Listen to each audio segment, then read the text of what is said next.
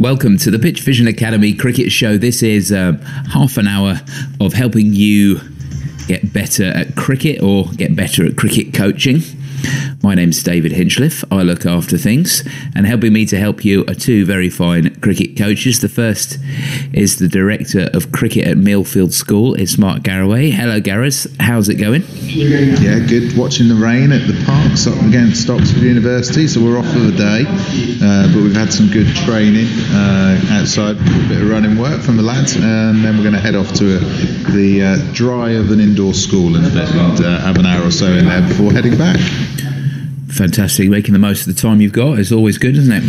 Yeah, we've had an umpire talk us through the laws of the game this morning as well, all the changes, which was really interesting. Had a PowerPoint presentation on that. So yeah. It's been a reasonable day actually, and despite the fact that there are pools of water on what is a beautiful cricket ground. Yeah. We might have to talk about those laws at some time ourselves, but we'll save that for another day. Secondly, it's the head of cricket performance at Portsmouth Grammar School. It's Sam Lavery. Hello, Lavers. How's it going? Yeah, very well, thanks. We haven't quite got as far as Gareth has, which is making the field, but we've got another 10 days and then we'll be underway. So we're not far behind. We're still a little way away, but the 7th is our goal for the first game in Stirling, and there will definitely be snow on the hills there, whether we play or not. But it's always a very nice ground to get to and have a look at the monument and get stuck into some cricket, hopefully. What else would you want?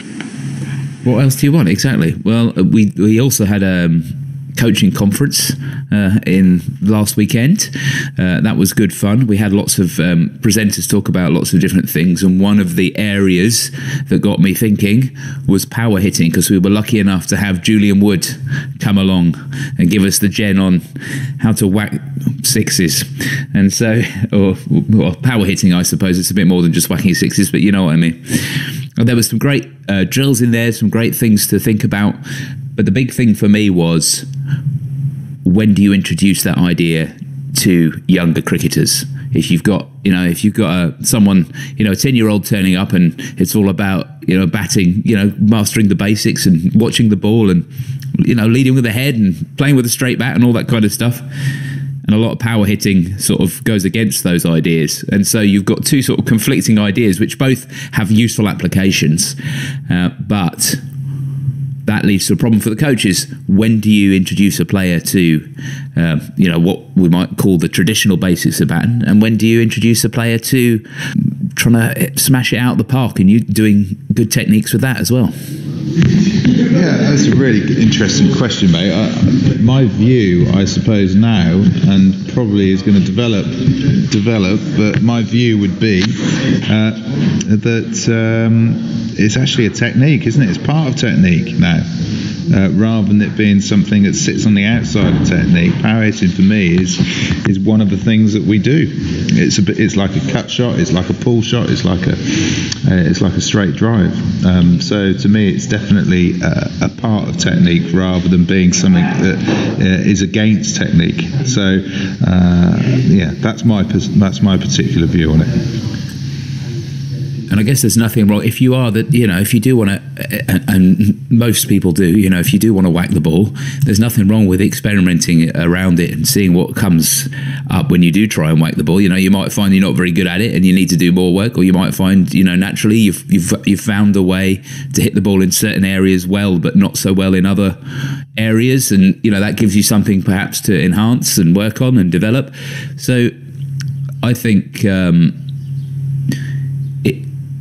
there is no sort of limit on where you can introduce that kind of thing to a player. You can introduce it to him anytime, just by saying to a kid, even if you're working with a 5-year-old, if you give them a bat and tell them to whack the ball, then they're going to try and whack the ball, and there'll be varying levels of success depending on the person who's trying to do it, but you'll still get the idea of, in cricket, it's not all about just doing everything technically in a certain way. You've got to put your foot here and your head there and your hands there.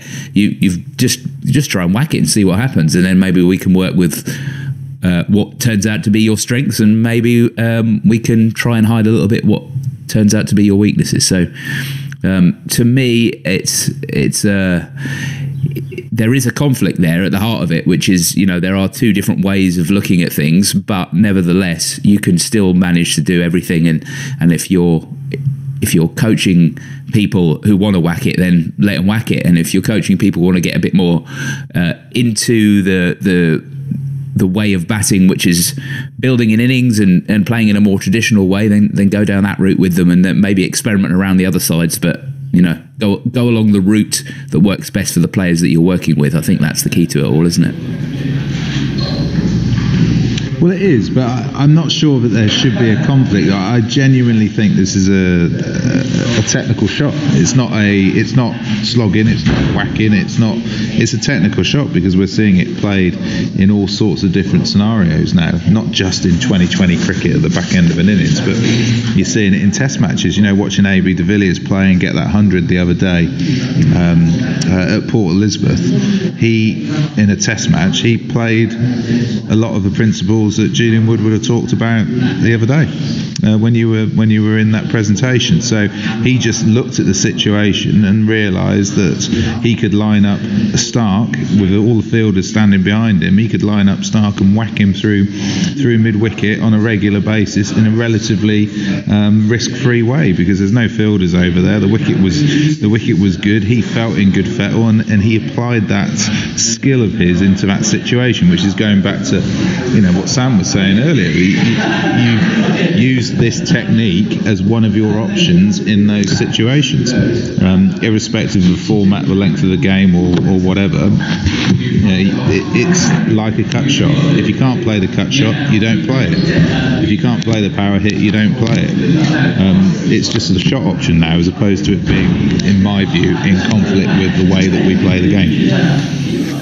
Yeah, and I suppose it's the way that I was suggesting it there is because one of the big things that Julian was pointing out during the session is that a lot of traditional people will say, oh no, you shouldn't do it like that, and of course that is that's something which is going away. But I think it sounds like to me that's something that he's experienced a lot throughout his career as both a player and a coach, is people saying you can't do it that way. That's not the cricket way of doing things.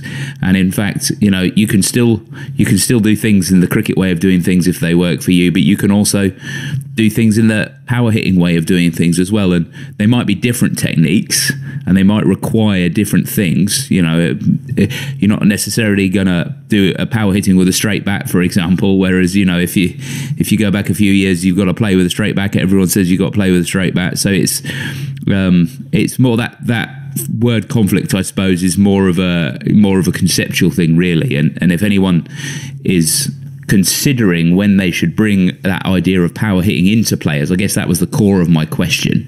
It's that's really what you want. Like when do you do it, and will it affect any other way of playing? And it sounds like what you're saying there, Gareth, is it won't really affect any other way of playing. It's just another option for people to try and see what they can do with it. So what ages are you doing power hitting kind of stuff with, both of you? Lavers, what age do you kind of start that sort of thing?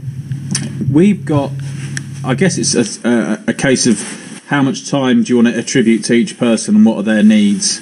So we will have some people as young as year 7 in the senior school, which is the youngest year that I generally work with, and they'll be doing power hitting on a weekly basis. It won't be a prolonged session. It will be a case of they're doing hitting some balls hard down the ground, some weighted balls hard down the ground, and also hitting some weighted balls through a pull shot or through another shot of their choice, just to get the idea of committing to hitting the ball hard. And it might be that usually we do a block of about 16 or 24 balls hit down the ground and then another hit square of the wicket, and that's part of their little warm-up drill before they go into their session. And that's probably the limit we'll do with that age. There'll be the odd boy in there in year 7 and 8 who's a little bit more advanced and is a little bit more not open to new ideas, but a little bit more capable at managing his body and dealing with technical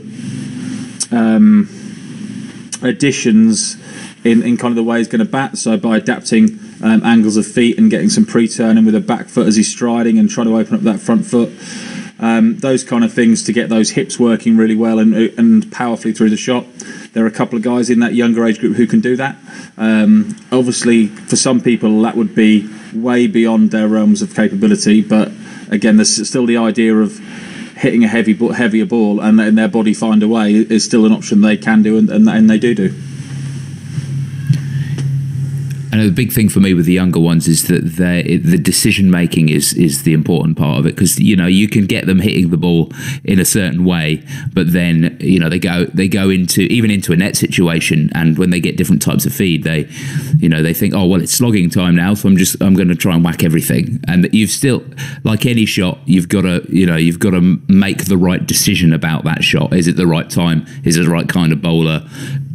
Possibly a bit more premeditation than you would get in other shots, but is it the right kind of ball as well? So there is that other aspect as well in there, isn't it? That the decision making element is an important part of it, and that depends a lot on the maturity of the player as well. I think that decision making part of it is kind of batting in a hole, isn't it? And that's something that is possibly the hardest thing to learn, or the hardest thing to become automatic. I think lots of players are very capable of looking at a video and in hindsight saying that was a good decision and that is a bad decision, but how many of them can make that instinctive decision at the time, and how often can we create an environment where they're forced into making quality decisions and then we're reviewing them and maybe even putting some consequences on them, so there's a meaning there. And that part of, can people play the right shot at the right time for that match situation, given that every match situation is slightly different, every pitch, every ball, every bowler, every run chase, whatever it would be, that's the key thing. And that's where I think in a lot of cricket up to now, power hasn't always been a requirement, and probably still isn't an enormous requirement for some players if their decision making is really, really strong. But in international and first class cricket, specifically at the shorter format game, even if your decision making is great, you need to have an element of power to go with it. Okay, let's move on to a listener's question. This week we've had a video sent in by a listener, James, who is a leg spinner, and this is what James has to say about the problems that he's having at the moment. I'm trying to learn the art of leg spin and struggling. I can normally bowl 3 good overs, but then I pull one left once and it all goes to pot and the captain has to take me off. Perhaps you could take a look at my action and let me know what might be causing this to happen. At a guess, I think I'm not keeping straight for long enough. My left shoulder is not high for as long as possible before releasing the ball. Thank you for any advice you can offer at the moment. I'm close to giving up. So let's unpick that one. What do we think? Hopefully we've all seen the video. Let's unpick what we think. Don't give up, first thing. It's an incredibly tough art, isn't it, leg spin bowling? So you're going to have days, you're going to have weeks, you're probably going to have months where it's not going to work perfectly well for you, and you've just got to have perseverance and the resilience just to keep going. You've got some good things in your action already. You're definitely giving it a good tweak. And the other great thing is that you've identified probably the biggest thing that's going to help your bowling going forward, which is how you use your front arm, your front side. So at the moment your rotations of your hips and shoulders are very horizontal, rather than having a combination of obviously rotating round and being square on at release, but also having the ability to come up and over. And something that Terry Jenner, who was Shane Warne's coach, taught me many moons ago was, if you use your front side, then it drives your shoulder up and over, and at the moment you're not using your front side at all when you bowl, and as a result you're bowling purely around a pivot of your front foot with your right hand side of your body. And whilst that's generating a lot of side spin, probably what it's also doing is it's making that drag that you talk about going to the left probably happen too many times, and you've got to get everything absolutely spot on to get the ball in the right direction. So he used to talk about putting his hand in the face of the batter, so his front arm going towards the batter, getting a nice sideways on position, and trying to rip that grill off of the batter at the other end. And what that does is it drives your hip and your right shoulder over and through. And the other thing he talked about is having shape on your shoulder. So shape for him would be that you'd have a bit more of a vertical shoulder rotation rather than a horizontal one. And if you use that front side, as you correctly identified, that bit more, then you're going to have that happen.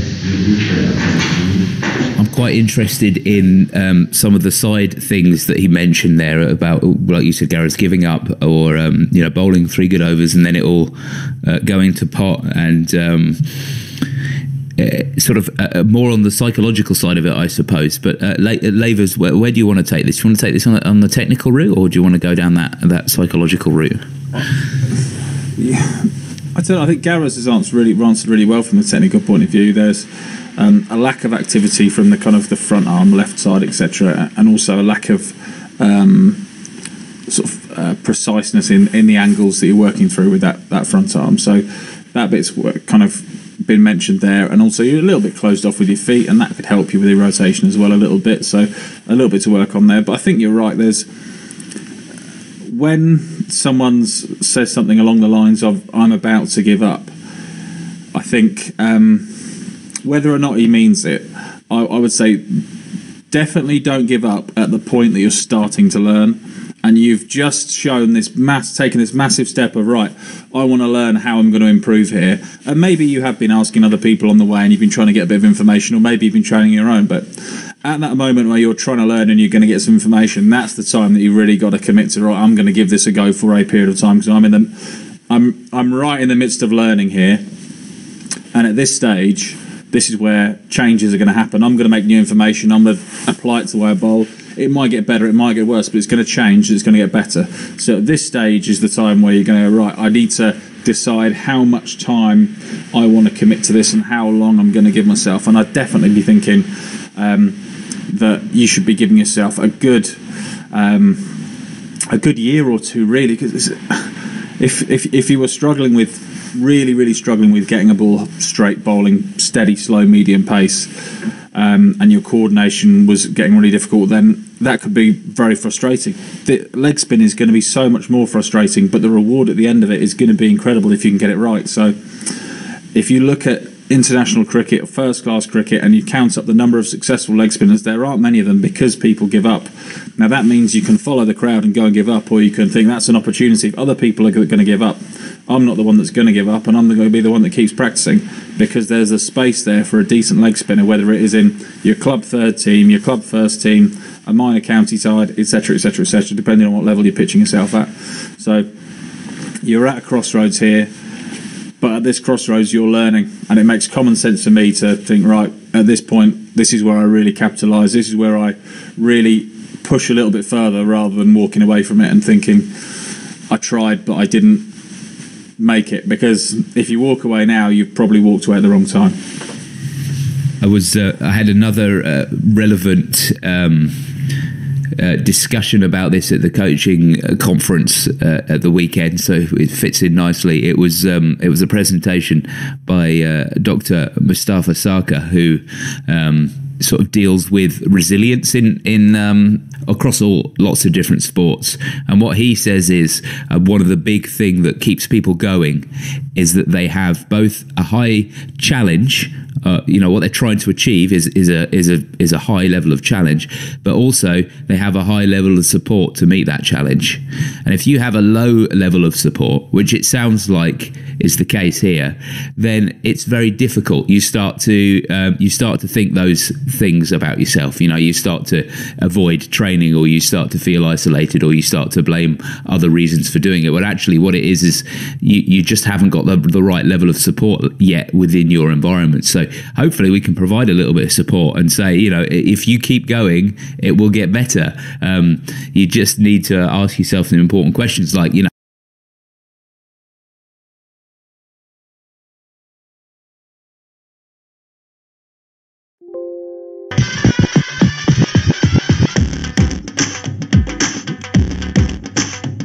Welcome to the Pitch Vision Academy Cricket Show. This is your guide to better cricket. You might be a coach, you might be a player, but we are here to help you for a little while, to talk about the game, to talk about playing it, to talk about coaching it, and hopefully come up with a few ideas that maybe you haven't thought of, or reinforcing some things that you thought might be true in the first place, or maybe just making you shake your fist at your podcast playing device in anger at how ridiculous we can be.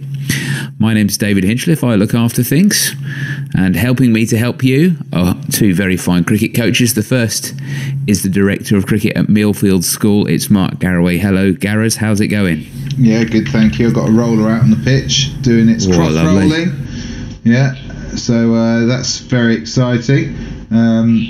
So things are sort of happening. Our new cover has arrived. Again, I'm probably not as excited about that as our ground staff are, but you know, if it all helps, then that's grand. If it makes a good pitch, then you're in. Not long, are we? Not long. No, exactly. No, we were cutting and rolling the square the other day as well, so it's getting very it's lovely, isn't it? Exciting everywhere. Actually got someone outside to have a bowl the other night, so only on the outfield, but he's actually coming off his full run, so we're all very excited. The other coach on the show today, last but definitely not least, it's the head of cricket performance at Portsmouth Grammar School. It's Sam Lavery. Hello, Lavers. How are you? Very well, thanks, David. Enjoying a good week. Lots going on. Nearly there. Everyone's getting a little bit excited. Everyone's getting a little bit keener to get outside, and we've had a couple of opportunities to get out now, which is lovely. So, we're nearly there, which is really encouraging. Who's gonna bowl the first ball in anger? Which corner of the world is going to get that? Is going to get that first of out of the three of us? Who's got their first game? Oh, Gareth's got to be. Probably in a week, is it, Gareth? But only if the weather stays well. We're playing at the Parks on the 28th against Oxford University, but again, that's going to be dependent, isn't it, on whether they can get enough preparation time in. So we could be, or we might not be. Okay, 7th is ours, so 7th of April. Oh, we're last. Then we've got. I run a T20 day, which is on the 12th. So that is at the end of our Easter holidays. What's that called? That's got to have a good name. It has a very good name. Gareth, can you remember the name of it? Wasn't it the South Coast Blast or something like that, wasn't it? No, nearly. Yeah. Smash. South Coast Smash. Slam. Yeah, good, Sam. I love that. Beautiful. Yeah. I love that. But we're actually not hosting it this year because we're having a bit of emergency work done over the Easter break on the outfields after rugby. So it's going to be we're going to have it run at Winchester College this year, which will be lovely. Fantastic. Okay, well, fingers crossed for all of those games getting on and everyone wrapped up nice and warm and actually playing some cricket. I wanted to talk about coaching, though. I wanted to transfer the conversation over to coaching. I've been listening to a few different podcasts featuring a very influential coach around the world called Mark Bennett, who is does a lot of work with his own company called, I think it's PDS. And he was talking a lot about what a coach actually is and what is the job of a coach. And of course, in the past, we thought, well, what's the job of a coach? Is to sort of, teach someone technique, I suppose, or, teach them the game, if you like, if you want to put it another way. But a lot of thinking these days is moving more towards the idea of the coach making themselves redundant, and actually what you're doing is trying to create self-sufficient people who don't need a coach. They kind of look after themselves. So I was wondering where you guys were in that idea of what a coach is these days, what they are, what they do.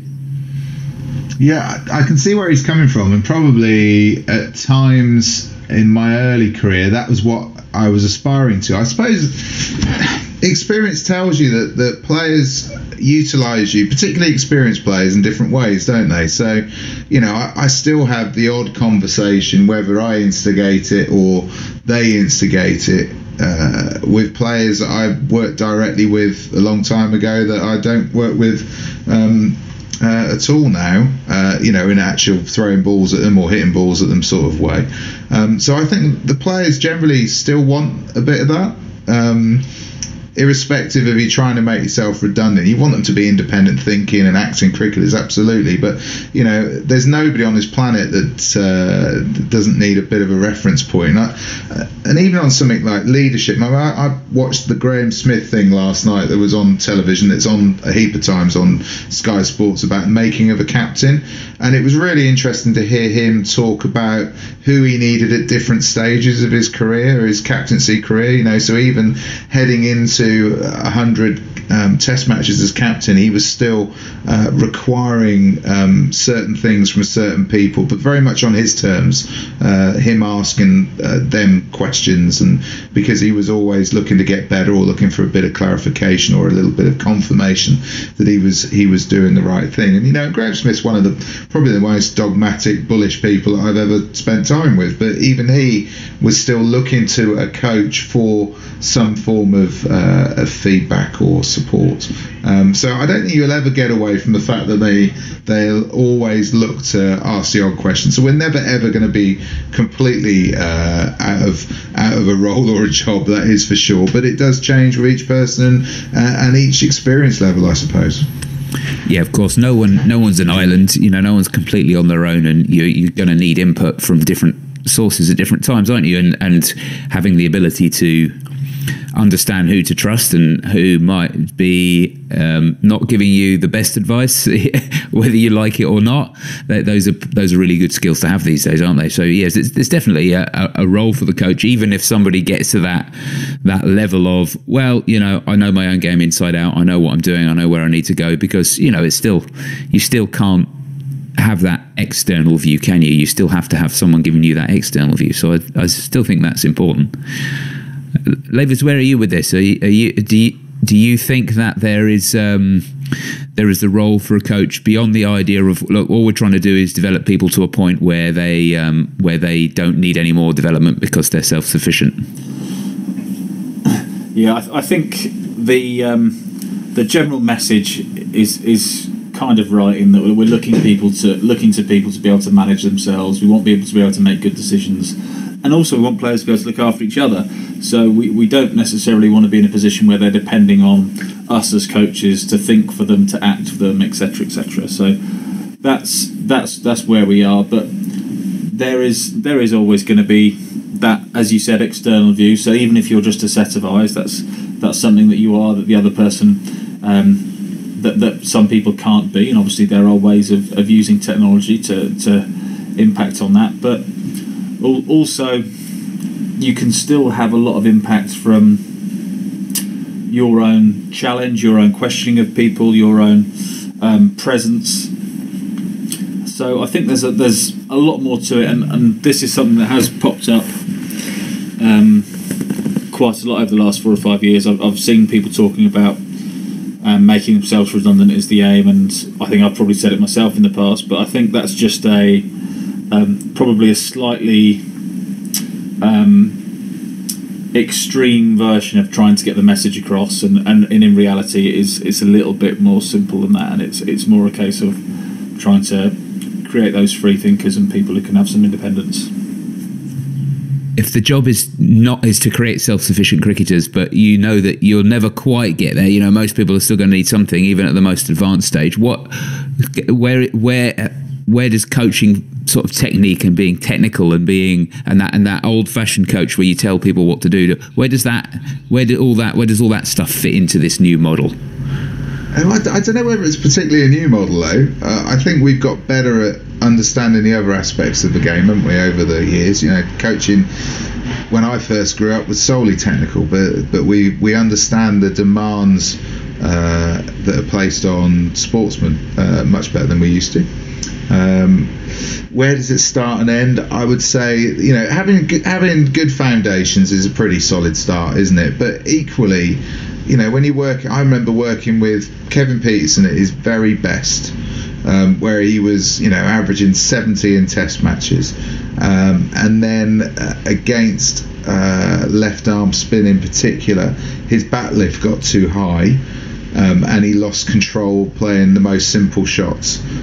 So we did some work on that, and he was averaging 70 in test matches. So I don't think technique ever goes away. I think the question is identifying when you need to go technical with an experienced cricketer, and then also how do you sell that? Because obviously selling an idea that there's some technical work that was required, it actually only took us about 5 minutes, I hasten to add, but that said more about KP than me probably. But it's selling that across, isn't it? It's painting the picture and getting them to accept that there's some work that can be done, and sometimes you have success in doing that, and other times you don't. Fortunately, in that occasion, he listened, and literally 5 minutes later he clocked it on, because he was so good at making little fine adjustments. In the same way as he listened to AB talk. I mean, AB de Villiers scored a fantastic 100, didn't he, in this recent test match against Australia. It was basically the difference between the two sides, and AB talks readily about him making very subtle little changes and adaptations to his technique, depending on how he feels, or depending on a couple of good sources of information to him, what they present across as well. So technique's always there. I suppose the question is how you sell the idea, how you approach it, and making sure that technical thing is going to make a difference to an experienced player. So whilst the foundations are important, I think most people are always up for tinkering if it's going to have a positive effect. That idea of starting with the why is more important than ever was, because people can get information from so many different places, and especially technical information.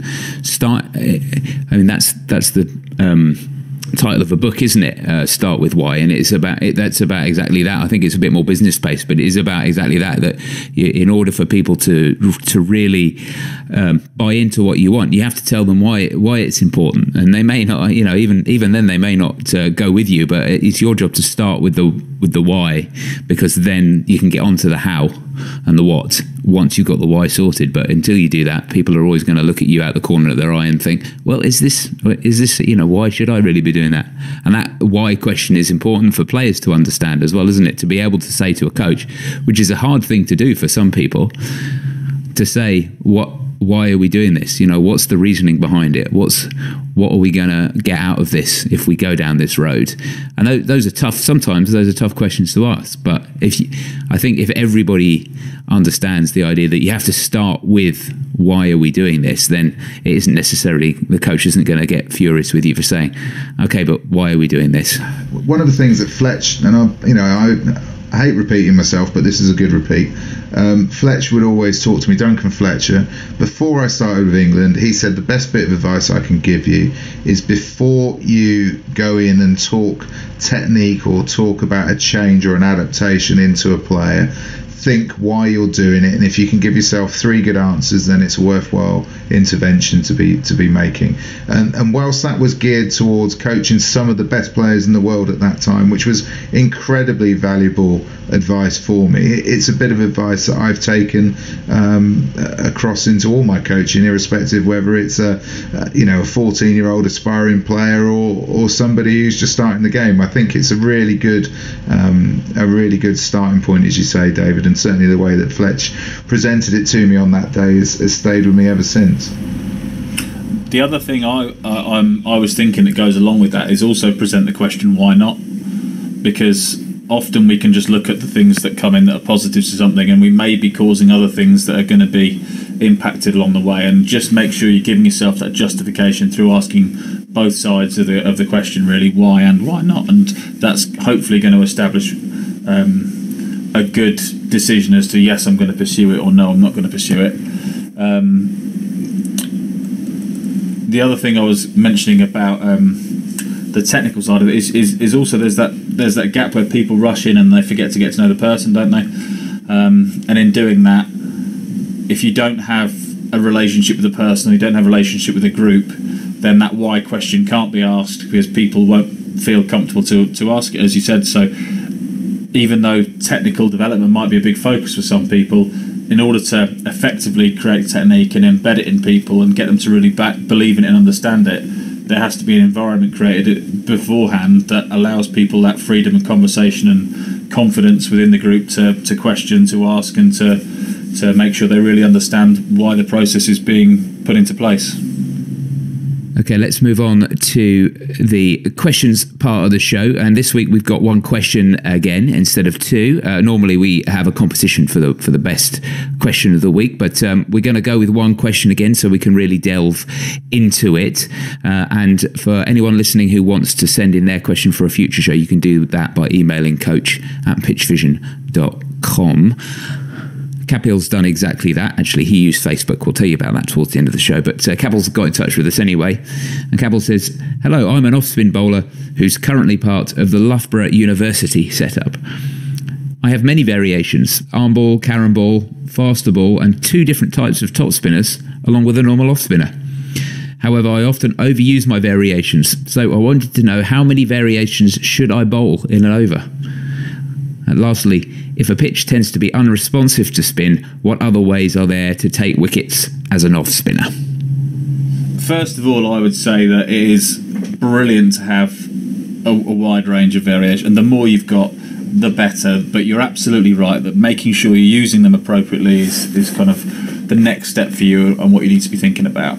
Now, having a group of variations, and just quickly, and David, you can probably help me here, it looks like you've got 5 or 6 variations. Is that right? Am I adding that up correctly? 4, 5, 6. Yeah. Arm ball, if you include the off spinner. Yeah. So you have got. Yeah. Okay. So you've got a ball for a variation for every ball, and obviously the idea isn't to use one of those every ball. Those variations, in my opinion, are so that you're capable to bowl in a range of conditions, in a range of matches, in a range of situations. So just because you have these deliveries doesn't mean you have to use all of them every over or every spell or even every match. They're just there so that when the conditions or the position in the match arises that requires you to get the ball to do something, you're able to use it. So that would be my starting point, is saying you don't have to use all of them in every game. It's just great that you've got the opportunity, because pitch conditions will change.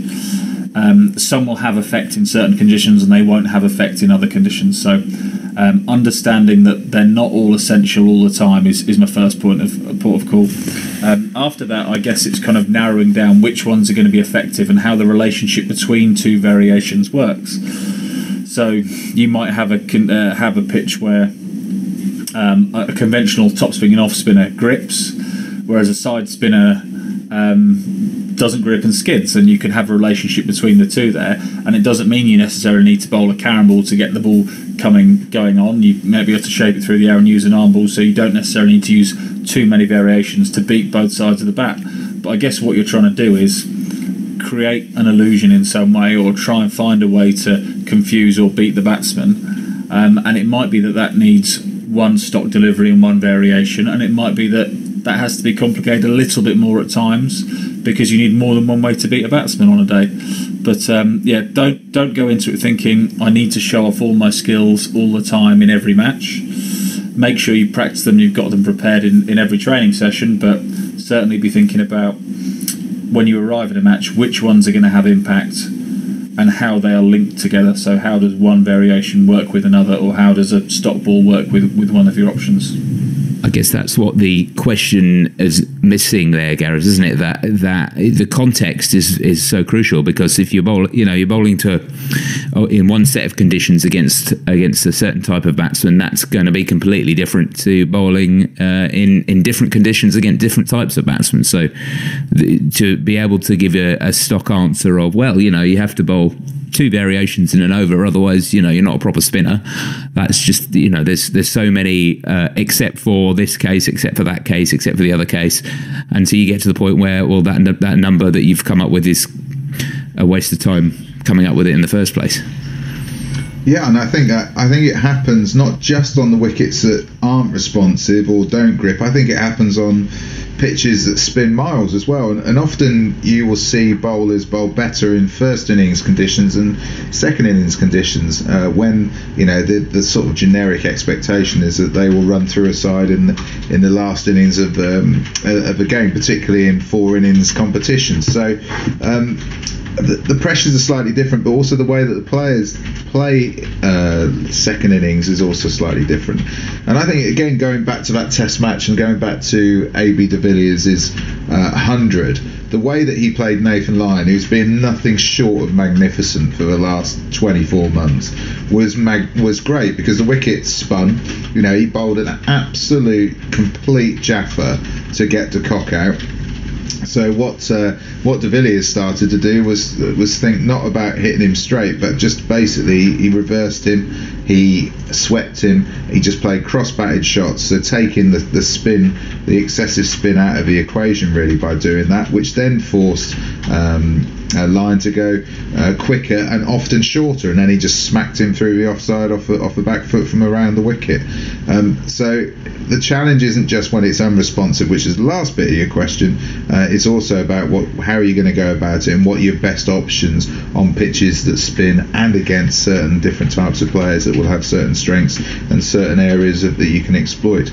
But if we go back to it, unresponsive wickets, well, you know, it doesn't matter how many, if you're bowling on an indoor centre which is skidding on, it doesn't matter how many different variations of break off of the wicket that you can get. What you're looking to do there is to be able to defeat people through the air. So somebody like Daniel Vettori would be as dangerous, if possibly not more dangerous, on wickets that didn't spin, because of his ability to bowl the ball so differently paced and differently flighted with seemingly no change of action. He was probably better on wickets that didn't spin, because it brought the stumps into play a little bit more, which brought his LBW and bowled and his back pad catches offside and leg side into the game a little bit. So it's about what you can do through the air. And you say here that you've got two different types of top spinners. Well, that sounds to me that they're top spinners that go through the air, but you're judging that off of the pitch. How can you mix in some of your side spin with your top spin to change the way that the ball goes throughout the air, to change the perception of where the length is that the batter is then having to play? Because bowlers like Nathan Lyon that bowl with huge amounts of top spin, Graham Swan, thinking back a few years ago, the advantage they have is that when we watch the ball, we watch it go out the hand, then we watch where we think the ball's going to bounce based on how it's come out of the hand. And if you've put a huge amount of top spin on the ball allied to a bit of side spin, often that ball is going to bounce in an area different to the one that we're focusing on as a batter. It goes back to how batters watch the ball. So we can defeat people through the air with top spin and also with drift, which again is what Nathan Lyon does. He draws people to play balls in different areas and they think it's going to be bouncing purely by the way that the ball reacts through the air. So, you know, if you can get the ball to do what Daniel Vettori and Nathan Lyon does through the air and defeat people with dip and drift, then you can take that anywhere in the world, whether the ball's going to break off of the pitch or not. And that's ultimately what the best bowlers in the world have done when they've been successful going all around the world. So how do we develop that? Well, we can do some stuff, outcome bowling, take the outcome bowling out of it, bowl into a net, all right? Tape up the seam of the ball in a different colour to normal and watch it go through the air. So you're actually having a look to see what the angle of that ball is like. So take the outcome out, and then after you've thought that you're getting different responses through the air, then bowl onto a pitch and see what happens. Bowl against a batter and get them to honestly give you feedback on whether they're able to pick the length and the line of it as consistently as they could before. Bowl with a new ball. Get the ball to swing and drift through the air. Bowl with an older ball that's got shine on one side. There's lots of things that you can do without even thinking about changing angle or changing where you bowl the ball on the crease or going around the wicket and all of those other things that you can do to try and make yourself more effective on unresponsive wickets. It's that to me is the art of spin bowling. That's a really interesting discussion as well, because I'm a bit of a believer that you teach people to spin it in different directions, or teach people to spin it in the right direction, loosely used. Obviously, the right direction will change day to day, but having the ability as a finger spinner in particular to spin the ball forwards, I think there's more value in that than teaching them to get lots of revs on the ball. And if you ever listen to Shane Warne, who's obviously a genius and knows a hell of a lot about bowling spin, but he always promotes spin the ball hard, and I think the message is a little bit lost there, where actually spin the ball in the right direction comes first and then spin it hard afterwards is a better way to go, in my opinion, whether you're an off spinner or a leg spinner, because if you can control the direction the ball is spinning, you're set to work on in any conditions or create something in any conditions. Whereas if all you have is a lot of revs, sometimes conditions won't necessarily suit, and you're just stuck doing one thing that's ineffective. It's a really good point. There's a guy out in India that I work with in Mumbai who's an absolutely magnificent spin bowler, and a great spin coach, and he talks about if you can get 80 revs per second on a ball, or you can get 40 revs per second on a ball, but directed in the right direction, then he'd prefer 40.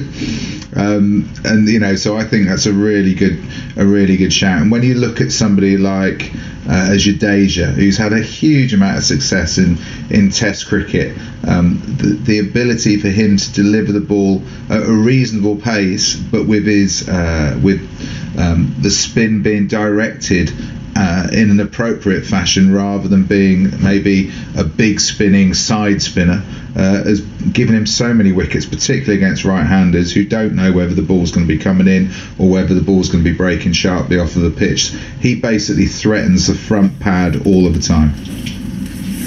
I'd also say that was one of the glaring differences between Ali and Lyon this winter was Lyon's ability to bowl with overspin and Ali's ability, not a lack of ability, to do it to quite such a good extent. And people talk about Lyon being more controlled and more disciplined along the way, as well as getting his spin, but it's actually the dip and illusion he creates and the spin that he then generates with the overspin that opens up his margin for error a little bit and gives him a little bit more leeway, which stops him going for runs. Plus, he has got great control, and he's a very good spinner. The other thing to consider is the word variation itself. When you're talking about the art of spin, you get to a point, especially I think with finger spinners, where different types of ball you bowl aren't necessarily even classed as variations anymore. It's just you've got a different type of stock ball depending on the situation. And yes, some days if it's turning more, you're going to bowl slightly differently for days when it's not turning as much. So I guess that word variations is an interesting one as well, because I think a lot of spinners get really into spin when they realise they've got all these tools at their disposal and they want to play around with them and experiment with them in different ways. But if you're mucking about with something and you haven't quite nailed it yet, then that's not ever going to be your stock ball for the time being anyway. Whereas, if you're mastering it and you get into the point where you can control what's happening with the ball in the air and off the pitch as much as possible, then I don't even think you're going to call those types of deliveries variations anymore, are you? They're just different types of stock ball that you can bowl. That's a really good point. I used to do a lot of work with a guy called Mark Lawson, who you probably both know a little bit, I would have thought. And Lawson was a really good leggy, and he's a really good coach now. But at the time, he used to be in and out or fringes of first-class cricket, and he'd also be playing Bradford League cricket on a weekend, and his stock ball would change from one day to the next. If he was playing Bradford League cricket, his stock ball could be a slider which would turn 3 feet, and he'd bowl it at 55, 60 miles an hour as fast as he could, because it would still stick in the pitch and still turn square. Whereas the same ball during the week would be skidding onto the bat and going for 4 through mid-wicket, because it's just skidding on. So understanding what his stock ball was going to be in the environment and adapting that from day to day was a really key part of how he was going to bowl. And also the same ball would do 2 different things. So establishing your stock delivery for the day, I suppose, which is what you're saying, David, is something that you do, and Shane Warne talks about it a lot. He uses his first 3-4 balls to kind of assess the pace that he can bowl at and assess the delivery he wants to bowl, and the sooner you can do that and you can work out what that stock ball is that's going to cause problems, the better that spell's going to be. And that is all we've got time for on the show this week. We're going to wrap it up there. Now, normally we have a couple of questions, so we decide on a winner. But of course, we only had Capel's question this week about spin bowling. So, Gareth, what do you think? Do you think Capel's question was strong enough to win the prize, or are we just going to keep it in the bin for another week? Oh no, it's a strong question, that, isn't it? I thought it was a good one, lots of good discussion, and hopefully he'll have something to take back to Russell Cobb and Matthew Hoggard and the various other people that are going to be working with him up at Loughborough to at least start a conversation and to pick their brains as well. Yeah, brilliant. And that's an online coaching course from Pitch Vision Academy at pitchvision.com for Capel. And then for other people listening to the show, Gareth, who want to get their question answered and also have the chance to win the prize, how could they get in touch with us?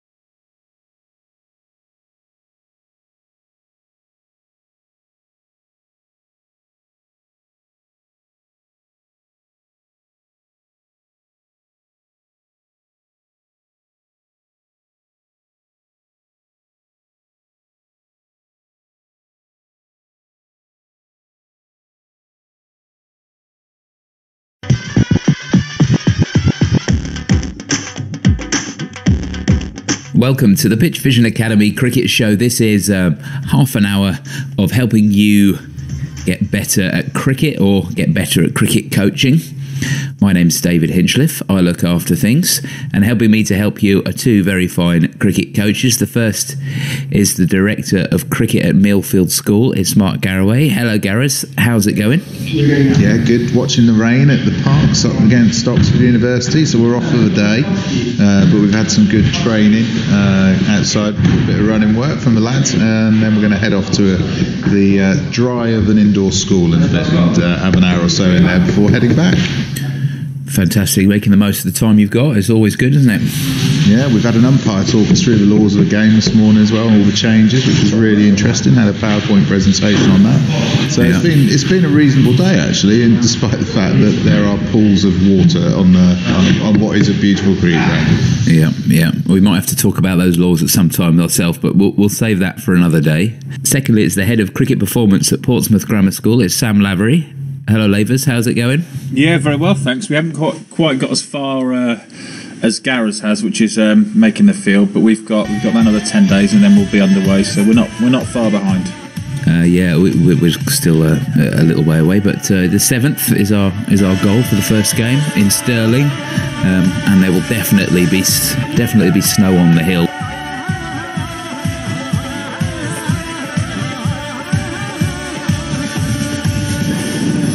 मेरो देश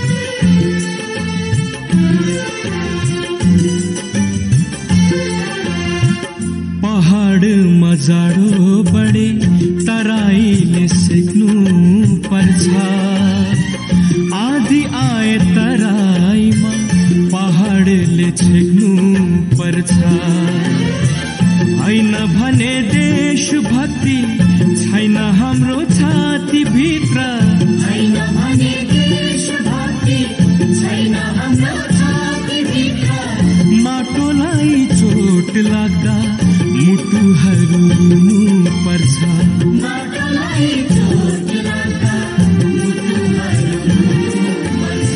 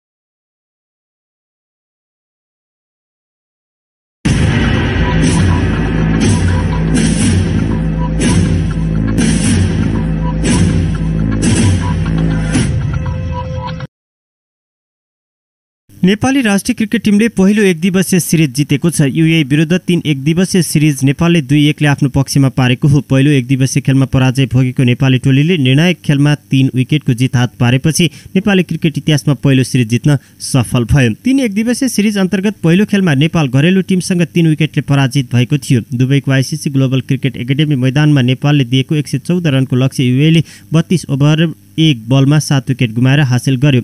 toss हारेर ब्याटिङको निम्तो पाएको Nepal 33 over 5 बलमा all out भएको थियो। नेपालका कुनै पनि ब्याट्सम्यान चल्न नसक्दा सोमपाल कामीले बनाएको 30 रन नै टिमको सर्वाधिक स्कोर बन्न पुग्यो। उनी बाहेक आरिफ शेखले 25, पारस खड्काले 20 र सन्दीप लामिछानेले 15 रन बनाए। Opener Gyanendra Malla duck out भएका थिए भने अर्का ओपनर विनोद भण्डारी 5 रनमा आउट भए। दिपेन्द्र सिंह ऐरी 0 रनमै आउट हुँदा डेब्यू गरेका पवन सराफले 4, करण केसीले 3 र बसन्त रेग्मीले खाता खोल्न सकेनन्। बलिङतर्फ मोहम्मद नाबिद र अमीर हयातले 3-3 विकेट लिए भने इमरान हैदरले 2 तथा कादिर अहमेदले 1 विकेट लिएका थिए। पछाडिको युएले पनि गतिलो सुरुवात पनि गर्न सकेको थिएन। लक्ष्य ठूलो नभएका कारण युएले कुनै दबाब बिनै खेल जित्यो। उसका लागि गुलाम शब्बीरले सर्वाधिक 30 रन बनाएका थिए भने आमिर हयातले 24, इमरान हैदरले 18 र शैमान अनवरले 11 रन जोडेका थिए। बलिङतर्फ करण केसी, सन्दीप लामिछाने र पारस खड्काले 2-2 विकेट लिए भने सोमपाल कामीले 1 विकेट हात पारे। यो जितसँगै युएले सिरिजमा 1-0 को अग्रता लिएको थियो।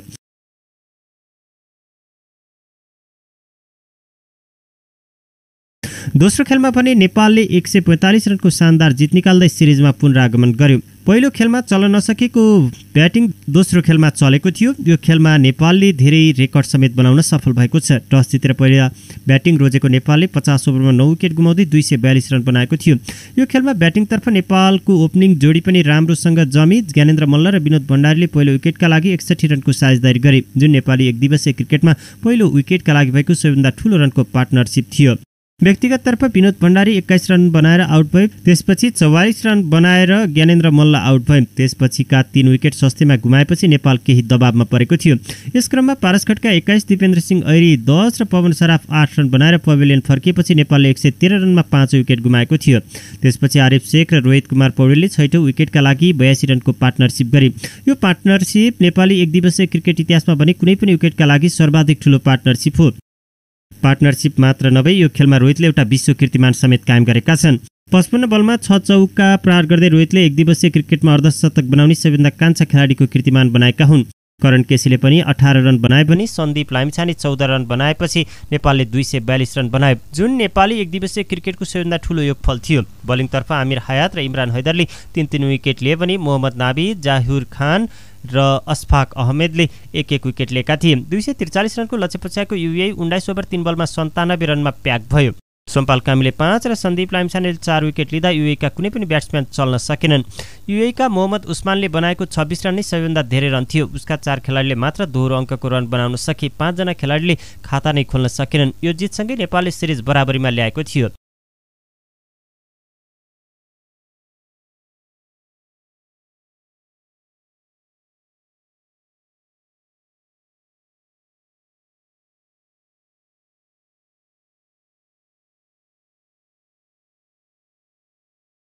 अब अन्तिम खेलमा टस जितेर नेपालले युएईलाई ब्याटिङको निम्तो दियो।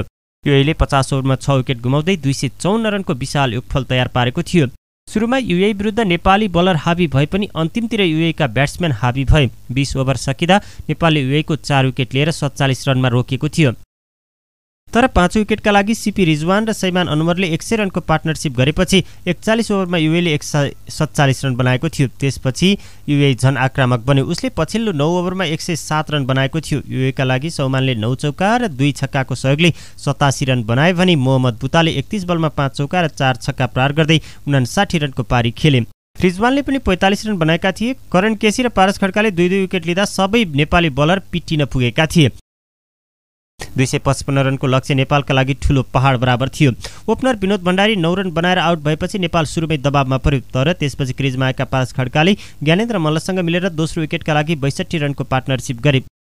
व्यक्तिगत तर्फ ज्ञानेन्द्रले 31 रन बनाएका थिए। त्यसपछि क्रिजमा आएका दिपेन्द्र सिंह ऐरी 6 रनमा, सन्दीप जोरा 19 रनमा र रोहित कुमार पौडेल 16 रनमा आउट भए। त्यसबेला पनि पारसले कप्तान इनिङ्स सम्हालिरहेका थिए। 38 ओभर 5 बलमा पारस आउट हुँदा 115 रन बनाएका थिए। उनी एक दिवसीय खेलमा सेन्चुरी हान्ने पहिलो नेपाली क्रिकेटर बने। यो कोसेढुङ्गा पार गर्नका लागि पारसले 96 बलमा 13 चौका र 1 छक्का प्रहार गरेका थिए। उनी आउट हुँदा नेपालले 215 रन बनाइसकेको थियो। त्यसपछि क्रिजमा आएका आरिफ शेख र सोमपाल कामीले अभिजित 40 रनको साझेदारी गर्दै नेपाललाई ऐतिहासिक जित दिलाए। नेपाल 3 विकेटले विजयी भयो। यो सिरिजमा नेपालले महत्त्वपूर्ण उपलब्धि पनि हात पारेको छ।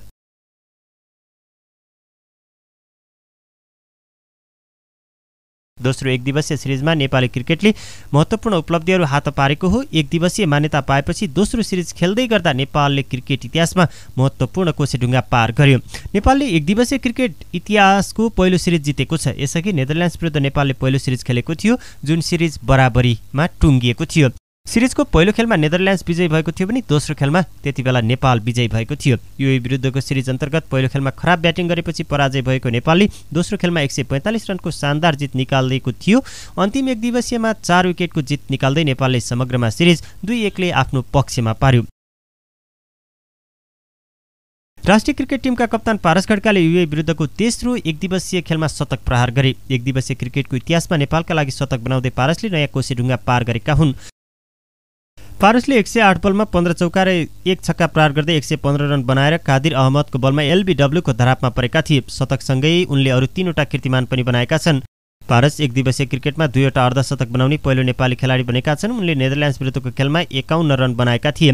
यस्तै उनले व्यक्तिगततर्फ पनि सबैभन्दा धेरै रन बनाउने खेलाडी बने। यो रेकर्ड बनाउनका लागि उनले सोमपाल कामीलाई पछि पारे। सोमपालले पनि नेदरल्यान्ड्स विरुद्ध खेलमा 61 रन बनाएका थिए। यस्तै उनी एक दिवसीयमा सबैभन्दा धेरै रन बनाउने खेलाडी बनेका छन्। उनले 235 रन बनाएका छन्। युएईले दिएको 255 रनको विशाल लक्ष्य पछ्याउने क्रममा नेपालले उत्कृष्ट ब्याटिङ गर्यो। नेपालले एक दिवसीय क्रिकेटमा अहिलेसम्मकै सबैभन्दा ठूलो योगफल तयार पारेको हो। यसै सिरिजको दोस्रो खेलमा नेपालले 243 रनको योगफल तयार पारेको थियो। त्यसअघि नेदरल्यान्ड्स विरुद्ध नेपालले 216 रन बनाएको थियो।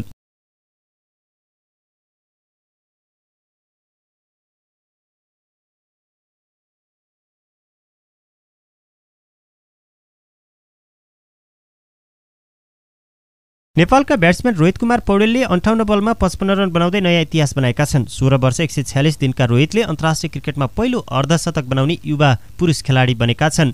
एक दिवसीय क्रिकेटमा शाहिद अफ्रिदीले श्रीलङ्का विरुद्ध 37 बलमा शतक लगाउँदा 16 वर्ष 217 दिनका थिए। रोहितले शाहिद अफ्रिदीको नाममा रहेको कीर्तिमान तोडेका हुन्। सन् 2018 को अगस्तमा एक दिवसीय क्रिकेटमा डेब्यू गर्दा रोहित विश्वको चौथो कान्छो उमेरका खेलाडी पनि बनेका थिए।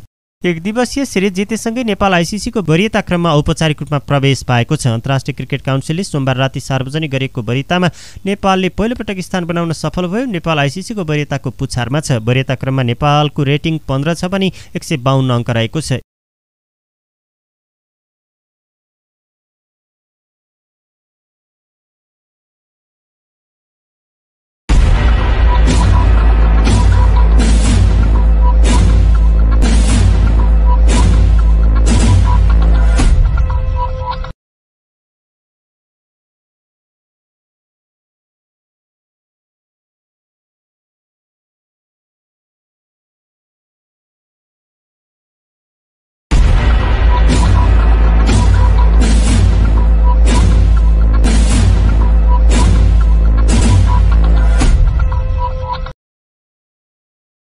नेपाली राष्ट्रिय क्रिकेट टिमले पहिलो एक दिवसीय सिरिज जितेको छ। युएई विरुद्ध 3 एक दिवसीय सिरिज नेपालले 2-1ले आफ्नो पक्षमा पारेको हो। पहिलो एक दिवसीय खेलमा पराजय भोगेको नेपाली टोलीले निर्णायक खेलमा 3 विकेटको जित हात पारेपछि नेपाली क्रिकेट इतिहासमा पहिलो सिरिज जित्न सफल भयो। 3 एक दिवसीय सिरिज अन्तर्गत पहिलो खेलमा नेपाल घरेलु टिमसँग 3 विकेटले पराजित भएको थियो। दुबईको आइसिसी ग्लोबल क्रिकेट एकाडेमी मैदानमा नेपालले दिएको 114 रनको लक्ष्य युएईले 32 ओभर 1 बलमा 7 विकेट गुमाएर हासिल गर्यो। टस हारेर ब्याटिङको निम्तो पाएको नेपाल 33 ओभर 5 बलमा अल आउट भएको थियो। नेपालका कुनै पनि ब्याट्सम्यान चल्न नसक्दा सोमपाल कामीले बनाएको 30 रन नै टिमको सर्वाधिक स्कोर बन्न पुग्यो। उनी बाहेक आरिफ शेखले 25, पारस खड्काले 20 र सन्दीप लामिछानेले 15 रन बनाए। Opener Gyanendra Malla duck out भएका थिए भने अर्का ओपनर विनोद भण्डारी 5 रनमा आउट भए। दिपेन्द्र सिंह ऐरी 0 रनमै आउट हुँदा डेब्यू गरेका पवन सराफले 4, करण केसीले 3 र वसन्त रेग्मीले खाता खोल्न सकेनन्। बलिङतर्फ मोहम्मद नाबिद र अमीर हयातले 3-3 विकेट लिए भने इमरान हैदरले 2 तथा कादिर अहमेदले 1 विकेट लिएका थिए। पछाडिको युएले पनि गतिलो सुरुवात पनि गर्न सकेको थिएन। लक्ष्य ठूलो नभएका कारण युएले कुनै दबाब बिनै खेल जित्यो। उसका लागि गुलाम शब्बीरले सर्वाधिक 30 रन बनाएका थिए भने आमिर हयातले 24, इमरान हैदरले 18 र शैमान अनवर 11 रन जोडेका थिए। बलिङतर्फ करण केसी, सन्दीप लामिछाने र पारस खड्काले 2-2 विकेट लिए भने सोमपाल कामीले 1 विकेट हात पारे। यो जितसँगै युएले सिरिजमा 1-0 को अग्रता लिएको थियो।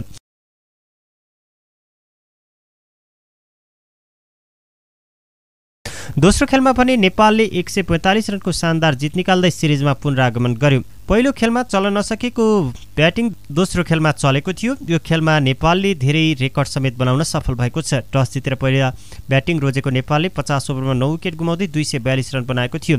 यो खेलमा ब्याटिङतर्फ नेपालको ओपनिङ जोडी पनि राम्रोसँग जमी। ज्ञानेन्द्र मल्ल र विनोद भण्डारीले पहिलो विकेटका लागि 61 रनको साझेदारी गरे, जुन नेपाली एक दिवसीय क्रिकेटमा पहिलो विकेटका लागि भएको सबैभन्दा ठूलो रनको पार्टनरशिप थियो। व्यक्तिगत तर्फ विनोद भण्डारी 21 रन बनाएर आउट भए, त्यसपछि 44 रन बनाएर ज्ञानेन्द्र मल्ल आउट भए। त्यसपछिका 3 विकेट सस्तेमा गुमाएपछि नेपाल केही दबावमा परेको थियो। यस क्रममा पारस खड्का 21, दिपेन्द्र सिंह ऐरी 10 र पवन सराफ 8 रन बनाएर पवेलियन फर्किएपछि नेपालले 113 रनमा 5 विकेट गुमाएको थियो।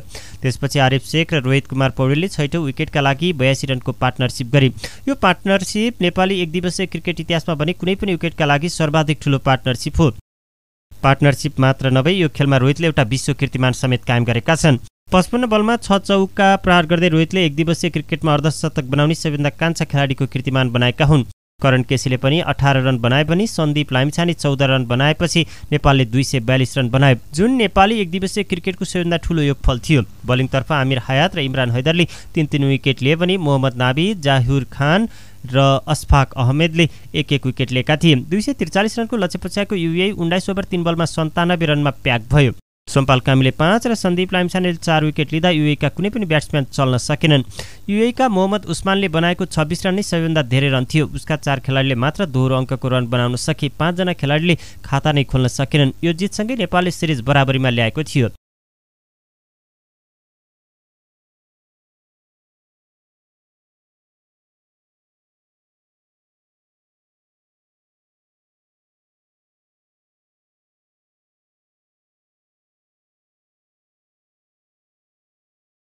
अब अन्तिम खेलमा टस जितेर नेपालले UAE लाई ब्याटिङको निम्तो दियो। UAE ले 50 ओभरमा 6 विकेट गुमाउँदै 254 रनको विशाल योगफल तयार पारेको थियो। सुरुमा UAE विरुद्ध नेपाली बलर हावी भए पनि अन्तिमतिर UAE का ब्याट्सम्यान हावी भए। 20 ओभर सकिँदा नेपालले UAE को 4 विकेट लिएर 47 रनमा रोकेको थियो।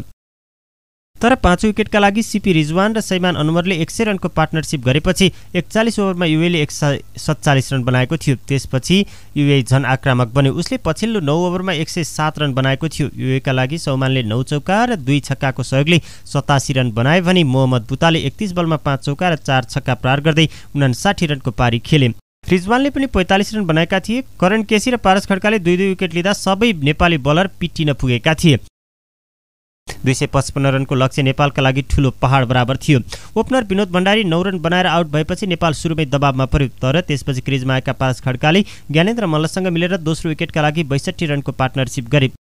व्यक्तिगत तर्फ ज्ञानेन्द्रले 31 रन बनाएका थिए। त्यसपछि क्रिजमा आएका दिपेन्द्र सिंह ऐरी 6 रनमा, सन्दीप जोरा 19 रनमा र रोहित कुमार पौडेल 16 रनमा आउट भए। त्यसबेला पनि पारसले कप्तान इनिङ्स सम्हालिरहेका थिए। 38 ओभर 5 बलमा पारस आउट हुँदा 115 रन बनाएका थिए। उनी एक दिवसीय खेलमा सेन्चुरी हान्ने पहिलो नेपाली क्रिकेटर बने। यो कोसेढुङ्गा पार गर्नका लागि पारसले 96 बलमा 13 चौका र 1 छक्का प्रहार गरेका थिए। उनी आउट हुँदा नेपालले 215 रन बनाइसकेको थियो। त्यसपछि क्रिजमा आएका आरिफ शेख र सोम्पाल कामीले अभिजित 40 रनको साझेदारी गर्दै नेपाललाई ऐतिहासिक जित दिलाए।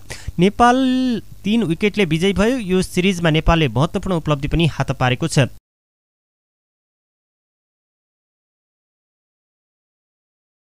दोस्रो एक दिवसीय सिरिजमा नेपाली क्रिकेटले महत्त्वपूर्ण उपलब्धिहरू हात पारेको हो। एक दिवसीय मान्यता पाएपछि दोस्रो सिरिज खेल्दै गर्दा नेपालले क्रिकेट इतिहासमा महत्त्वपूर्ण कोसेढुङ्गा पार गर्यो। नेपालले एक दिवसीय क्रिकेट इतिहासको पहिलो सिरिज जितेको छ। यसअघि नेदरल्यान्ड्स विरुद्ध नेपालले पहिलो सिरिज खेलेको थियो, जुन सिरिज बराबरीमा टुङ्गिएको थियो। सिरिजको पहिलो खेलमा नेदरल्यान्ड्स विजयी भएको थियो भने दोस्रो खेलमा त्यतिबेला नेपाल विजयी भएको थियो। UAE विरुद्धको सिरिज अन्तर्गत पहिलो खेलमा खराब ब्याटिङ गरेपछि पराजय भएको नेपालले दोस्रो खेलमा 145 रनको शानदार जित निकालेको थियो। अन्तिम एक दिवसीयमा 4 विकेटको जित निकाल्दै नेपालले समग्रमा सिरिज 2-1 ले आफ्नो पक्षमा पार्यो। राष्ट्रिय क्रिकेट टिमका कप्तान पारस खड्काले UAE विरुद्धको तेस्रो एक दिवसीय खेलमा शतक प्रहार गरे। एक दिवसीय क्रिकेटको इतिहासमा नेपालका लागि शतक बनाउँदै पारसले नयाँ कोसेढुङ्गा पार गरेका हुन्।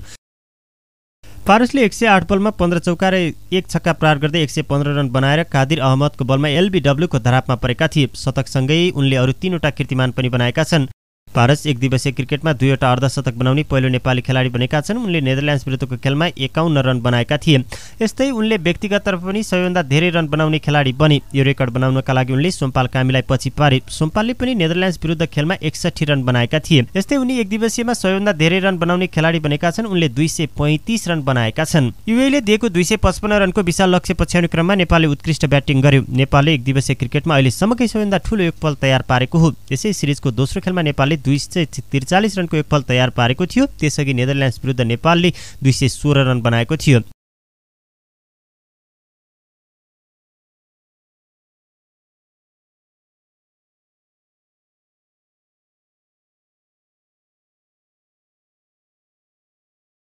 नेपालका ब्याट्सम्यान रोहित कुमार पौडेलले 58 बलमा 55 रन बनाउँदै नयाँ इतिहास बनाएका छन्। 16 वर्ष 146 दिनका रोहितले अन्तर्राष्ट्रिय क्रिकेटमा पहिलो अर्धशतक बनाउने युवा पुरुष खेलाडी बनेका छन्।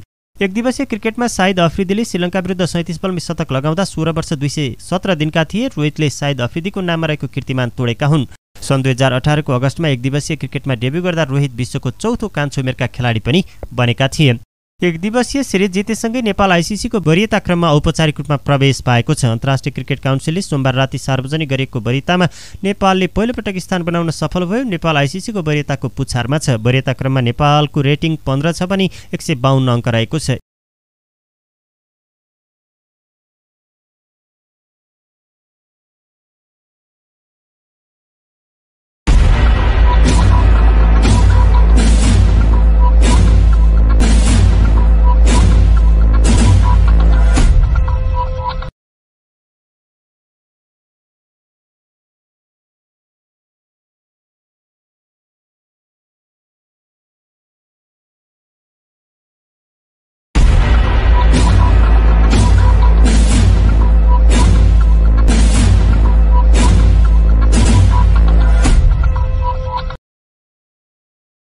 नेपाली राष्ट्रिय क्रिकेट टिमले पहिलो एक दिवसीय सिरिज जितेको छ। युएई विरुद्ध 3 एक दिवसीय सिरिज नेपालले 2-1 ले आफ्नो पक्षमा पारेको हो। पहिलो एक दिवसीय खेलमा पराजय भोगेको नेपाली टोलीले निर्णायक खेलमा 3 विकेटको जित हात पारेपछि नेपाली क्रिकेट इतिहासमा पहिलो सिरिज जित्न सफल भयो। 3 एक दिवसीय सिरिज अन्तर्गत पहिलो खेलमा नेपाल घरेलु टिमसँग 3 विकेटले पराजित भएको थियो। दुबईको आइसिसी ग्लोबल क्रिकेट एकाडेमी मैदानमा नेपालले दिएको 114 रनको लक्ष्य युएईले 32 ओभर 1 बलमा 7 विकेट गुमाएर हासिल गर्यो। टस हारेर ब्याटिङको निम्तो पाएको नेपाल 33 ओभर 5 बलमा अल आउट भएको थियो। नेपालका कुनै पनि ब्याट्सम्यान चल्न नसक्दा सोमपाल कामीले बनाएको 30 रन नै टिमको सर्वाधिक स्कोर बन्न पुग्यो। उनी बाहेक आरिफ शेखले 25, पारस खड्काले 20 र सन्दीप लामिछानेले 15 रन बनाए।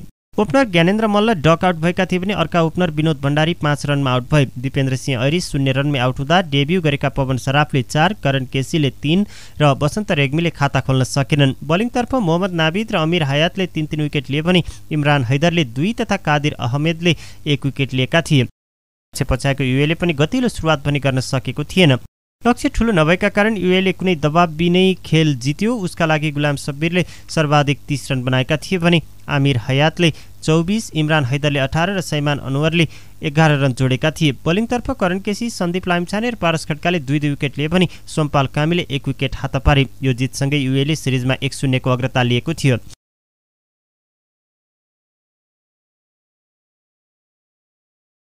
दोस्रो खेलमा भने नेपालले 145 रनको शानदार जित निकाल्दै सिरिजमा पुनरागमन गर्यो। पहिलो खेलमा चल्न नसकेको ब्याटिङ दोस्रो खेलमा चलेको थियो। यो खेलमा नेपालले धेरै रेकर्ड समेत बनाउन सफल भएको छ। टस जितेर पहिला ब्याटिङ रोजेको नेपालले 50 ओभरमा 9 विकेट गुमाउँदै 242 रन बनाएको थियो। यो खेलमा ब्याटिङतर्फ नेपालको ओपनिङ जोडी पनि राम्रोसँग जमी। ज्ञानेन्द्र मल्ल र विनोद भण्डारीले पहिलो विकेटका लागि 61 रनको साझेदारी गरे, जुन नेपाली एक दिवसीय क्रिकेटमा पहिलो विकेटका लागि भएको सबैभन्दा ठूलो रनको पार्टनरसिप थियो। व्यक्तिगततर्फ विनोद भण्डारी 21 रन बनाएर आउट भए। त्यसपछि 44 रन बनाएर ज्ञानेन्द्र मल्ल आउट भए। त्यसपछिका 3 विकेट सस्तेमा गुमाएपछि नेपाल केही दबावमा परेको थियो। यस क्रममा पारस खड्का 21, दिपेन्द्र सिंह ऐरी 10 र पवन सराफ 8 रन बनाएर पवेलियन फर्किएपछि नेपालले 113 रनमा 5 विकेट गुमाएको थियो। त्यसपछि आरिफ शेख र रोहित कुमार पौडेलले 6औं विकेटका लागि 82 रनको पार्टनरसिप गरे। यो पार्टनरसिप नेपाली एक दिवसीय क्रिकेट इतिहासमा भने कुनै पनि विकेटका लागि सर्वाधिक ठूलो पार्टनरसिप हो।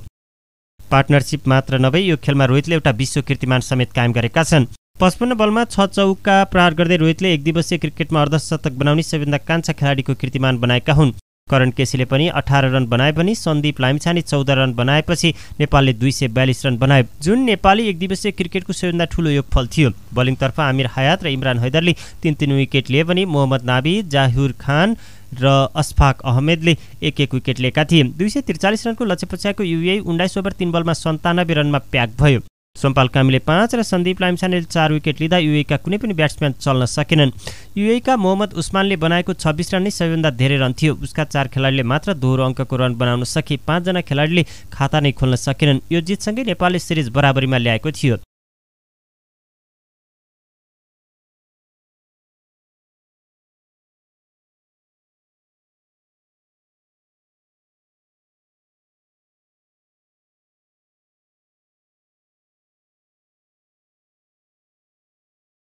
अब अन्तिम खेलमा टस जितेर नेपालले युएईलाई ब्याटिङको निम्तो दियो।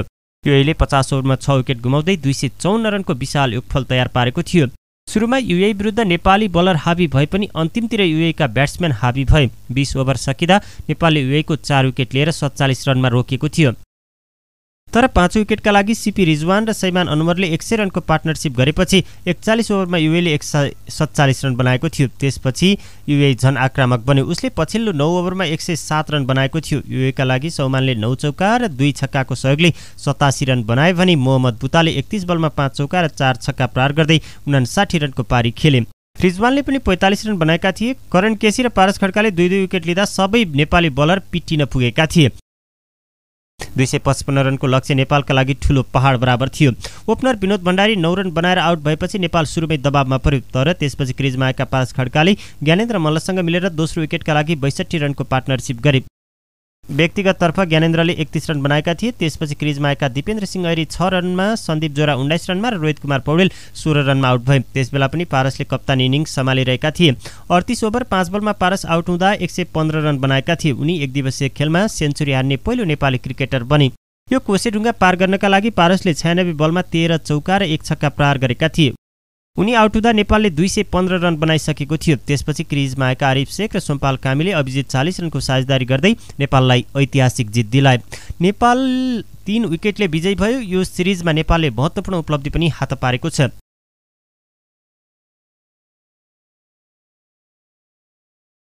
दोस्रो एकदिवसीय सिरिजमा नेपाली क्रिकेटले महत्त्वपूर्ण उपलब्धिहरू हात पारेको हो। एकदिवसीय मान्यता पाएपछि दोस्रो सिरिज खेल्दै गर्दा नेपालले क्रिकेट इतिहासमा महत्त्वपूर्ण कोसेढुङ्गा पार गर्यो। नेपालले एकदिवसीय क्रिकेट इतिहासको पहिलो सिरिज जितेको छ। यसअघि नेदरल्यान्ड्स विरुद्ध नेपालले पहिलो सिरिज खेलेको थियो, जुन सिरिज बराबरीमा टुङ्गिएको थियो। सिरिजको पहिलो खेलमा नेदरल्यान्ड्स विजयी भएको थियो भने दोस्रो खेलमा त्यतिबेला नेपाल विजयी भएको थियो। युएई विरुद्धको सिरिज अन्तर्गत पहिलो खेलमा खराब ब्याटिङ गरेपछि पराजय भएको नेपालले दोस्रो खेलमा 145 रनको शानदार जित निकालेको थियो। अन्तिम एकदिवसीयमा 4 विकेटको जित निकाल्दै नेपालले समग्रमा सिरिज 2-1 ले आफ्नो पक्षमा पार्यो। राष्ट्रिय क्रिकेट टिमका कप्तान पारस खड्काले युएई विरुद्धको तेस्रो एकदिवसीय खेलमा शतक प्रहार गरे। एकदिवसीय क्रिकेटको इतिहासमा नेपालका लागि शतक बनाउँदै पारसले नयाँ कोसेढुङ्गा पार गरेका हुन्। पारसले 108 बलमा 15 चौका र 1 छक्का प्रहार गर्दै 115 रन बनाएर कादिर अहमदको बलमा एलबीडब्ल्यूको धरापमा परेका थिए। शतकसँगै उनले अरू 3वटा कीर्तिमान पनि बनाएका छन्। पारस एकदिवसीय क्रिकेटमा 2वटा अर्धशतक बनाउने पहिलो नेपाली खेलाडी बनेका छन्। उनले नेदरल्यान्ड्स विरुद्धको खेलमा 51 रन बनाएका थिए।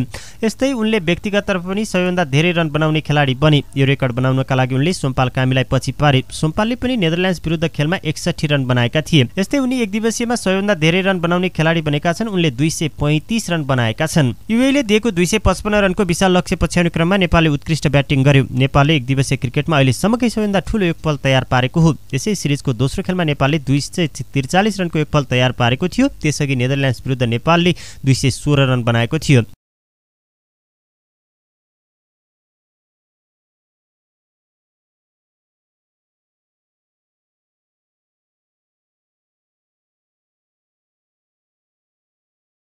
नेपालका ब्याट्सम्यान रोहित कुमार पौडेलले 58 बलमा 55 रन बनाउँदै नयाँ इतिहास बनाएका छन्। 16 वर्ष 146 दिनका रोहितले अन्तर्राष्ट्रिय क्रिकेटमा पहिलो अर्धशतक बनाउने युवा पुरुष खेलाडी बनेका छन्।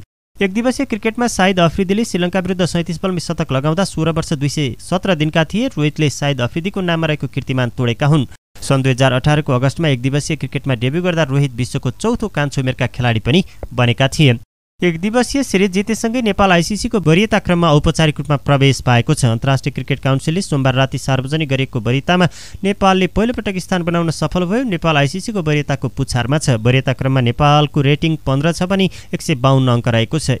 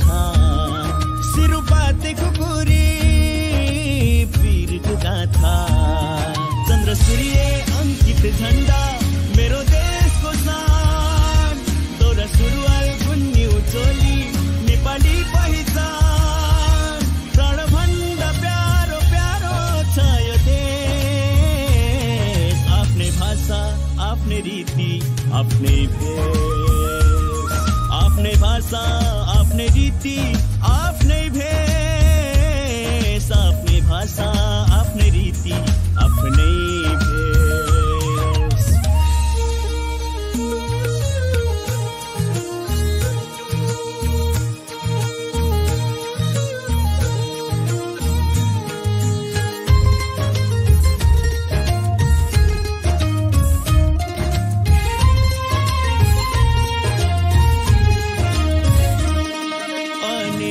छन् यहाँ भाषा अनेक अनेक रीति एउटै बागमा फुलेका फुल झै यहाँ अनेकौं संस्कृति हिमाल पहाड तराई सबै छन् मिली बसेका सुख दुःख साथै हेर कति मिठो हाँसेका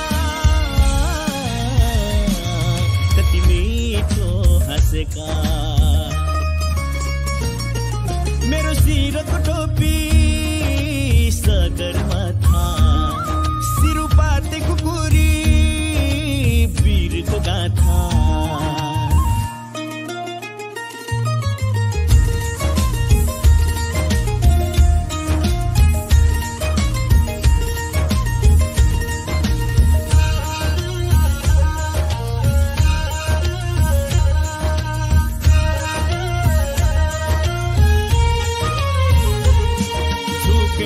रुके न कहिले बनेर स्वाभिमानी छुट्टै इतिहास बोकेको देशको हामी भाग्यमानी प्रकृतिको अनुपम उपहार यो बुद्ध भूमि भ्रिकुटी र सीताको पवित्र मातृभूमि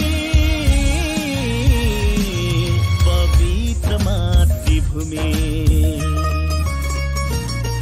मेरो शिरको टोपी सगरमाथा सिरुपाते कुकुरी वीरको गाथा चन्द्र सूर्य अंकित झण्डा मेरो देशको शान दोरा सुरुवाल गुन्यु चोली नेपाली पहिचान प्राणभन्दा प्यारो प्यारो छ यो देश आफ्नै भाषा आफ्नै रीति आफ्नै भेष आफ्नै भाषा आफ्नै रीति आफ्नै भेष आफ्नै दर्शकहरू अब केही समयमा खेल सुरु हुँदैछ र हामीसँग जोडिनुभएका सम्पूर्ण दर्शकहरूलाई हार्दिक स्वागत गर्न चाहन्छु सप्तरङ्गी संसारमा। केही समयपछि अब खेल सुरु हुँदैछ। टस युनाइटेड अरब इमिरेट्सले जितिसकेको छ र उसले पहिले फिल्डिङ गर्ने निधो गरेको छ। नेपालले पहिले ब्याटिङ गर्नेछ। नेपालको खेलमा अस्तिको खेलमा जुन खेलाडीहरू थिए नेपालको तर्फबाट एकजना मात्रै परिवर्तन गरिएको छ। हामीले भीम सार्कीले डेब्यू गर्ने अपेक्षा गरेका थियौँ तर त्यसो हुन सकेन र विनोद भण्डारी प्रदीप सिंह ऐरीको ठाउँमा परिवर्तन भएका छन्। यति मात्रै परिवर्तन गरेको छ नेपालले। अब केही समयपछि खेल सुरु हुँदैछ। सम्भवतः हामी लाइभ भिडियोको प्रतीक्षामा पनि छौँ। हामी लाइभ भिडियो प्राप्त गर्न सकिरहेका छैनौँ। प्राप्त गर्न साथ तपाईँहरू माझमा जोड्ने प्रयत्न गर्न चाहन्छु र लाइभ कमेन्ट्रीमा म जोडिनेछु। हामीसँगै रहनुहोला अनुरोध गर्न चाहन्छु। अहिलेको लागि भने थोरै समयको लागि खेल सुरु हुनुभन्दा अगाडिसम्मको लागि मात्रै म बिदा हुन चाहन्छु तपाईँहरू माझबाट।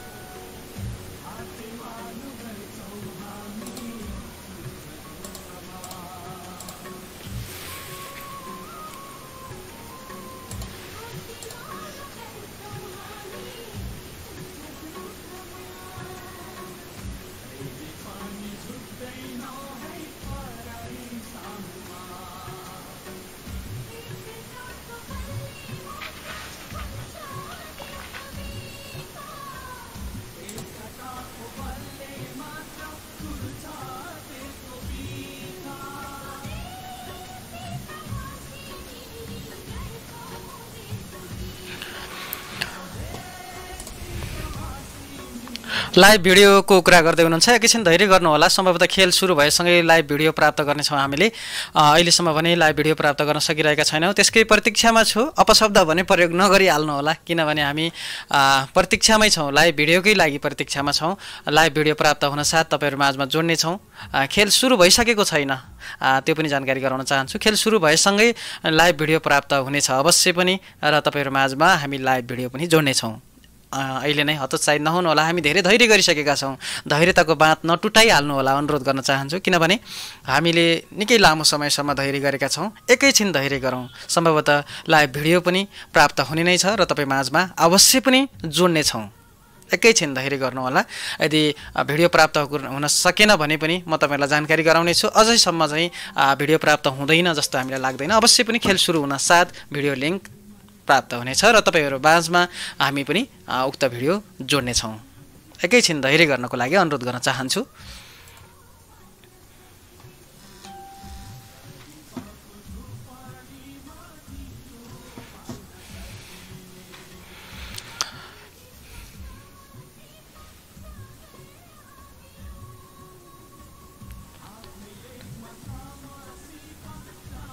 दीपक लामिछानेजी, रेशम सर लाइभ भिडियो नआए पनि स्कोर मात्रै भए पनि हेर्न आतुर छु भन्नुभएको छ। धेरै धेरै धन्यवाद दीपकजी।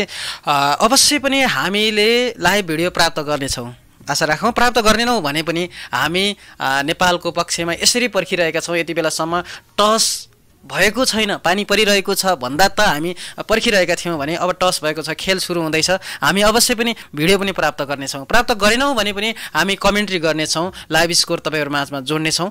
धैर्य गर्नको लागि अनुरोध गर्न चाहन्छु। एकैछिन पर्खिनु होला, अवश्य पनि भिडियो नै प्राप्त हुनेछ। अहिले हतोत्साही नहुनु होला अनुरोध गर्न चाहन्छु। अवश्य पनि भिडियो प्राप्त हुनेछ। हामी भिडियोको खोजीमा पनि छौँ। एकैछिन धैर्य गर्नको लागि अनुरोध गर्न चाहन्छु। खेल सुरु भइसकेको छैन, यो पनि अनुरोध गर्न चाहन्छु, जानकारी गराउन चाहन्छु।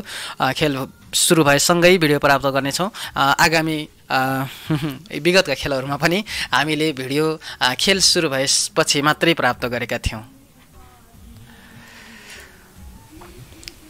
र ओपनिङमा सम्भवतः पारस खड्का र ज्ञानेन्द्र मल्ल आउनेछन्। अलिकति पारस खड्का र ज्ञानेन्द्र मल्लको बारेमा पनि हामीले जानकारी गराउनु पर्ने हुन्छ। अलिकति नेपालको कमजोरी पक्ष भनेको ज्ञानेन्द्र मल्लको ब्याटिङ नचल्नु पनि समस्याको रूपमा रहेको छ। पारस खड्का T20मा चलेका छैनन्, वान डेमा इतिहास नै रचेका छन् नेपालको तर्फबाट। वान डेमा उनले शतक पनि प्रहार गरेका थिए, तेस्रो वान डेमा।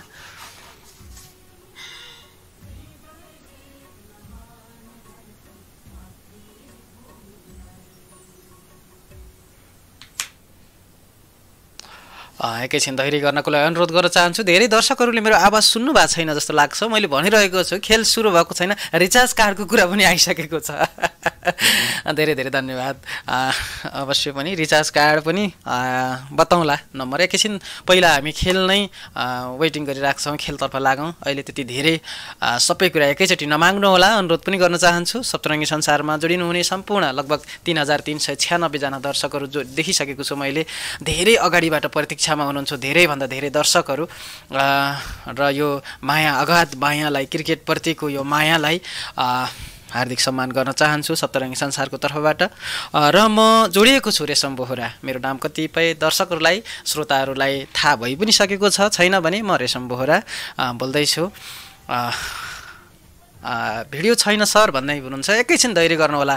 खेल सुरु भएसँगै भिडियो प्राप्त हुनेछ र भिडियो प्राप्त गर्ने प्रयासमै रहेका छौँ हामी। यद्यपि जुन आधिकारिक स्रोत छ भिडियो प्रसारण गर्ने, त्यहाँबाट नै भिडियो प्राप्त भएको छैन। यहाँ खेल सुरु भइसकेको छ, तपाईँहरू देखिसक्नु भएको छ खेल सुरु भएको, र खेलमा नेपालले एक विकेट पनि गुमाइसकेको छ। दर्शकहरू, एक विकेट पनि गुमाइसकेको छ र 6 रन पनि प्राप्त गरिसकेको छ नेपालले। तपाईहरु स्कोर बोर्डमा देखिरहनु भएको छ कसको विकेट गयो। यहाँ 2 ओभर पनि देखाइसकेको छ। यद्यपि यहाँ अपडेट भने अलिकति अपडेटको म कुरा गर्दै गर्दा यहाँ अपडेट भइसकेको छ र म तपाईँहरूलाई जानकारी गराउने छु। एकैछिन धैर्य गर्नु होला, म लाइभ भिडियोको खोजीमा पनि छु। स्कोर हेर्दै गर्नु होला थोरै समयको लागि। यहाँ 2 ओभरको समाप्तिमा 1 विकेटको क्षतिमा 6 रन देखाएको छ नेपालको खातामा। म स्कोर बोर्डलाई अलिकति ठुलो गराउन चाहन्छु। यदि हामीले भिडियो प्राप्त गरेनौँ भने पनि चिन्ता नमान्नु होला। हामी भिडियो प्राप्त गर्न सकेनौँ भने पनि तपाईँहरूलाई हामी लाइभ कमेन्ट्री र बल बाई बल अपडेट भने अवश्य पनि गराउनेछौँ।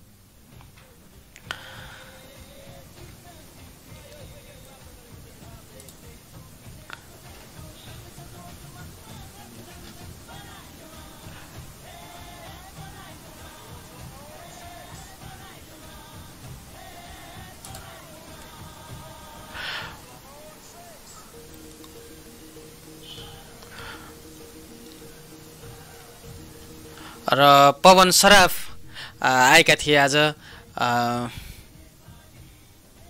ओपनिङमा र पवन सराफ आउट भइसकेका छन्।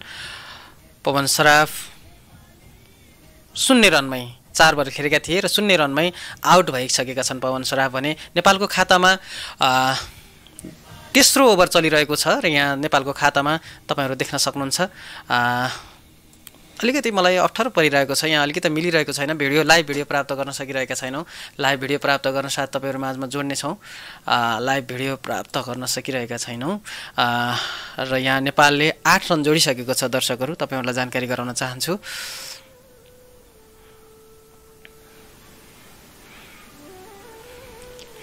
र 12 रन जोडिसकेको छ नेपालले। अलिकति यो स्कोर र मेरो आवाजमा तादम्यता मिलिरहेको छैन, ठ्याक्कै मिलिरहेको छैन। नेपालले चौका प्रहार गरेको छ भर्खरै मात्रै। यो तेस्रो ओभरको दोस्रो बलमा 4 रन प्रहार गरेका हुन् ज्ञानेन्द्र मल्लले। तपाईँहरूलाई बल बाई बल अपडेट गराउनको लागि म स्कोर बोर्डमा केही समाधान ल्याउँदैछु।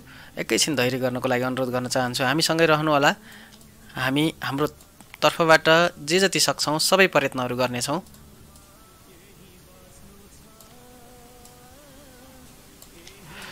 लाइभ भिडियो प्राप्त गर्न सकेनौँ, अलिकति दुःखको कुरा। सम्भवतः लाइभ भिडियो केही समयपछि प्राप्त गर्ने नै छौँ। प्राप्त गर्न साथ तपाईँहरूलाई जोड्ने पनि छौँ उक्त लाइभ भिडियो।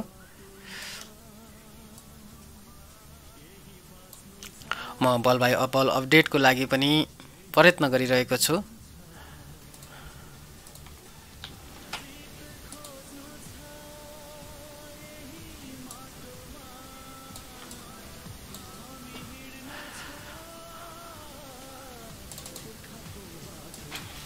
एकैछिन धैर्य गर्नु होला। म कमेन्ट्रीमा म तपाईँहरू माझमा जोडिने नै छु। अलिकति यहाँ अलिकति डिस्टर्ब आएको छ। हामी जुन तयारीमा लाइभ भिडियो प्राप्त हुन्छ भनेर जुन स्क्रिन सेटिङका साथ बसेका थियौँ उक्त हुन सकेको छैन। यहाँ 2 विकेट गुमाइसकेको छ नेपालले। तपाईँहरू देखिरहनु भएको छ नेपालले 2 विकेट गुमाएको छ। सम्भवतः त्यहाँ पारस खड्का आउट भएका छन्। माफ गर्नुहोला, ज्ञानेन्द्र मल्ल आउट भएका छन्। ज्ञानेन्द्र मल्ल र पवन सराफको जोडी पेभिलियनतर्फ फर्किसकेको छ। दिपेन्द्र सिंह ऐरी फेरि आएका छन् पारस खड्कालाई साथ दिनको लागि। लाइभ भिडियो खोजिरहेका छौँ तर प्राप्त गर्न सकिरहेका छैनौँ। अझै पनि लाइभ भिडियो प्राप्त गर्न साथ तपाईँहरू माझमा अवश्य पनि जोड्ने छौँ वाचा गर्न चाहन्छु। र त्यो बेलासम्म यो स्क्रिनलाई अलिकति केही हेर्न आकर्षक बनाउने कोसिस गर्दैछु मैले। तपाईहरु देख्न सक्नुहुन्छ तेस्रो ओभर खेलिरहेको छ नेपालले र भटाभट विकेट गुमाएको छ। 2 विकेट गुमाइसकेको छ नेपालले। 2 विकेट क्षतिमा 12 रन जोडेको छ। यहाँ 1 रन भर्खरै मात्र लागेको छ र यो 1 रन सहित 13 रन नेपालको खातामा 2 विकेटको क्षतिमा। युएईको तर्फबाट अहिले नयाँ बलर छन् जाहुर खान। उनले 4 बल बलिङ गरिसकेका छन्, 7 रन दिएका छन् र 1 विकेट पनि लिएका छन्। भर्खरै मात्र ज्ञानेन्द्र मल्ललाई आउट गरेका हुन् उनले।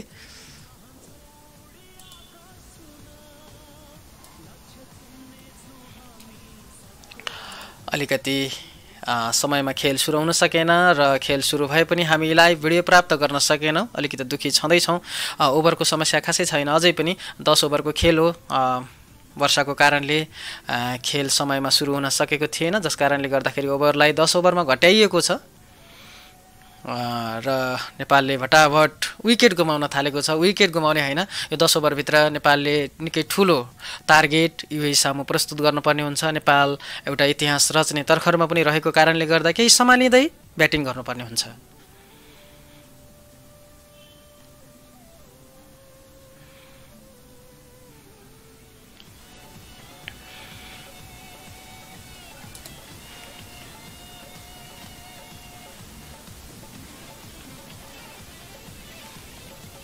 नेपालको खातामा 13 रन छ दर्शकहरू, तर यहाँ 12 रन देखाइएको छ। एकछिन धैर्य गर्नु होला। 4 रन जोडेको छ नेपालले। यो सँगै 17 रन नेपालको खातामा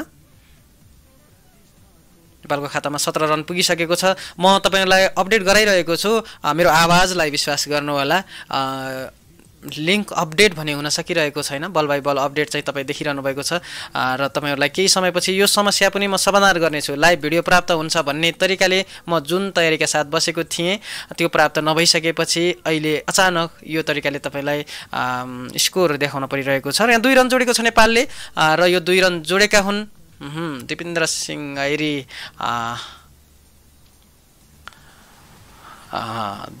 ऐरी र पारस खड्का क्रिजमा रहेका छन्। पारस खड्काले जोडेका हुन् उक्त 2 रन 4 रन र यो सँगै ओभरको समाप्ति भएको छ। 3 ओभरको समाप्तिमा 19 रन नेपालको खातामा। यो स्कोर बोर्डले अलिकति डिस्टर्ब गरिरहेको छ। दर्शकहरूले सायद कमेन्ट पनि गर्दै हुनुहुन्छ। हामी भिडियो प्राप्त गर्न सकिरहेका छैनौँ। म त्यता पनि लागिरहेको छु। धेरै काम गर्नुपर्ने छ एकैचोटि र यो स्कोर बोर्ड यदि भिडियो प्राप्त गर्न सकेनौँ भने नै पनि म तपाईहरु माझमा यो स्कोर बोर्डलाई अलिकति व्यवस्थित गर्ने प्रयत्न अवश्य पनि गर्नेछु।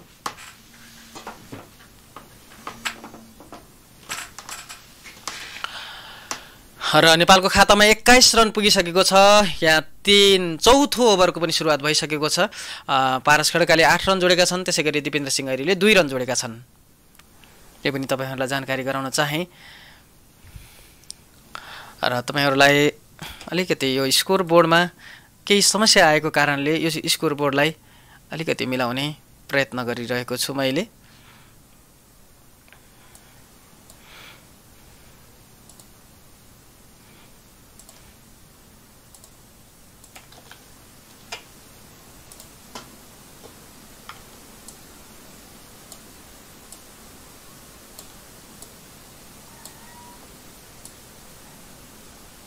लाइभ भिडियो प्राप्त गर्न सकेका छैनौँ। लाइभ भिडियो प्राप्त गर्न साथ तपाईहरुमा जोड्ने छौँ। प्राप्त गर्न सकेनौँ। सम्भवतः लाइभ भिडियो प्रसारण हुँदैन होला जस्तो लाग्छ आज। यो भिडियोलाई यदि सम्भव भएन भने यो स्कोरलाई भए पनि तपाईहरु हेर्दै गर्नु होला। यो भन्दै गर्दा यहाँ फेरि नेपालले अर्को विकेट गुमाएको छ र यो सँगै दिपेन्द्र सिंह ऐरी पनि पेभिलियनको बाटो लागिसकेका छन्। मात्रै 2 रनको योगदान दिएका छन् नेपालको लागि। पहिलो कुरो त पानीले धेरै डिस्टर्ब गर्यो। दोस्रो कुरो नेपालले टस पनि हार्यो र पहिले ब्याटिङ गर्न आएको छ। नेपालले कम्तीमा पनि 100 रन भन्दा बढी स्कोर बोर्डमा जोड्न सकेको खण्डमा UAE लाई केही गाह्रो हुन सक्छ आज। तर अहिलेसम्मको अवस्थामा नेपाल अलिकति धराशायी अवस्थामा रहेको छ। धेरै कुरा गर्न चाहँदैनौँ। आज सन्दीप जोरा आएका छन्। यो विकेटको पतनसँगै 5औं विकेटको लागि आएका हुन् सन्दीप जोरा।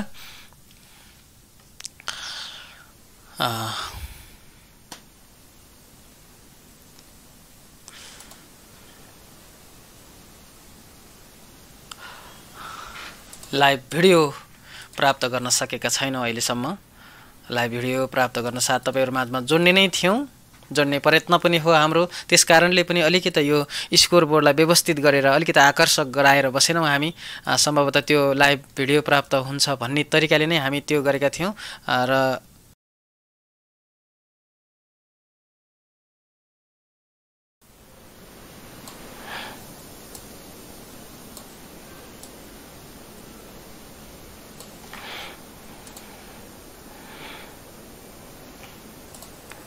अब बिस्तारै लाइभ भिडियो प्राप्त गर्यौं भने जोड्ने छौं। गरेनौं भने यो स्क्रिन बोर्डलाई पनि अलिकति व्यवस्थित गर्ने छौं। यहाँ 6 रन देख्नु भएको छ तपाईहरुले। नेपालको खातामा 29 रन 3 विकेटको क्षतिमा देखिसक्नु भएको छ। उक्त 6 रन कसले पार गरेको थियो त्यो पनि तपाईलाई जानकारी गराउन गइरहेको छु। र सन्दीप जोराले आफ्नो दोस्रो बलमै उक्त 6 रन प्रहार गरेका थिए। पहिलो बलमा 2 रन जोडेका थिए र त्यो सँगै प्रहार गरेका थिए 6 रन। अब यस्तै छक्काहरू आवश्यक छ नेपाललाई। यहाँ नेपालको तर्फबाट ब्याटिङ गर्ने ब्याट्सम्यानहरूको पनि तपाईलाई नामसहित यहाँ विवरण जोड्न गइरहेको छु, थोरै समय धैर्य गर्नुहोला। र फेरि त्यो सँगै 2 रन जोडेका छन् सन्दीप जोराले।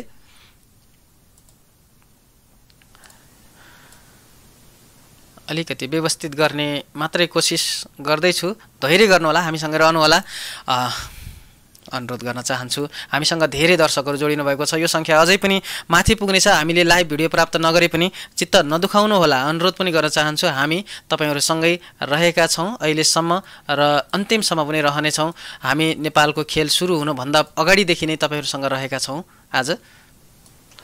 र यो सँगै नेपालको खातामा 31 रन तपाईहरु देखिरहनु भएको छ।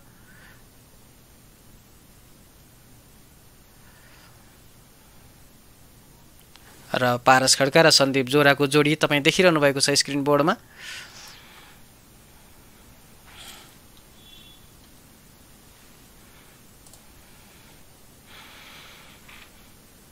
र अहिलेसम्म 4 ओभरको समाप्ति भएको छ। 4 ओभरको समाप्तिमा 31 रन 3 विकेटको क्षतिमा नेपाल। अहिलेसम्ममा नेपालले पवन सराफ र ज्ञानेन्द्र मल्ललाई गुमाइसकेको छ। ज्ञानेन्द्र मल्लको बारेमा हामी केही कुरा जोड्न चाहन्थ्यौं खेलभन्दा अगाडि, खेल सुरु हुँदै गर्दा जोड्न चाहन्थ्यौं। अब भने त्यो जोड्न चाहदैनौं, किनभने ज्ञानेन्द्र मल्ल 9 बलमा 11 रन जोडेर आउट भइसकेका छन्। त्यसैगरी अस्तिको खेलमा नेपाललाई ऐतिहासिक खेल प्रदर्शन गरेका थिए दिपेन्द्र सिंह ऐरेले। एउटा निकै उत्कृष्ट इनिङ पनि खेलिरहेका थिए। 46 रनको अवस्थामा नेपालले 5 विकेट गुमाइसकेको थियो। त्यो अवस्थाबाट दिपेन्द्र सिंह ऐरेले पारी थाम्दै नेपाललाई जित दिलाएका थिए। तर आज भने दिपेन्द्र सिंह ऐरेले खास योगदान गर्न सकेनन्। त्यसो त एउटा खेलमा खेलाडी जम्यो भने अर्को खेलमा त्यति जम्न नसकेको त्यो पनि देखिरहेका छौं हामीहरूले। यहाँ लेग बाई मार्फत 1 रन जोडेको छ नेपालले। 36 रन पुगेको छ नेपालको खातामा। 4 रन जोडेको थियो योभन्दा अगाडि। यो ओभरमा यो 5औं ओभरको दोस्रो बल नेपालले 5 रन जोडिसकेको छ। यो ओभरमा पनि तपाईहरु देखिरहनु भएको छ। अवश्य पनि नेपालले कति रनको टार्गेट दिन्छ होला, तपाईलाई के लाग्छ? अवश्य पनि कमेन्ट गर्दै गर्नु होला। लाइभ भिडियोको खोजी गरिरहनु भएको छ, सायद तपाईहरु त्यति खोजिरहनु भएको छैन, म त्यति धेरै खोजिरहेको छु। लाइभ भिडियो प्राप्त गर्न सकिरहेको छैन। हाम्रो आधिकारिक स्रोत जहाँबाट थियो त्योबाट प्राप्त गर्न सकिरहेका छैनौं। तपाईहरुलाई त्यो पनि जानकारी गराउन चाहन्छु।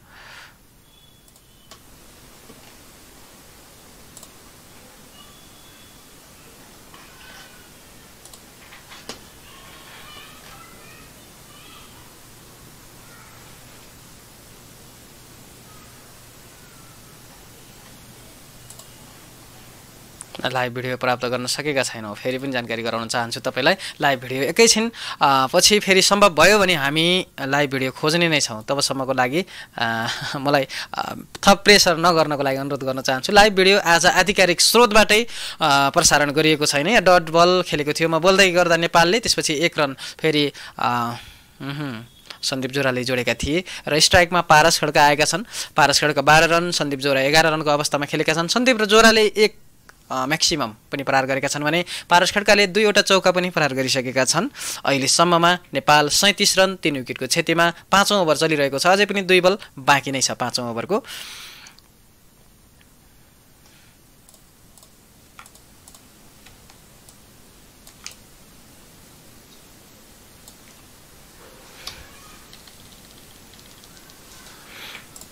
र आज वर्षाको कारणले खेल छोटाइएको थियो 10 ओभरमा। र यहाँ तपाईहरु देखिरहनु भएको छ नेपालको खातामा अर्को चौका। अवश्य पनि यस्तै चौकाहरूको आवश्यकता छ नेपाललाई।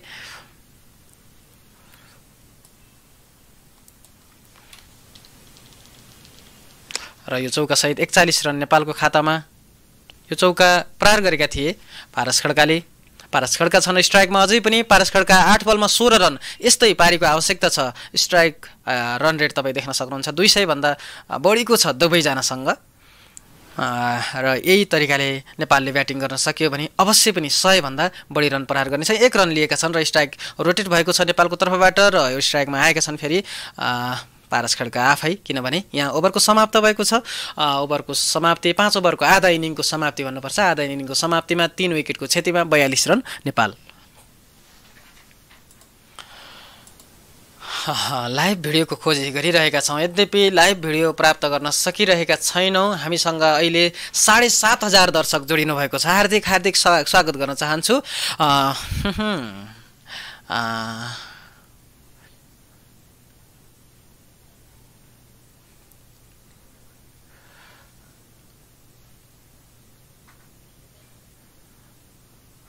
आज लाइभ आउँदैन भन्नुभएको रहेछ यहाँ, र त्यस्तै लागेको छ। आज लाइभ प्राप्त गर्न सकिरहेका छैनौँ हामीहरूले।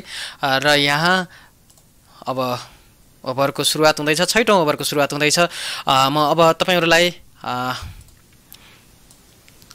बलरहरूको बारेमा पनि जानकारी गराउनेछु। युएका बलरहरू जसले बोलिङ गरिरहेका छन्। सुल्तान अहमेद आएका छन्। पहिलो ओभर बोलिङ गरेका थिए, 12 रन खर्च गरेका थिए उनले पहिलो ओभरमा, र 1 विकेट पनि लिएका थिए उनले। र अहिले यो दोस्रो ओभर लिएर आएका छन् र टिमको लागि यहाँ परिवर्तन देखेको छु मैले बोलिङमा। मोहम्मद बुटा आएका छन्। मोहम्मद बुटा पहिलो ओभर लिएर आएका छन् र पहिलो ओभर टिमको लागि 6औं ओभर 10 ओभरको खेल हो। आधा ओभरको अर्थात् आधा इनिङको समाप्ति भइसकेको छ। 6 रन देख्नुभएको छ पारस खड्काको ब्याटबाट, एउटा छक्का। फेरि यस्तै छक्काहरूको आवश्यकता छ र तपाईँ फेरि अर्को यो सँगै 2 रन पनि पारस खड्काले जोडिसकेका छन् नेपालको लागि। यो सँगै 50 रन नेपालको खातामा, 50 रन नेपालको खातामा लागिसकेको छ। पार्टनरसिप पनि 21 रनको बनिसकेको छ सन्दीप जोरा र पारस खड्काको बिचमा। सन्दीप जोराले पहिलो T20मा निकै उत्कृष्ट ब्याटिङ गरेका थिए, अर्धशतक प्रहार गरेका थिए। तर दोस्रो T20मा भने मात्र 1 रन जोडेका थिए। आज निकै राम्रो खेल्नुपर्ने हुन्छ उनले, पारस खड्कालाई साथ दिनुपर्ने हुन्छ र साथ मात्रै दिएर पुग्दैन, आज आफै पनि बिग हिट गर्नुपर्ने हुन्छ। यस्तै हिटको आवश्यकता छ। पारस खड्कासँग स्ट्राइक रहेको छ। यहाँ 2 बलमा 8 रन नेपालले जोडिसकेको छ। यो ओभरमा पनि 50 रनको आँकडा पार पनि गरिसकेको छ। 3 विकेट नेपालले गुमाइ पनि सकेको छ। दिपेन्द्र सिंह ऐरी, पवन सराफ र ज्ञानेन्द्र मल्ल आउट भइसकेका छन्। र यहाँ 4 रन देखेको छु मैले, तपाईँ पनि सायद 4 रन देखि नै सक्नुभएको छ। यो 4 रन सहित नेपालको खातामा 54 रन यो ओभरमा 3 बलमा नेपालले जोडेको छ 12 रन। र त्यो सँगै यो चौथो बल डट बल, कुनै पनि रन जोडेका छैनन् पारस खड्काले। 29 रन जोडिसकेका छन्। मात्रै 13 बलको सामना गरेका हुन्। 4वटा चौका प्रहार गरेका छन् र एउटा छक्का म्याक्सिमम पनि प्रहार गरिसकेका छन्। पारस खड्कासँग स्ट्राइक रहेको छ। यो 5औं बलको लागि हामीसँग कति दर्शकहरू जोडिनु भएको छ? झन्डै 9000 दर्शकहरूलाई हार्दिक स्वागत गर्न चाहन्छु सप्तरङ्गी संसारमा।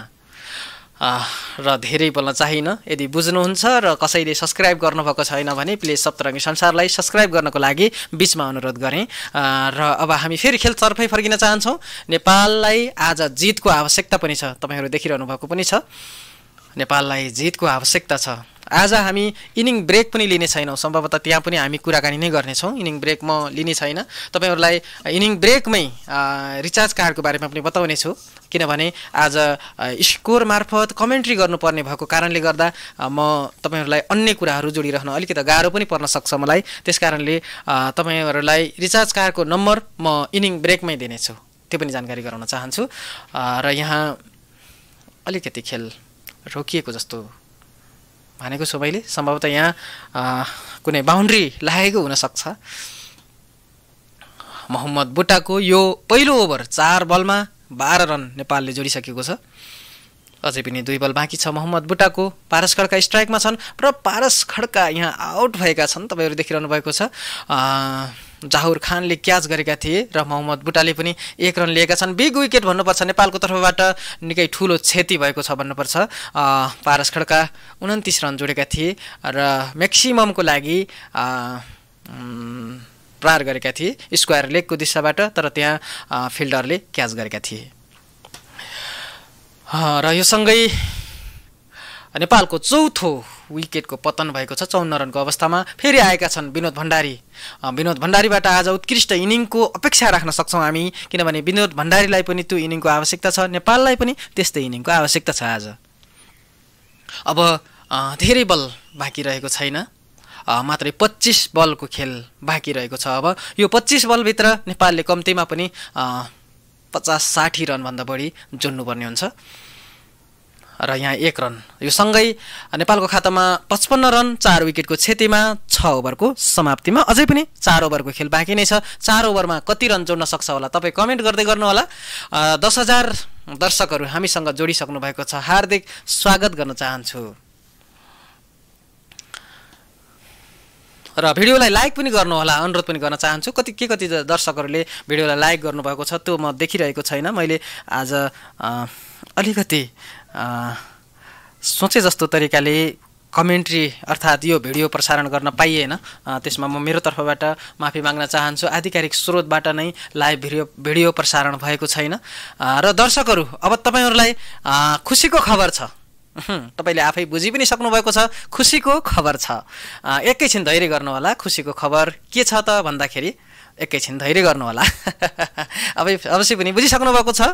लाइभ भिडियो पनि प्राप्त गरेका छौँ दर्शकहरू। अब तपाईँहरूलाई लाइभ भिडियो प्रसारण गर्न गइरहेको छु मैले। एकैछिन यो स्कोर बोर्डले अलिकति डिस्टर्ब गर्न सक्छ, नातिनको लागि पनि अनुरोध गर्न चाहन्छु। गाली गरिहाल्नुहुन्छ हाम्रो दर्शकहरू, अलि आवेशमा पनि आउनुहुन्छ, म मिलाउँदैछु। अवश्य पनि धैर्य गर्नको लागि अनुरोध गर्न चाहन्छु।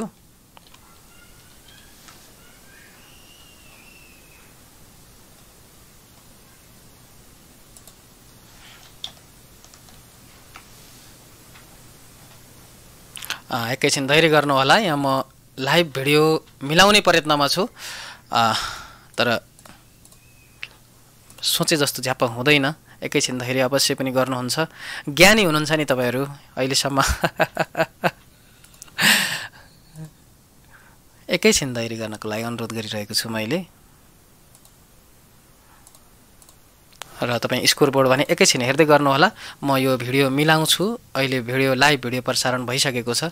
तपाईँहरूलाई खुसीको खबर पनि भन्नुपर्छ। हामी यही खोजिरहेका थियौँ, यत्र बेरसम्म प्राप्त गर्न सकिरहेका थिएनौँ, तर अब भने प्राप्त गरि पनि सकेका छौँ। र म स्कोर बोर्डमा स्क्रिनमा उक्त लाइभ भिडियो मिलाउन गइरहेको छु। थोरै समय दिनुहोला मलाई।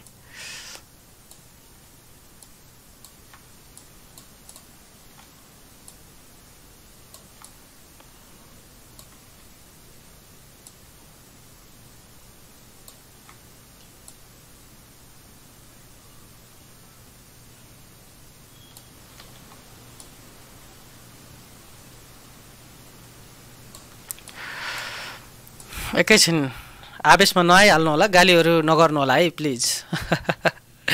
अलि आवेशमा आउनुहुन्छ र गाली पनि गरिहाल्नुहुन्छ। अब भने लगभग स्क्रिन बोर्ड मिलिसकेको छ र अन्य स्क्रिन बोर्डहरू म तपाईँहरूबाट रिमुभ गर्न चाहन्छु। र तपाईँहरू देखिरहनु भएको छ, केही समय मैले लिएको थिएँ तपाईँहरू माझबाट। नेपालको स्कोर 63 रन पुगिसकेको छ। दर्शकहरू, यो परिश्रमको लागि धेरै धेरै धन्यवाद भन्नुभएको छ। हजुरहरूलाई पनि हामीसँग जोडिनु भएको छ, धेरै धेरै धन्यवाद दिन चाहन्छु। सप्तरङ्गी संसारमा जोडिनु हुने सम्पूर्ण दर्शकहरूलाई अझै पनि म अलिकति मिलाउन बाँकी नै छ, अझै मिलाउन चाहन्छु। कमेन्ट्री एकैछिनपछि गर्नेछु। अवश्य पनि नेपालको लागि कति रन आवश्यक छ अझै तपाईँ बताउनु होला। 3 ओभरको खेल अझै पनि बाँकी छ। 1 ओभर त पुरै म कमेन्ट्री गर्नै पाइनँ। लाइभ भिडियो प्राप्त गरेको थिएँ र प्राप्त गरेसँगै तपाईँहरू माझमा जोड्ने प्रयत्न पनि गरेको थिएँ। र अब भने म कमेन्ट्रीतर्फ लाग्न चाहन्छु। अवश्य पनि हामीसँग जोडिसक्नु भएको छ, थुप्रै दर्शकहरू जोडिसक्नु भएको छ। कति दर्शकहरू जोडिसक्नु भएको छ अहिले म हेर्न चाहन्छु। झन्डै 12,000 दर्शकहरू जोडिसक्नु भएको छ। यो सङ्ख्यालाई बढाउनको लागि तपाईँहरूले यो भिडियोलाई सब्सक्राइब गर्नको लागि पनि अनुरोध गर्न चाहन्छु। सुशान जी धेरै धेरै धन्यवाद। मलाई अलिकति फुर्काउनु भयो जस्तो लाग्छ। धेरै धेरै धन्यवाद। अब कमेन्ट्रीतर्फ लाग्न चाहन्छु। मोहम्मद बुटा आफ्नो दोस्रो ओभर लिएर आएका छन्। पहिलो ओभरमा 13 रन दिएका थिए नेपाललाई र 1 विकेट, महत्त्वपूर्ण विकेट भन्नुपर्छ, पारस खड्काको विकेट लिएका थिए उनले। र यहाँ मोहम्मद बुटा नभएर इमरान हैदर आएका छन्। इमरान हैदरको यो पहिलो ओभर र यहाँ विनोद भण्डारीले निकै बिग हिट गर्न चाहन्थे, तर त्यो कनेक्ट भने राम्रोसँग हुन पाएन।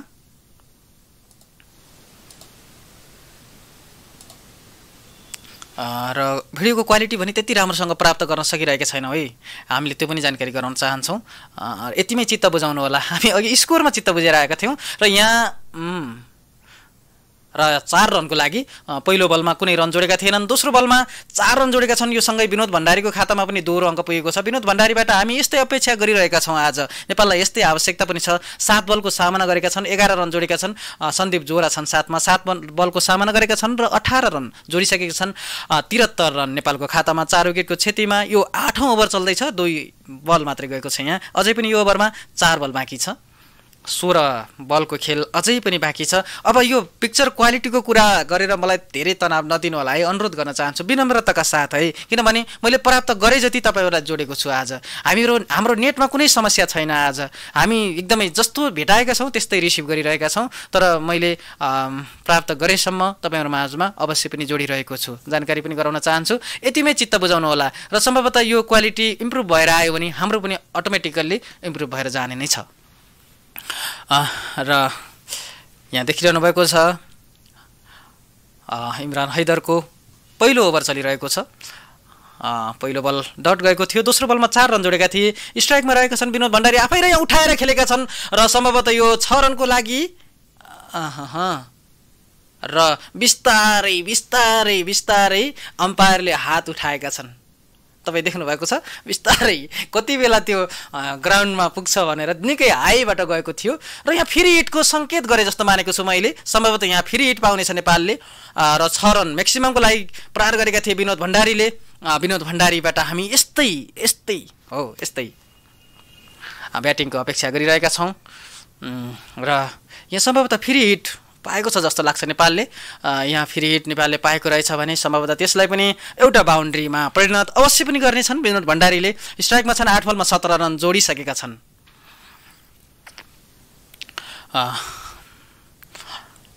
तपाईहरू हामीसँग जोडिनु भएको छ। कति दर्शक जोडिनु भएछ? अहिले लगभग 15,000 को हाराहारीमा दर्शक जोडिनु भएको छ। यो सङ्ख्यालाई अझै पनि बढाउँदै लानु होला, अनुरोध पनि गर्न चाहन्छु। यहाँ सम्भवतः यो फ्री हिट छ जस्तो लाग्छ मलाई र फ्री हिट नभए पनि चौथो बल मलाई लाग्छ फ्री हिटको सङ्केत गरेका थिए जस्तो लाग्छ अम्पायरले र फेरि घुमाएर खेलेका छन् पछाडि र सम्भवतः यो धेरै टाढा जान भने पाएन। 1 रनको लागि मात्रै। कमेन्ट्री दामी छ, एक्साइटेड हुनुभएको छ। धेरै धेरै धन्यवाद। आज हुनु पनि पर्ने हुन्छ, यो अन्तिम म्याच पनि हो। भए जतिको बल लगाएर बोल्नु पर्ने हुन्छ जस्तो लाग्छ मलाई र नेपालले यो म्याच जित्नु पनि पर्ने हुन्छ। लेग बाई मार्फत यहाँ 1 रन जोडेको हो। यो सँगै 80 रन नेपालको खातामा।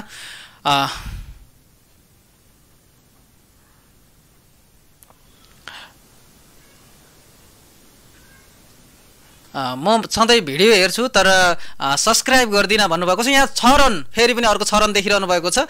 कसले भन्नुहुन्छ? कर्णाली सर, तपाईँले म सधैँ भिडियो हेर्छु तर सब्सक्राइब गर्दिनँ, प्लिज आज भने गर्नुहोस् न त, केही छैन। उधारोमा काम चलाउनु हुँदैन नि त। र नेपालको लागि खुसीको खबर छ, त्यही भएर पनि म हाँसिरहेको छु। तपाईँलाई अनुरोध पनि गरिरहेको छु सप्तरङ्गी संसारलाई सब्सक्राइब गर्नको लागि।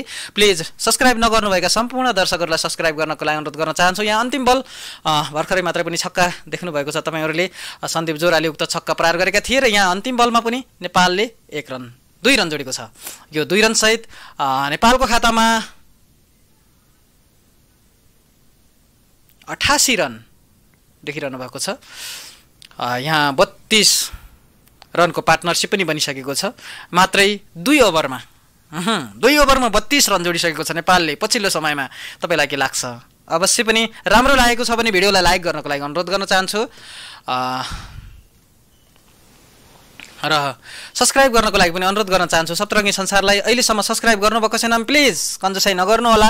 आज अन्तिम दिन खेलको, त्यसपछि अन्य भिडियोहरू पनि हेर्न पाउनुहुनेछ हाम्रो सप्तरङ्गी संसारमा। म धेरै बोल्न चाहिनँ, खेलतर्फ फर्किन चाहन्छु। मोहम्मद नाभिद आएका छन् आफ्नो दोस्रो ओभर लिएर। पहिलो ओभरमा 1 रन मात्रै खर्च। 1 रन के देखाइरहेको छ स्क्रिन बोर्डमा? म चाहिँ त्यो देखेर अलिकति आश्चर्यमा परिरहेको छु। 1 विकेट लिएका छन्, कुनै पनि रन दिएका छैनन् र 1 ओभरमा भनेको छ, तर सायद त्यस्तो होइन।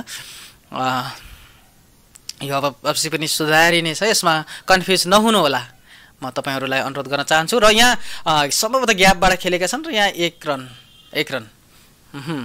विनोद भण्डारी थिए।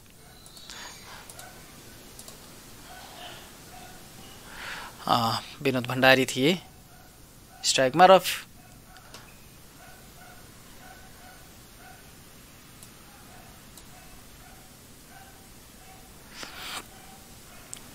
केही अलिकति स्कोर बोर्डमा परिवर्तन आएको छैन त यद्यपि 89 रन नेपालले जोडिसकेको छ। अझै पनि 11 बलको खेल बाँकी नै रहेको छ। 8 ओभरको मात्रै समाप्ति भएको हो। 89 रन नेपालले जोडिसकेको छ। 4 विकेटको क्षतिमा सन्दीप जोरा आएका छन्। फेरि अर्को म्याक्सिमम हान्नको लागि तयारी अवस्थामा छन्। मोहम्मद नाबिदको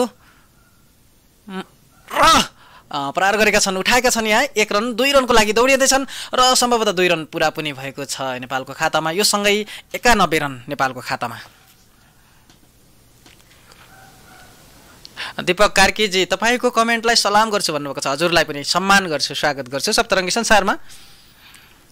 ग्रेट कमेन्ट्री धेरै धेरै। मुकेश सिंहजी हजुरलाई पनि स्वागत छ। अब तेस्रो बल, यो ओभरको तेस्रो बल 9औं ओभर चलिरहेको छ। यहाँ 9औं ओभरको तेस्रो बल मोहम्मद नाबीको यो ओभरको तेस्रो बल र ओहो सरी स्याड विकेट गुमाएको छ नेपालले यहाँ र यो सँगै 5औं झड्का लागेको छ नेपाललाई।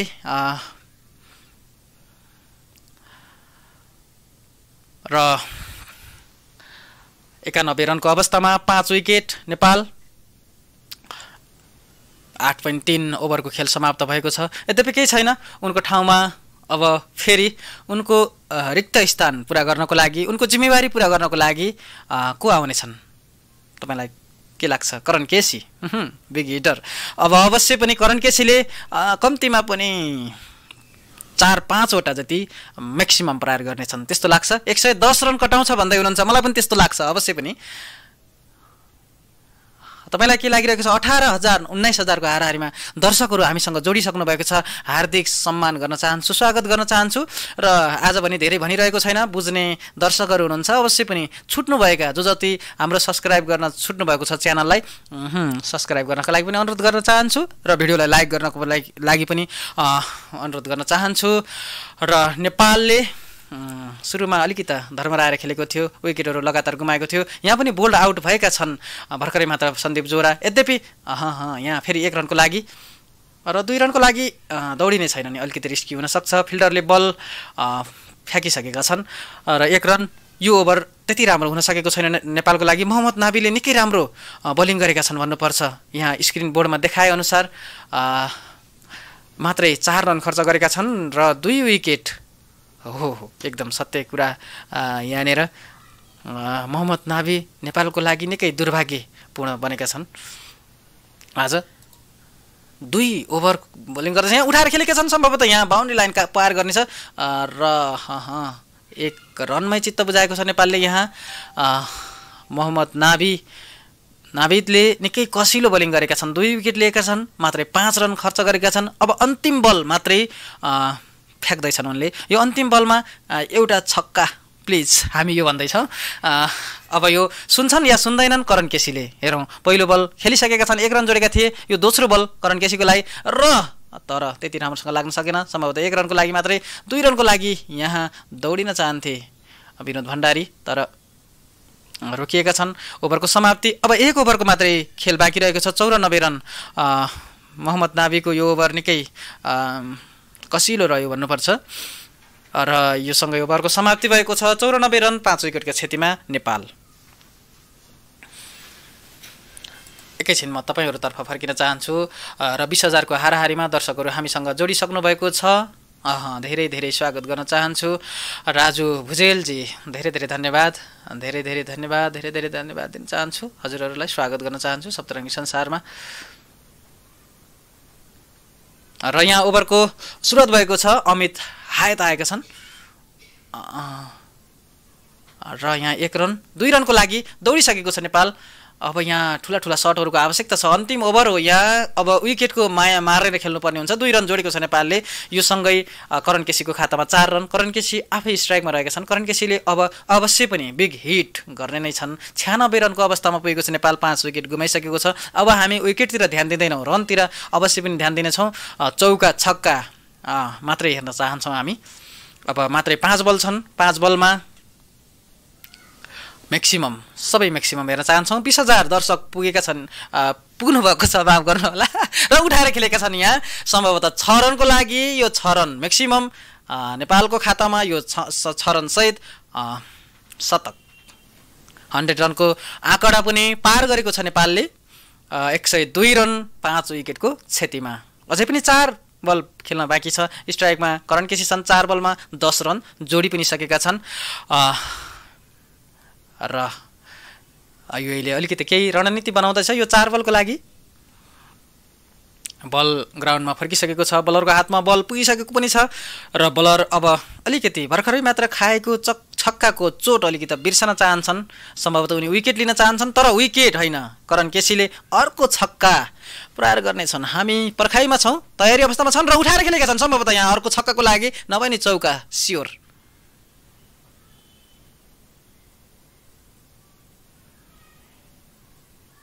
तर यहाँ क्याच आउट भएका छन् करण केसी। यो सँगै अर्को विकेट गएको छ नेपालको। 102 रनको अवस्थामा 6 विकेट गुमाएको छ नेपालले। अझै पनि 3 बल बाँकी नै रहेको छ र अब नयाँ ब्याट्सम्यान सम्भवतः सोमपाल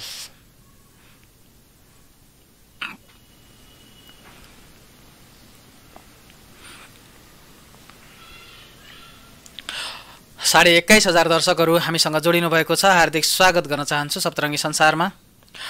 हामीलाई अब 200 जना दर्शकहरूले सब्स्क्राइब गर्नुभयो भने हामी 2,53,000 पुग्नेछौँ र एकपटक हामी सम्पूर्ण दर्शकहरूलाई हामीलाई 2,50,000 को आँकडा पार गराइदिनु भएकोमा फेरि पनि हृदयदेखि नै स्वागत गर्न चाहन्छु र सम्मान व्यक्त गर्न चाहन्छु। यहाँ अब ओभरको अर्थात् इनिङको अन्तिम ओभर चलिरहेको छ र यहाँ 3 बल बाँकी नै रहेको छ। अमीर हयातले पनि 1 विकेट लिएका छन्। सम्भवतः सबै बलरहरूले आज विकेट लिएका छन् जस्तो लाग्छ युएका। र यो चौथो बल उठाएर खेलेका छन्। यहाँ विनोद भण्डारी थिए। सम्भवतः यहाँ क्याच आउटको सम्भावना छ र यहाँ 2 रन नेपालले जोडेको छ। क्याच आउट थिएन, निकै हाइटमा गएको थियो बल, तर त्यहाँ फिल्डर थिएनन्, जस कारणले गर्दा नेपालले विकेट गुमाउनु परेन। विनोद भण्डारीसँगै स्ट्राइक रहेको छ। यो ओभरमा पनि नेपालले 10 रन जोडिसकेको छ, 1 विकेट गुमाएको पनि छ। यी 2 बलहरूमा नेपालले म्याक्सिमम प्रहार गर्नुपर्ने हुन्छ। 110 रनको आँकडा अवश्य पनि नेपालले पार गर्नुपर्ने हुन्छ। हामी 100 रन भन्दै थियौँ, 100 रनभन्दा माथि पुगिसकेको छ यो टार्गेट नेपाल। र त्यहाँ र क्याच, उत्कृष्ट क्याच भन्नुपर्छ युएको तर्फबाट। उत्कृष्ट क्याच भएको छ यो। निकै ड्राइभ हानेर क्याच गरेका थिए किपरले र उनलाई पनि हामी सम्मान गर्न चाहन्छौँ। खेलमा उत्कृष्ट खेलाडीको सम्मान गर्न पनि हामी जान्नु पर्दछ। त्यो आफ्नो समर्थक होस् या समर्थन नगरिएको टिम होस् र उत्कृष्ट क्याच गरेका छन् उनले। उनलाई पनि हार्दिक सम्मान गर्न चाहन्छौँ र विनोद भण्डारीलाई पनि आजको लागि टाटा बाई बाई। त्यही पनि राम्रो खेलेका छन् आज विनोद भण्डारीले। उनलाई धेरै धेरै धन्यवाद पनि दिन चाहन्छौँ। र अब सोमपाल र सन्दीप लामिछाने छन्। 7 विकेट गुमाइसकेको छ नेपालले। अन्तिम बलको सामना गर्न सोमपाल पहिलो बलको पनि सामना गर्दैछन्। यहाँ अन्तिम बल मात्रै रहेको छ। अन्तिम 2 ओभरमा खासै नेपालले सोचे जस्तो उल्लेखनीय प्रदर्शन गर्न भने सकेको छैन। अमीर हयातले यो ओभरमा 2वटा विकेट लिएका छन् र अन्तिम बल, यो बलमा म्याक्सिममको आवश्यकता छ नेपाल 110 रनसम्म पुग्नको लागि।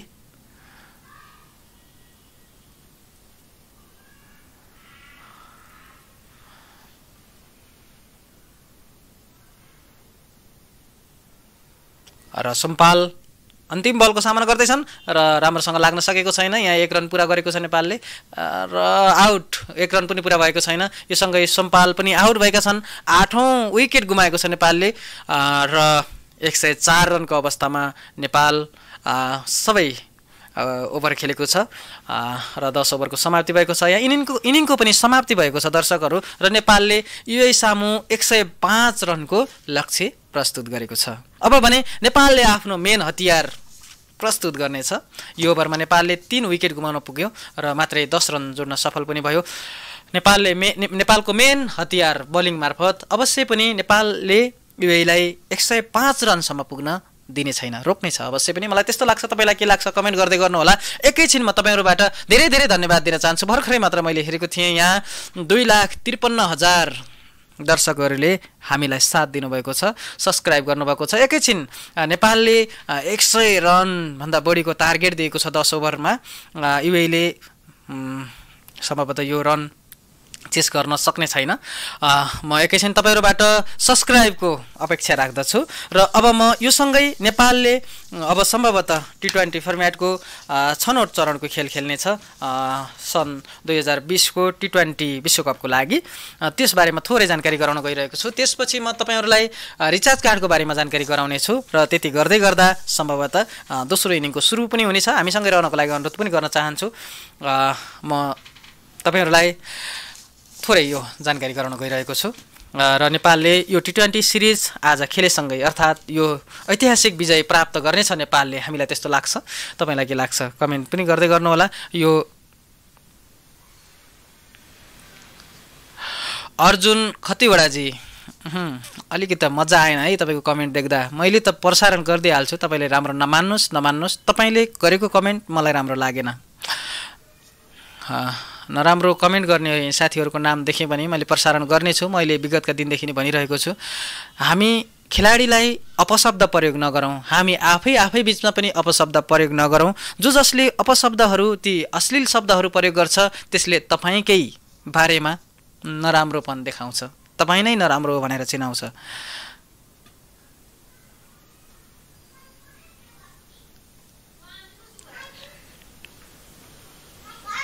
अनि त्यसै गरी श्याम श्रेष्ठजी, तपाईँलाई पनि तपाईँले प्रयोग गरेको शब्द आफैले फिर्ता लिनको लागि अनुरोध गर्न चाहन्छु। म एकैछिन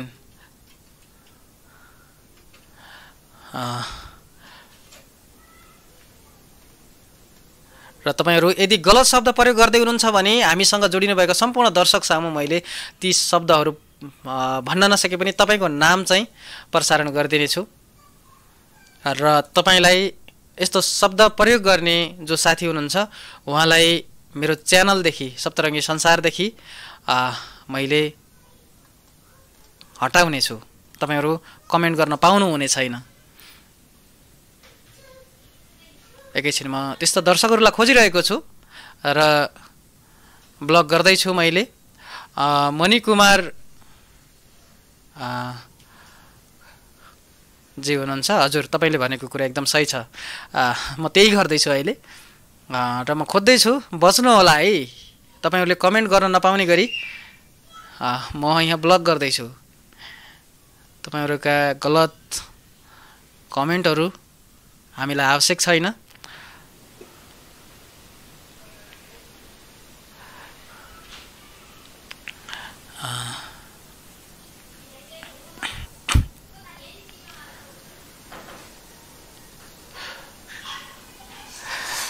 र मनोज रेग्मीजी कता हुनुहुन्छ? मैले तपाईँको नाम लिएको छु है। उहाँले मलाई फोन गरेर सम्झाउनु भएको थियो। धेरै धेरै माया गर्नुहुन्छ उहाँले, धन्यवाद दिन चाहन्छु। नराम्रो शब्द बोलेर नाम कमाउने को होला भन्दै हुनुहुन्छ विमल मगरजी। जेपीटी बोल्नेलाई कारवाही गरियोस् भन्नुहुन्छ। म कारवाही गर्दैछु यहाँबाट अहिले। र अजय भट्टराईजी, हजुरलाई पनि मैले ब्लग गरेको छु। हार्दिकता साथ सम्मान ग्रहण गर्नुहोला। तपाईँ आफै पनि त्यो चाहनुभयो र मैले ब्लग गरेको छु। सायद तपाईँ नेपालको खेलको पक्षमा हुनुहुन्न होला त्यस्तो लाग्छ।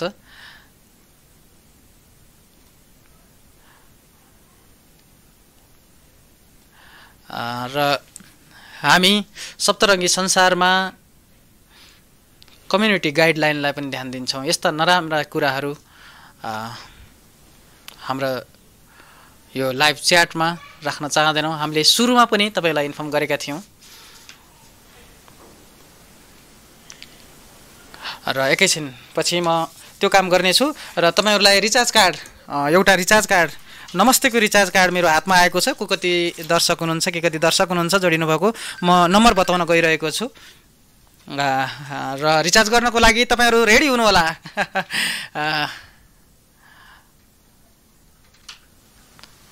र म तपाईहरुलाई म जानकारी गराउन गइरहेको छु।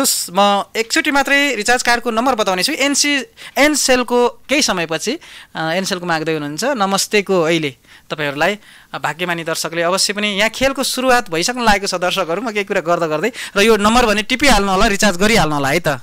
म अनुरोध गर्न चाहन्छु तपाईहरुलाई। म नम्बर बताउन गइरहेको छु। एनसेलको नम्बर एनटिसीको है नमस्तेको नम्बर भन्दैछु। म एकचोटि मात्रै बताउने छु। नम्बर 433 02 22 52 00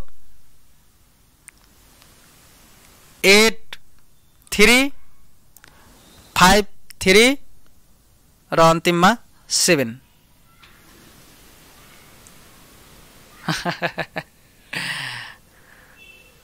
पैसाको ब्यालेन्स कति छ भन्नुभएको छ। यो रिचार्ज जसले गर्नुभयो उहाँलाई अवश्य पनि थाहा हुनेछ र यसमा ब्यालेन्स र 100 को ब्यालेन्स रहेको छ। र अब केही समयपछि म तपाईहरुलाई फेरि अर्को स्मार्ट र एनसेलको बताउने छु केही समयपछि। यहाँ युएई ब्याटिङको लागि उत्रिसकेको छ मैदानमा। T20 विश्वकप सम्बन्धी पनि म केही जानकारी गराउन खोजिरहेको थिएँ। नेपालले छनौट चरणको खेल खेल्न बाँकी नै छ। T20 सम्म विश्वकपसम्म पुग्नलाई नेपालको सम्भावना के कति छ र कस्ता चरणहरू पार गर्नुपर्ने हुन्छ त्यो पनि बताउने छु। तर खेल समाप्ति भएपछि पनि यो उत्तिकै महत्त्वपूर्ण हुन्छ। त्यति बेला पनि म तपाईहरुलाई जानकारी गराउने छु। हामीसँग नरहनुभएका जो जति अहिले छुट्नु भएको छ हामीसँग फर्किनको लागि अनुरोध गर्न चाहन्छु सम्पूर्ण दर्शकहरूलाई। मुकुन्द घरतीजी हामीलाई कमेन्ट गर्नुभएको छ रिचार्ज कार्ड मेरो भयो मलेसियामा भन्दै हुनुहुन्छ।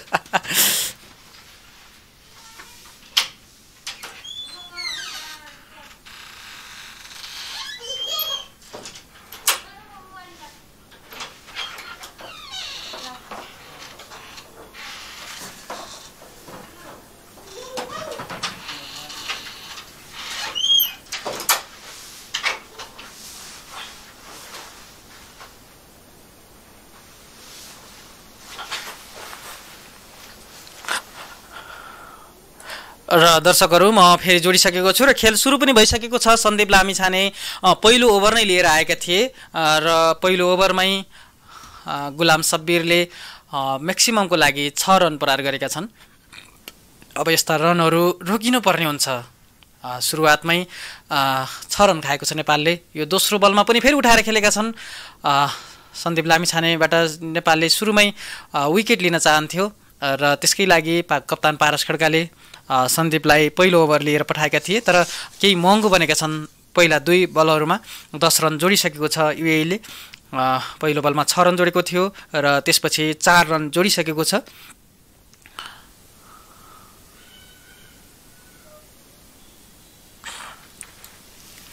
र तेस्रो बल सन्दीप लामिछानेको तेस्रो बल गुलाम शब्बीरको लागि र यहाँ उठाएका छन्। सम्भवतः यहाँ क्याचको सम्भावना तर त्यहाँ क्याच हुन सकेको छैन र फेरि ग्यापबाट गएको छ र यो सँगै अर्को चौका लगातार रन गरिरहेको छ युएईले। 14 रन 3 बलमा 14 रन जोडिसकेको छ। सन्दीप लामिछाने सुरुमै महँगो भएका छन्। विकेट लिनको लागि पारस खड्काले सन्दीप लामिछानेलाई पहिलो ओभर दिएका थिए तर सफल हुन सकेका छैनन्। अहिलेसम्म 3 बल अझै पनि बाँकी रहेको छ। हेरौँ र यहाँ कुनै रन दिएका छैनन्। चौथो बलमा सन्दीप लामिछानेले बल रोक्नुपर्ने हुन्छ। यो सँगै विकेट पनि लिनुपर्ने हुन्छ। जुन तरिकाले विकेट लिएको थियो युएईले सम्भवतः फास्ट बलर नै आजको लागि सफल हुन सक्छन्। र यहाँ 1 रन जोडेको छ। यो 5औं बलमा यो सँगै 15 रन युएईको खातामा। अन्तिम बल बाँकी रहेको छ यो ओभरमा। 15 रन अलिकति केही खर्चिलो बनेको छ यो ओभर। सुरुमै बाउन्ड्रीहरू लगाएको छ युएईले र अझै पनि 91 रन आवश्यक छ युएईलाई र नेपालले रोक्नुपर्ने हुन्छ युएईलाई। 91 रन लिनु हुँदैन। 57 माफ गर्नुहोला यहाँ र यहाँबाट सम्भवतः यहाँ रोकेका छन् सकेका छैनन् रोक्न सकेका छैनन् र यहाँ फेरि अर्को 4 रन गएको छ सम्भवतः यो वाइड मार्फत गएको थियो 4 रन र यो सँगै 19 रन जोडेको छ युएईले पहिलो ओभरमा अझै पनि ओभरको समाप्ति भएको छैन निकै महँगो भएका छन् सन्दीप लामिछानेबाट हामी यो अपेक्षा राख्दैन थियौं तर आज अलिकति खराब भन्नुपर्छ र यहाँ विकेटको अपिल गरेका छन् यद्यपि विकेट दिएका छैनन् एम्पायरले र यो पनि ब्याड लक भन्नुपर्छ नेपालको लागि यो सँगै 20 रन पहिलो ओभरमा जोडेको छ युएईले बिना कुनै विकेटको क्षतिमा 1 ओभरको समाप्ति भएको छ यहाँ र हामीसँग फेरि पनि फर्किँदै हुनुहुन्छ दर्शकहरू खेल केही समयपछि सुरु हुन्छ भनेर सायद अलिकति रेस्ट गर्दै हुनुहुन्छ जस्तो लाग्छ सन्दीप लामिछानेको बारेमा सायद यहाँ कोही नराम्रो बोल्दै हुनुहुन्छ जस्तो लाग्छ सन्दीप लामिछानेको बारेमा हामी नराम्रो बोल्न आवश्यक छैन सायद एउटा खेलमा नराम्रो हुन सक्छ यतिमै त्यसरी यहाँ रेडियो अर्घाखाँचीबाट मेसेज गर्नुभएको रहेछ धेरै धेरै धन्यवाद रेडियो अर्घाखाँची 105.8 बाट पनि हामीलाई प्रत्यक्ष हेर्दै सुन्दै हुनुहुन्छ रेडियोबाट सम्पूर्ण श्रोताहरूलाई हार्दिक स्वागत गर्न चाहन्छौँ र सोमपाल आएका छन् यो दोस्रो ओभर लिएर र रेडियो अर्घाखाँचीलाई हाम्रो यो लाइभ कमेन्ट्री र लाइभ भिडियो त प्रसारण भएको छैन होला रेडियोबाट यो कमेन्ट्रीलाई प्रत्यक्ष प्रसारण गर्नुभएकोमा धेरै धेरै धन्यवाद दिन चाहन्छौँ र यो खासमा सप्तरङ्गी संसार युट्युब च्यानलबाट प्रसारण भइरहेको छ र म बोल्दैछु रेशम बोहरा सम्पालले पहिलो ओभर लिएर आएका छन् र पहिलो बलमा कुनै रन दिएका छैनन् डट बल खेलेका छन् नेपाललाई निकै समयमित भएर बलिङ गर्नुपर्ने हुन्छ र यहाँ र दोस्रो बलमा पनि कुनै रन छैन रोक्ने प्रयास गर्दैछन् पहिलो ओभरमा केही महँगो ओभर भएको थियो सन्दीप लामिछानेबाट हामी सन्दीप लामिछानेबाट विकेटको अपेक्षा गर्छौं त्यही विकेटको अपेक्षा सुरुमै दबावमा ल्याउनको लागि पारस खड्काले सन्दीपलाई लगाएका थिए यद्यपि त्यहाँ सफल हुन भने सन्दीप सकेका थिएनन्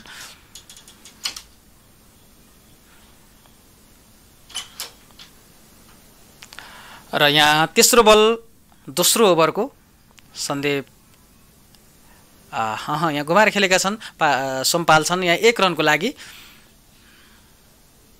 सोमपालको यो तेस्रो बलमा 1 रन जोडेको छ युएईले र अशफाक अहमेदले पनि खाता खोलेका छन्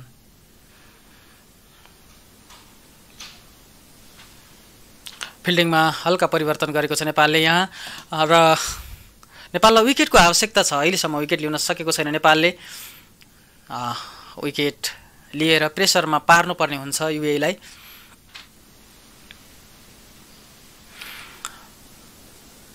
र हामीसँग झन्डै 16,000 दर्शकहरू जोडिसक्नु भएको छ र फेरि एउटा बाउन्ड्री लागेको छ युएईको तर्फबाट यो सँगै 25 रन युएईको खातामा कुनै पनि विकेट गुमाएको छैन अहिलेसम्म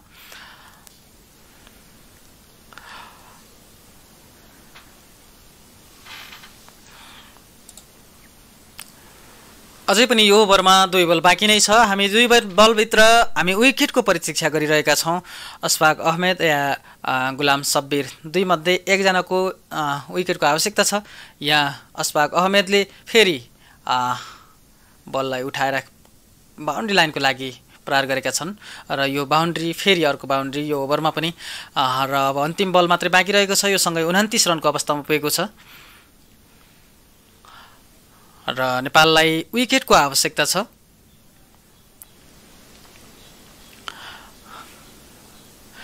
र यदि नेपालले विकेट लिन सकेन भने यो खेल युएईले छिटोभन्दा छिटो सकाउने छ र यो जोडीलाई छिटोभन्दा छिटो आउट गर्नुपर्ने हुन्छ युएईको यो ओपनर जोडी र फेरि उठाएर खेलेको छ सम्भवतः यहाँ क्याचको सम्भावना छ हेरौं र क्याच यस अन्तिम बलमा नेपाललाई सफलता अशफाक अहमेद पेभिलियनको बाटो टाटा बाई बाई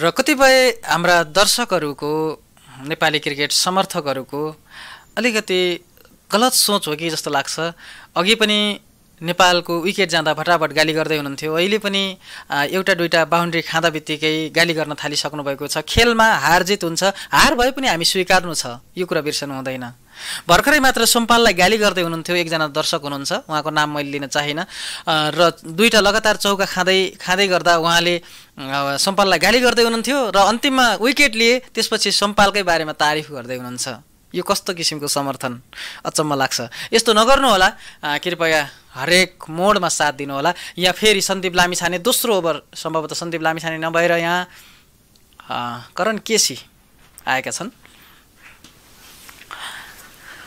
तेस्रो ओभर नेपालले दोस्रो ओभरमा सफलता लिइसकेको छ दोस्रो ओभरको अन्तिम बलमा सफलता दिलाएका हुन्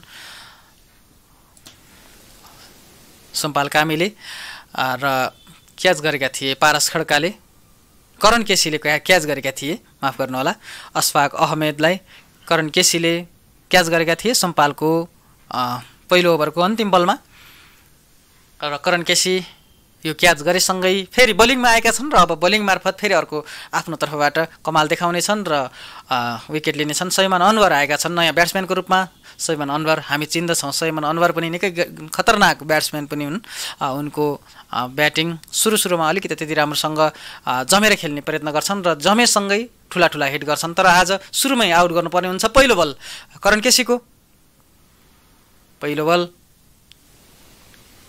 र यहाँ कुनै पनि रन दिएका छैनन् पहिलो बलमा यस्तै रोकेर खेल्नुपर्ने हुन्छ र विकेट लिनुपर्ने हुन्छ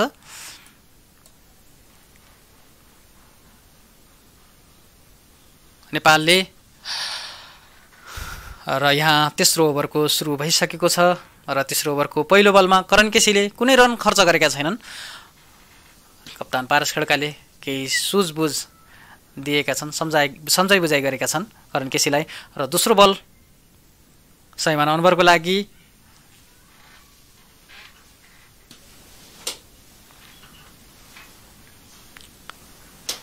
र हिट गर्न चाहन्थे शट प्रहार गर्न चाहन्थे तर यहाँ कुनै पनि रन जोड्न सकेको छैन युएले शैमान अनवरले खाता खोल्न सकेका छैनन् दोस्रो बल पनि डट बल अझै पनि नेपाललाई पराजित गर्नको लागि 76 रनको आवश्यकता छ 48 बलमा 76 रन चाहिन्छ युएले नेपाललाई पराजित गर्नको लागि 9 विकेट उसको हातमा छ र यो तेस्रो बल यो ओभरको तेस्रो बल करण केसीको तेस्रो बल शैमान अनवरको लागि खाता खोल्न उठाएर खेलेका छन् सम्भवतः यहाँ बल माथि उठेको छ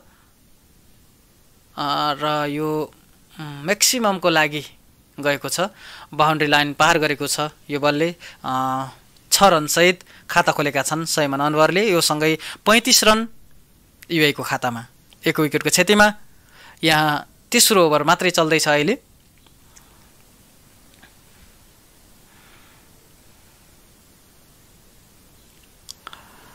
विशेष गरेर T20 फर्मेट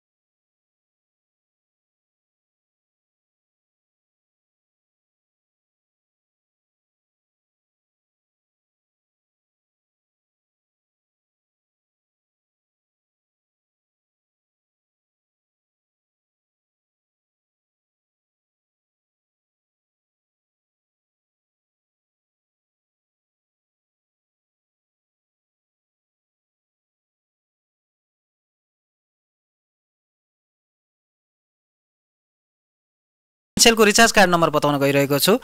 सुरु गर्नु होला। म एकपटक मात्रै नम्बर बताउने छु। 90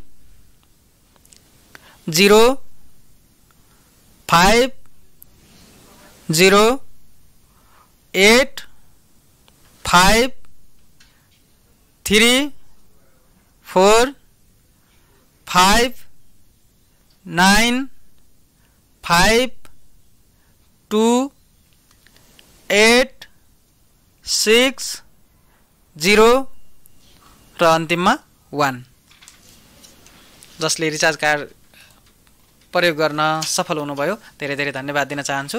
र अब भने सोमपालको यो दोस्रो ओभर 1 रन दिएका छन्। दोस्रो ओभरको पहिलो बलमा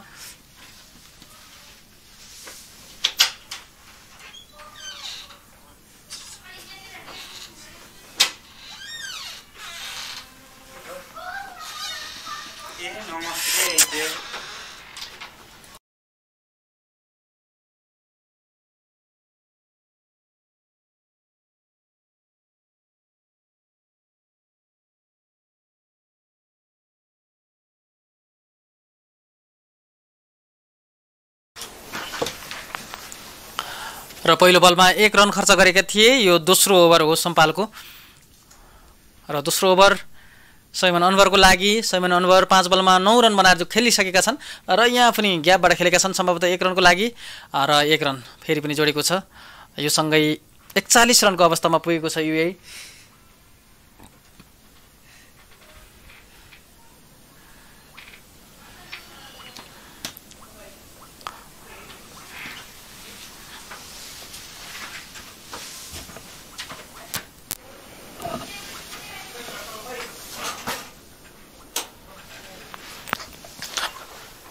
र यो तेस्रो बल यो ओभरको दोस्रो ओभरको तेस्रो बल र यहाँ पनि ग्यापमा खेलेको छ। कुनै रन 1 रन चाहिँ जोडेको छ। 1 रन जोड्न सफल भएको छ युएई। फेरि पनि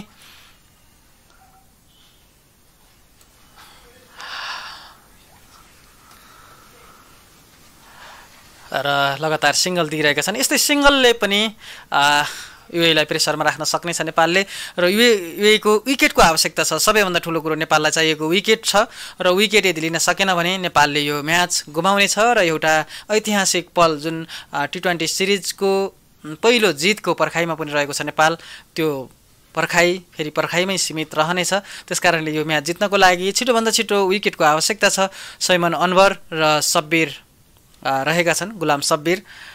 यी दुई मध्ये एकजनालाई छिटोभन्दा छिटो आउट गर्नुपर्ने हुन्छ। सोमपाल कामीले आफ्नो पहिलो ओभरको अन्तिम बलमा विकेट लिएका थिए र फेरि पनि यो ओभरमा पनि विकेटको आवश्यकता छ। अझै पनि 2 बल फ्याँक्न बाँकी छ। यो 5औं बल र यहाँ वाइड गएको छ।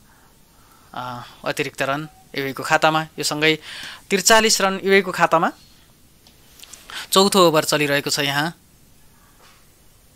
1-2 रनले भए पनि जित्नुपर्छ नेपालले भन्दै हुनुहुन्छ। नेपालले जित्नुपर्छ, जतिसुकै रनले होस् नेपाललाई जितको आवश्यकता छ। अझै पनि 2 बल बोलिङ गर्नुपर्नेछ, फ्याँक्नुपर्नेछ।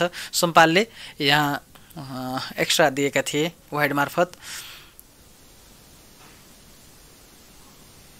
र यहाँ उठाएर खेलेका छन्। सम्भवतः यो म्याक्सिममको लागि गएको छ। यो पनि बाउन्ड्री लाइन पार गरेको छ यो बलले। वाइडसँगै 6 रन दिएका छन् र अन्तिम बल यो ओभरमा नेपालले खर्च गरेको छ 10 रन खर्च गरेको छ यो ओभरमा। र करेन्ट रन रेट युएई को लगभग 12 को हाराहारीमा रहेको छ भने रिक्वायर्ड रन रेट लगभग 10 को हाराहारीमा रहेको छ।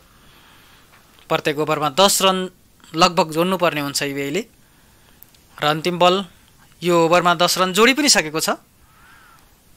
यो अन्तिम बल सोमपालको यो अन्तिम बल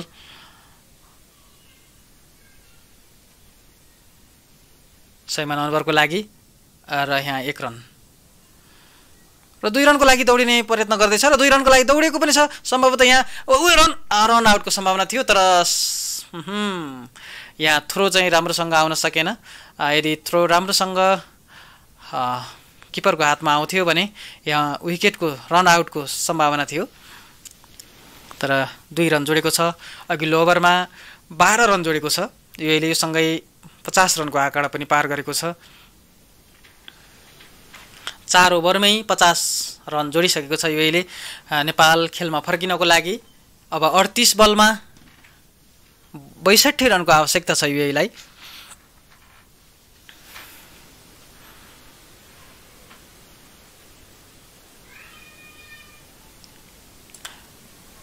माफ गर्नुहोला, यो अपडेट मैले जुन अगाडि अपडेट गराएको थिएँ, तपाईलाई जानकारी गराएको थिएँ, त्यो केही समय अगाडिको थियो। यहाँ स्कोर रोकिएको रहेछ, त्यो अपडेट गराउन पुगेँ म, त्यसमा मलाई माफ दिनुहोला। र 36 बलमा 54 रन चाहिँ आवश्यक छ अझै पनि युएईलाई।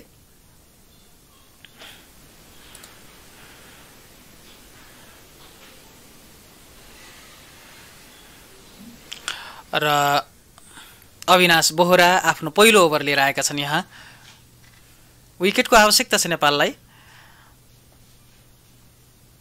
20,000 झन्डै 20,000 दर्शकहरू हामीसँग जोडिसक्नु भएको छ। हार्दिक स्वागत गर्न चाहन्छु।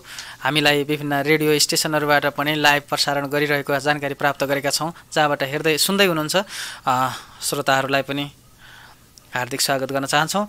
र यहाँ पहिलो बलमा 1 रन र 2 रनको लागि दौडिएको छ यहाँ, र 2 रन पुरा पनि गरेको छ युएईले। अविनाश बोहराको पहिलो ओभर थियो, पहिलो ओभरको पहिलो बलमा 2 रन जोडेको छ। यो सँगै 53 रन युएईको खातामा 1 विकेटको क्षतिमा। यहाँ 5औं ओभर सुरु भएको छ। 5औं ओभरको पहिलो बल थियो। अब दोस्रो बल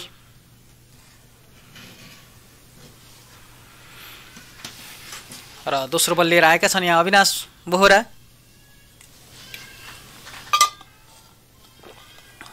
र यहाँ फेरि बाउन्ड्री लागेको छ। यो सँगै 57 रन पुर्याएको छ युएईले आफ्नो खातामा। लगातार बाउन्ड्रीहरू गरिरहेको छ। र यो तेस्रो बल केही सम्झाउने कोसिस गरिरहेका छन् अविनाश बोहरालाई।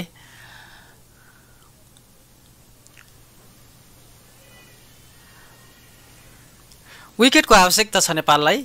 यदि यो 24 रनको पार्टनरसिप बनिसकेको छ मात्रै 2.1 ओभरमा, र यहाँ रोकेका छन्, कुनै पनि रन दिएका छैनन्। यहाँ तेस्रो बलमा भने अविनाशले 2 बलमा 6 रन खर्च गरेका थिए र 3 बलमा पनि 6 रन नै, यहाँ कुनै रन बनेको छैन। र 57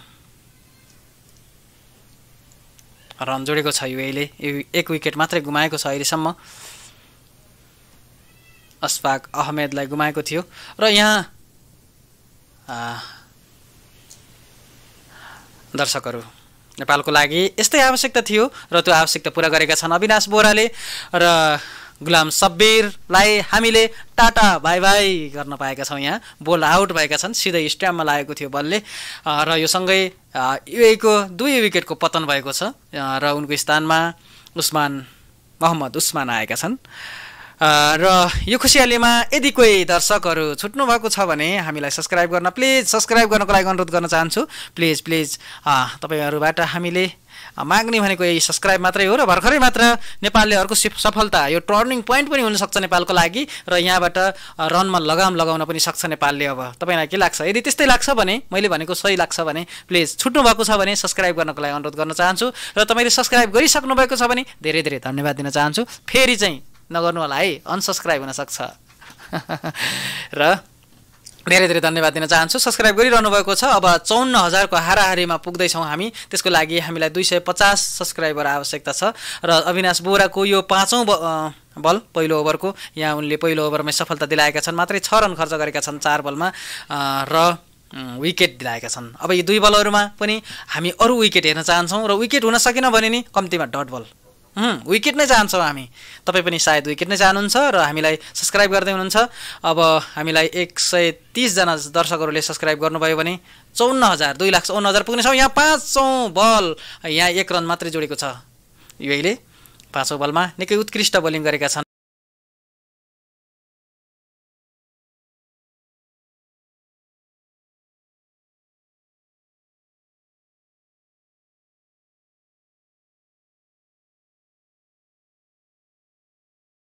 भन्नुपर्छ अविनाशले मात्र एउटा बाउन्ड्री खाएका थिए। यद्यपि 1 विकेट, बिग विकेट भन्नुपर्छ, गुलाम सब्बिर जसले ठुला हिट गरिरहेका थिए उनलाई आउट गरिसकेका छन्। र अन्तिम बल यो 5औं ओभर पनि हो। यो यो अन्तिम बल पनि छ। यो बल गएसँगै आधा ओभरको समाप्ति पनि हुनेछ र 100 जना दर्शकहरूको आवश्यकता छ हामीलाई अब 2,54,000 पुग्नको लागि। र अन्तिम बल अविनाश बोहराको पहिलो ओभरको अन्तिम बल मात्रै 7 रन खर्च गरेका छन्। एउटा महत्त्वपूर्ण विकेट पनि दिलाएका छन्। यहाँ अर्को विकेटको आवश्यकता छ शैमान अनवरको। शैमान अनवरलाई हान्दैछन् र यहाँ रोकेका छन् र कुनै पनि रन छैन यहाँ र ओभरको समाप्ति आधा इनिङ सकिएको छ। 5 ओभरको खेल सकिएको छ। 10 ओभरको खेल मात्रै चलिरहेको छ। तपाईहरू सप्तरङ्गी संसारमा लाइभ खेल हेर्दै हुनुहुन्छ युएई र नेपालको बीचमा र यो T20 सिरिजको अन्तिम खेल पनि हो र निर्णायक खेल पनि हो। नेपालले 1 म्याच जितेको छ, युएईले 1 म्याच जितेको छ र आजको म्याच जसले जित्छ उसैले यो सिरिज आफ्नो नाममा गराउनेछ र हामी नेपालले आफ्नो नाममा गराउनेछ भन्ने पर्खाइमा छौँ र नेपालले जितेसँगै एउटा ऐतिहासिक जित पनि हुनेछ नेपालको। किनभने नेपालले खेलेका सिरिज जुन 2वटा सिरिज खेल्न त नेपालले 3वटा सिरिज खेलि नै सकेको छ र एउटा विशेष गरेर हङकङ र नेदरल्यान्ड विरुद्धका सिरिजहरू नेपालले गुमाएको थियो र यो सिरिज नेपालले आफ्नो पक्षमा अवश्य पनि पार्नेछ। सन्दीप लामिछानेलाई देखिरहेको छु मैले बलिङमा। पहिलो ओभरमा केही महँगो भएका थिए, 20 रन खर्च गरेका थिए, कुनै विकेट लिन सकेका थिएनन् र त्यसको भरपाई अब गर्नेछन् अवश्य पनि। हामी पर्खाइमा छौँ र 32 बलमा 48 रन आवश्यकता छ। विकेटको समस्या छैन युएईलाई, 8 विकेट उसको हातमा छ।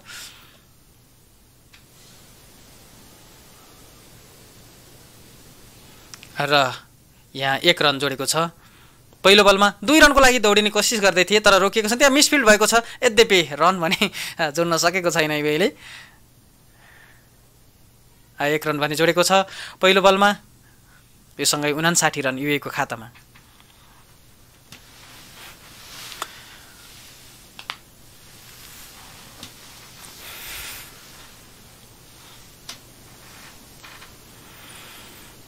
र दोस्रो बल शैमान अनवरको लागि सन्दीप लामिछाने। दोस्रो ओभरको दोस्रो बल र यहाँ ग्यापमा खेलेका छन् र त्यहाँ 1 रनको लागि फेरि पनि 1 रन दिएका छन् दोस्रो बलमा पनि। तेस्रो बलको पर्खाइमा छौँ हामी।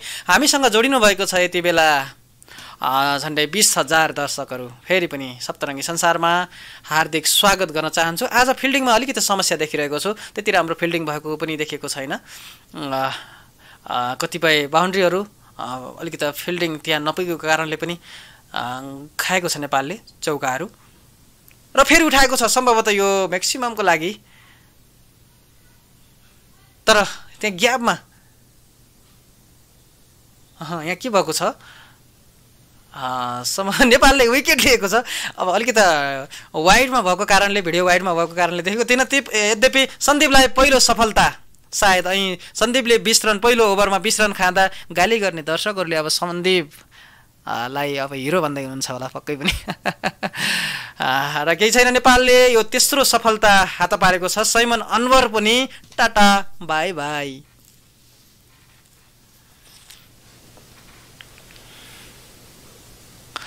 सुशनजीले फेरि पनि सुशन सरगमजीले लेख्नुभएको कमेन्ट म यहाँ पढ्न गइरहेको छु। खेलाडी हाम्रो गहना हो, इज्जत गर्न सिक मूर्ख मनुष्य। ठिक छ, उहाँको कमेन्ट मैले पढिहालेँ। एकदमै हामी खेलाडीहरू हारमा पनि रमाउन सिक्नुपर्छ, तब मात्रै हामीलाई हारले पीडा दिँदैन। यति मात्रै भन्न चाहे। सफलता मिलेको छ नेपाललाई, तेस्रो सफलता। अब भने शैमान अनवर को विकेट भनेको थिएँ। शैमान अनवरको विकेट नभएर त्यहाँ विकेट मोहम्मद उस्मानको थियो र मोहम्मद उस्मान आउट भइसकेका छन् र मोहम्मद बुटा आएका छन्। अब मोहम्मद बुटा र शैमान अनवरको बिचमा यो पार्टनरसिपलाई अब तोडिहाल्नु पर्ने हुन्छ। पार्टनरसिप खडा गर्न दिनु हुँदैन र यहाँ विकेटको अपिल गरेका छन्।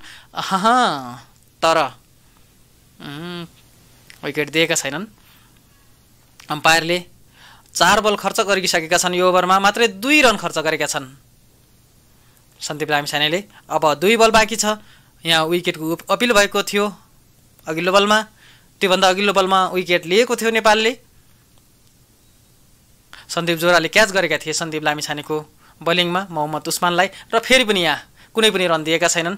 लगातार डट, पहिलो बलमा 1 रन, दोस्रो बलमा 1 रन, तेस्रो बलमा विकेट, चौथो बलमा डट बल, त्यसै गरी पाँचौं बलमा पनि डट बल, अन्तिम बल बाँकी रहेको छ। हामी चाहन्छौँ त्यहाँ विकेट, त्यो पनि सैमन अनवरको, जसले 13 बलमा 19 रन बनाएर खेलिरहेका छन्।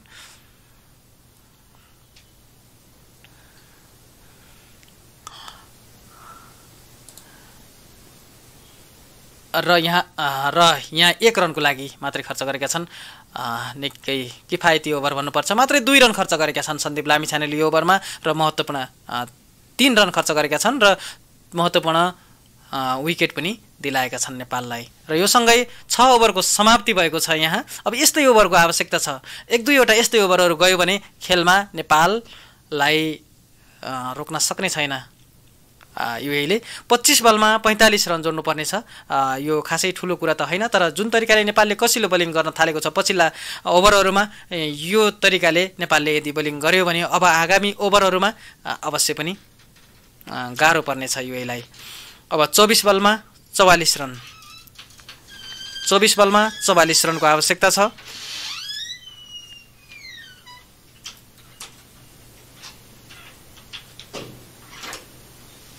बलमा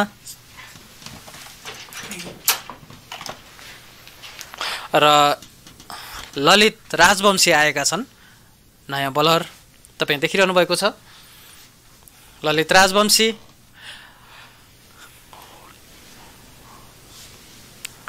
61 रन जोडेको छ युएईले 3 विकेटको क्षतिमा।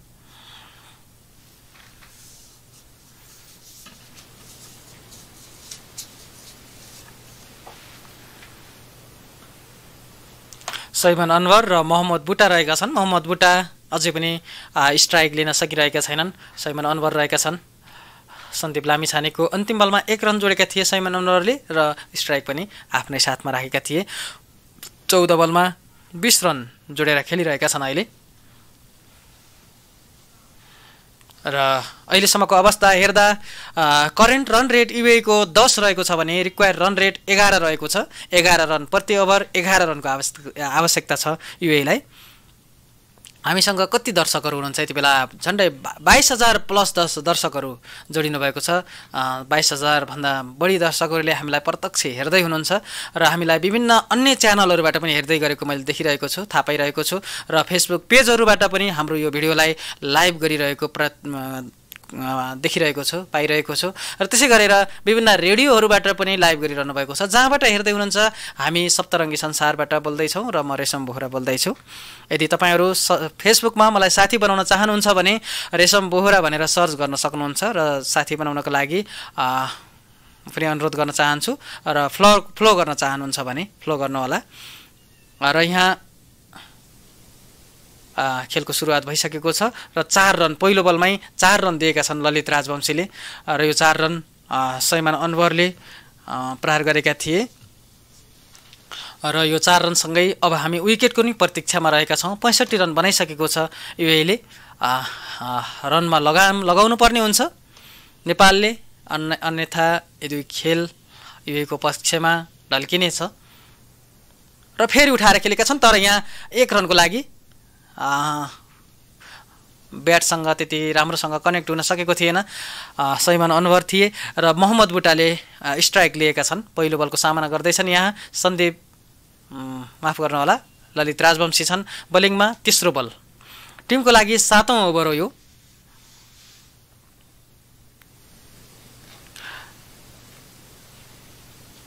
र यहाँ उठाएका छन् र सम्भवतः यहाँ फिल्डर छन् र रोक्ने छन् बललाई र 1 रनको लागि फेरि पनि 1 रन युएईले जोडेको छ। यो सँगै 67 रन 3 विकेटको क्षतिमा नेपालले छिटोभन्दा छिटो विकेट लिनुपर्ने हुन्छ। विकेट प्रचुर मात्रामा छ, 7 विकेट छ युएईसँग अझै पनि। खेलमा फर्किनको लागि भटाभट विकेटको आवश्यकता छ। यो ओभरमा 3 बलमा 6 रन खर्च गरिसकेको छ। प्रत्येक ओभरमा 11 रनको आवश्यकता छ युएईलाई।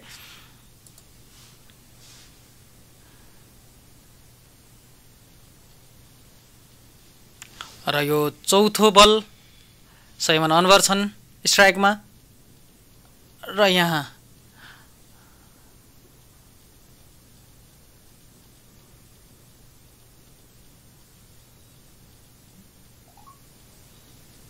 फेरि 4 रन गएको छ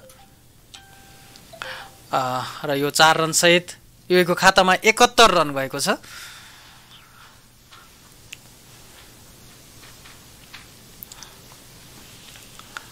यो ओभरमा नेपालले 10 रन खर्च गरिसकेको छ। अझै पनि 2 बल बाँकी छ।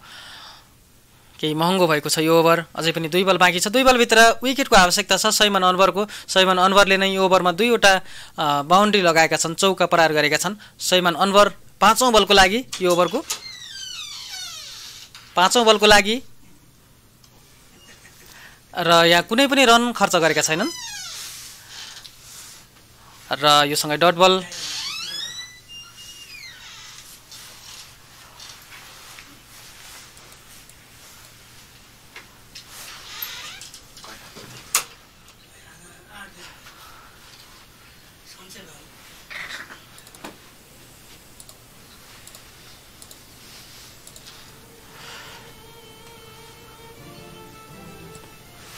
र ओभरको समाप्ति भएको छ। 72 रन UAE 3 विकेटको क्षतिमा। 7 ओभरको पनि समाप्ति भएको छ। अबै पनि 3 ओभरको खेल बाँकी रहेको छ। 3 ओभरभित्र नेपालले कति विकेट लिन सक्छ, अर्थात् 3 ओभर 18 बलभित्र 33 रनको आवश्यकता छ UAE लाई।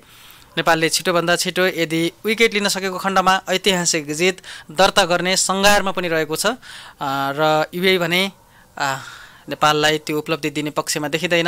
अहिलेसम्ममा 3 विकेट गुमाएको छ, 72 रन जोडेको छ मात्रै 7 ओभरमा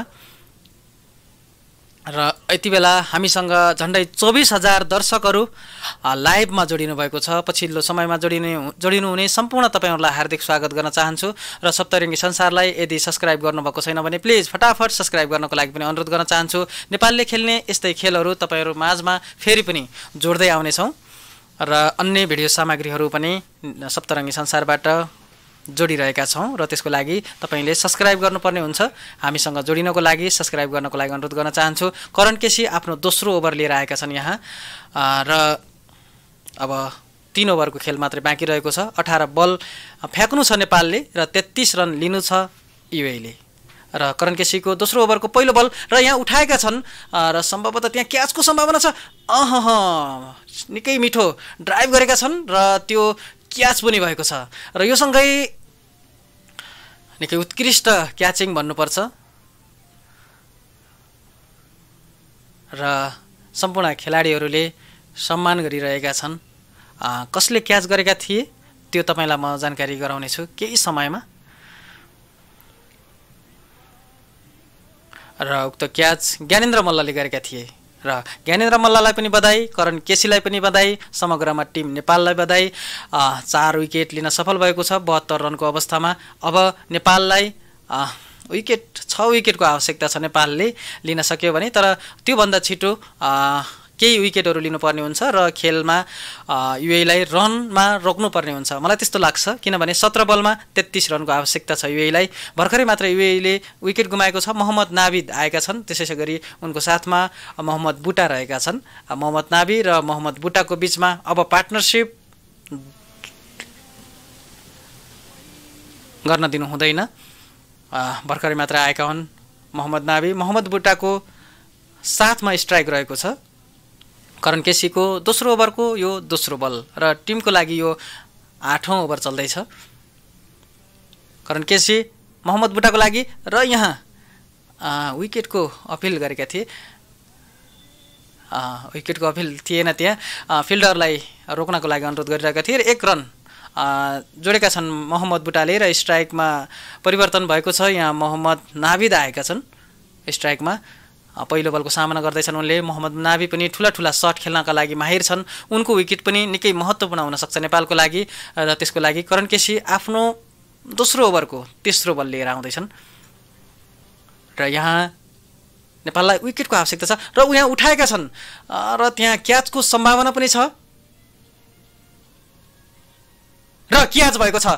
यो सँगै अर्को विकेट मोहम्मद नाबी जुन बिग हिटर पनि हुन्, उनी पनि नेपालको तर्फबाट टाटा बाई बाई भइसकेका छन् र नेपाललाई अब भने खेलतर्फ नेपाल लगभग पुरै फर्किसकेको अनुभूति दिइसकेको छ। निकै इन्जोय गरिरहेका छन् खेलाडीहरूले। यो विकेटको निकै ठुलो विकेट पनि थियो, लगातार विकेट पनि लिन सफल भएको छ। भर्खरै मात्र शैमान अनवरको विकेट दिलाएका थिए पहिलो बलमा। दोस्रो बलमा मोहम्मद बुटाले 1 रन लिएर स्ट्राइकमा मोहम्मद नाभिदलाई लिएका थिए र मोहम्मद नाभि भर्खरै मात्रै फेरि क्याच आउट भएका छन् र आउट भइसकेका छन् र उनको विकेट लिएका छन् करण केसीले र क्याच गरेका थिए र क्याच कसले गरेका थिए म एकैछिनपछि तपाईँलाई बताउन गइरहेको छु। र यति बेला हामीसँग जोडिनु भएको छ 26,000 को हाराहारीमा दर्शकहरू जोडिनु भएको छ। पछिल्लो समयमा जोडिने सम्पूर्ण तपाईँहरूलाई हार्दिक स्वागत गर्न चाहन्छु। धेरै धेरै बधाई दिँदै हुनुहुन्छ तपाईँहरू पनि, हामी पनि हाम्रो तर्फबाट तपाईँहरूको तर्फबाट समग्रमा बधाई दिँदैछौँ। र त्यहाँ पवन सराफले क्याच गरेका थिए मोहम्मद नाभिदलाई करण केसीको बलमा। यो सँगै 5औं विकेटको पतन भएको छ र रिजवान सिपी उनी पनि निकै खतरनाक ब्याट्सम्यान हुन्, हामी चिन्दछौँ उनलाई। मोहम्मद बुटाको साथमा स्ट्राइक आएको छ। यो चौथो बलको लागि अब 15 बलको मात्रै खेल बाँकी रहेको छ।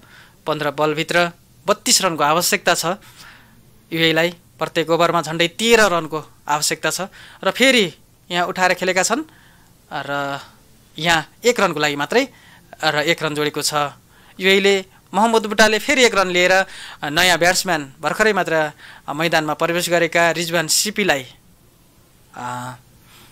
स्ट्राइकमा पठाएका छन्। स्ट्राइकमा आएका छन् रिजवान सिपी, उनको पनि विकेटको आवश्यकता छ। यो ओभरमा हामी एउटा नयाँ रेकर्ड पनि हेर्न चाहन्छौँ। पहिलो बलमा विकेट, दोस्रोमा 1 रन, तेस्रोमा विकेट, चौथोमा 1 रन, फेरि 5औँमा विकेट, त्यो हेर्न चाहन्छौँ। र त्यसको लागि करण केसी आफ्नो 5औँ बल लिएर आउँदैछन् रिजवान सिपीको लागि। 5औँ बल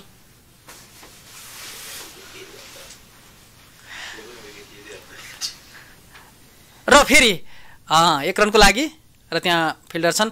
विकेट हुन सकेन, यद्यपि 1 रनमा चित्त बुझाएको छ। विकेटमा लगाम लागेको छ भन्न सकिन्छ। यहाँ विकेट माफ गर्नु होला, रनमा चाहिँ लगाम लागेको छ। यहाँ मात्रै सिङ्गलले अब काम गर्दैन। झन्डै प्रत्येक ओभरमा 13.5 रनको आवश्यकता छ र त्यसको लागि युएलाई गाह्रो पर्न सक्छ अब भने, किनभने 13 बलमा युएले जोड्नुपर्ने हुन्छ 30 रन। ठुला सटहरू दिनु हुँदैन नेपालले, अलिकति समयमित भएर बोलिङ गर्नुपर्ने हुन्छ। र यहाँ अन्तिम बल ओभरको र यहाँ ग्यापमा खेलेका छन् 1 रनको लागि। यो सहित ओभरको समाप्ति। यो ओभरमा नेपालले 4 रन खर्च गरेको छ भने महत्त्वपूर्ण 2 विकेटहरू लिएको छ। यो सँगै करण केसीको ओभरको पनि समाप्ति भएको छ र 8 ओभरको समाप्ति अब रहेको छ 2 ओभरको खेल। अब 2 ओभरमा 12 बलमा 29 रन युएलाई आवश्यक छ। र एकपटक म तपाईँहरूलाई अनुरोध गर्न चाहन्छु, फेरि सब्सक्राइब गर्न छुट्नु भएको छ भने प्लिज सब्सक्राइब गर्नको लागि अनुरोध गर्न चाहन्छु। हामीलाई अब 550 दर्शकहरूले यदि सब्सक्राइब गर्नुभयो भने 2,55,000 पुग्नेछौँ। प्लिज यो 2,55,000 आजै पुर्याउनु छ। त्यसकारणले तपाईँ जो जति छुट्नु भएको छ प्लिज कृपया हामीलाई सब्सक्राइब गर्नुहोला र गर्दै हुनुहुन्छ। धेरै धेरै धन्यवाद दिन चाहन्छौँ। अब 500 जना मात्रै दर्शकहरू आवश्यक हुनुहुन्छ र हाम्रो च्यानललाई सब्सक्राइब गर्नुहोला। यो सब्सक्राइब सँगै हामी जिततर्फ पनि उन्मुख भएको आभास मिलिरहेको छ। र अविनाश बोहरा आफ्नो दोस्रो ओभर लिएर आएका छन्। पहिलो ओभरमा 1 विकेट लिएका थिए, मात्रै 7 रन खर्च गरेका थिए। त्यस्तै ओभरको आवश्यकता छ यहाँ, त्यस्तै उत्कृष्ट ओभरको आवश्यकता छ यहाँ। अविनाश बोहरा आएका छन् आफ्नो दोस्रो ओभर लिएर।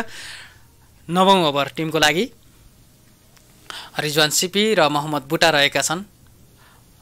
भर्खरै मात्र आएका हुन् रिजवान सिपी। मोहम्मद बुटा केही समय लिए पनि धेरै बलको सामना गरेका छैनन्। 4 बलको सामना गरेका छन् अहिलेसम्म र 3 रन जोडेका छन्। मोहम्मद बुटाको लागि अविनाश बोहराको दोस्रो ओभरको पहिलो बल र यहाँ उठाएर खेलेका छन्। सम्भवतः त्यहाँ फिल्डर छन्, तर त्यहाँ 2 रन भने जोड्न सफल भएको छ युए। र 27,000 दर्शकहरू हामीसँग लाइभमा जोडिनु भएको छ र हाम्रो सप्तरङ्गी संसारमा लाइभ हेर्ने 27,000 दर्शकहरू हुनुहुन्छ भने हाम्रो यो लाइभ अन्य ठाउँबाट पनि कपी भएको हामीले प्राप्त गरेका छौँ जानकारी र अन्य ठाउँबाट पनि हेर्दै हुनुहुन्छ जहाँबाट हेर्दै हुनुहुन्छ सप्तरङ्गी संसारबाट हेर्दै हुनुहुन्छ सप्तरङ्गी संसारको र यहाँ उठाएर खेलेका छन् ग्यापमा सम्भवतः यहाँ 4 रनको लागि यहाँ बाउन्ड्री गएको छ केही समयपछि यो बाउन्ड्री मोहम्मद बुटाले प्रहार गरेका छन् र यस्ता बाउन्ड्रीहरू अब रोक्नुपर्ने हुन्छ अलिकति समयमित हुनुपर्ने हुन्छ 6 रन 2 बलमा 6 रन दिइसकेको छ नेपालले प्रत्येक ओभरमा झन्डै 14.5 रनको आवश्यकता पनि छ यो रोक्नुपर्ने हुन्छ 2 बलमा 6 रन खर्च गरेका छन् अब यो तेस्रो बल मोहम्मद बुटा छन् मोहम्मद बुटाको जरा काट्नुपर्ने हुन्छ जस्तो लाग्छ हामीलाई र यहाँ डट खेलेका छन् कुनै रन दिएका छैनन् यहाँ अझै 3 बल बाँकी नै रहेको छ मलाई फेसबुकमा फ्लो गर्नको लागि रिक्वेस्ट गरिरहनु भएको छ धेरै धेरै धन्यवाद दिन चाहन्छु म सप्तरङ्गी संसारबाट बोल्दैछु रेशम बोहरा यदि मलाई फेसबुकमा फ्लो गर्न चाहनुहुन्छ भने यहाँ उठाएका छन् र सम्भवतः यहाँ क्याचको पनि सम्भावना रहेको छ धेरै हाइटमा गएको छ बल र क्याचको सम्भावना तर त्यहाँ क्याच भएको छैन सम्भवतः क्याच ड्रप भएको हुन सक्छ र 1-2 रन जोडेको छ युएले फेरि यहाँ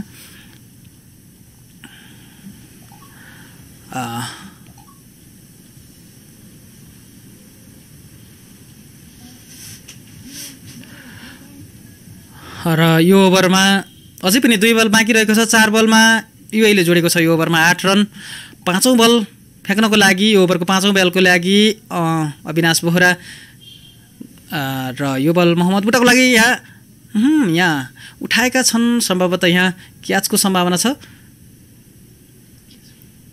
र क्याच र यो सँगै 6औं सफलता नेपालको लागि मोहम्मद बुटा अलिकति खतरा बन्ने हुन् कि भनेर उनले लगभग घन्टी बजाउन थालेका थिए तर त्यो घन्टी अब फुटिसकेको छ अब बज्दैन त्यो घन्टी मोहम्मद बुटालाई पनि हामीले जरा काटिसकेका छौँ र ढलाइसकेका छौँ अर्थात् यो ढलाउने काम अविनाश बोहराले गरेका थिए र त्यो क्याच गर्ने काम कसले गरेको थियो म तपाईलाई जानकारी गराउनेछु र यो जानकारी गराउनुभन्दा अगाडि हामीले मोहम्मद बुटालाई पनि टाटा बाई बाई गरिसकेका छौँ र क्याच गरेका थिए त्यहाँ र त्यो क्याच कसले गरेको थियो अब लगभग नेपाल ऐतिहासिक मोडतर्फ प्रवेश गरिसकेको छ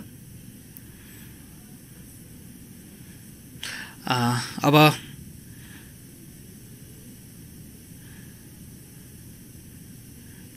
यो क्याच कसले गरेको थियो त्यो जानकारी गराउन लागिरहेको छु यद्यपि जानकारी प्राप्त गर्न सकिरहेको छैन मैले केही समयपछि तपाईलाई उक्त जानकारी गराउने नै छु र अन्तिम बल मात्रै बाँकी रहेको छ अविनाश बोहराको यहाँ यो ओभरको 9औं ओभर चलिरहेको छ 1 ओभर अझै पनि बाँकी छ 7 बलको खेल बाँकी रहेको छ अझै र ज्ञानेन्द्र मल्लले क्याच गरेका थिए फेरि पनि ज्ञानेन्द्र मल्लले क्याच गरेका छन् आज ज्ञानेन्द्र मल्लले 2वटा क्याच गरेको देखेका छौँ हामीले र फेरि यो अन्तिम बल अविनाश बोहराको यो ओभरको र यहाँ र कुनै 1 रन चाहिँ जोडेको छ यहाँ र यो 1 रन सहित ओभरको समाप्ति 9औं ओभरको समाप्तिमा 85 रन युएको खातामा 6 विकेटको क्षतिमा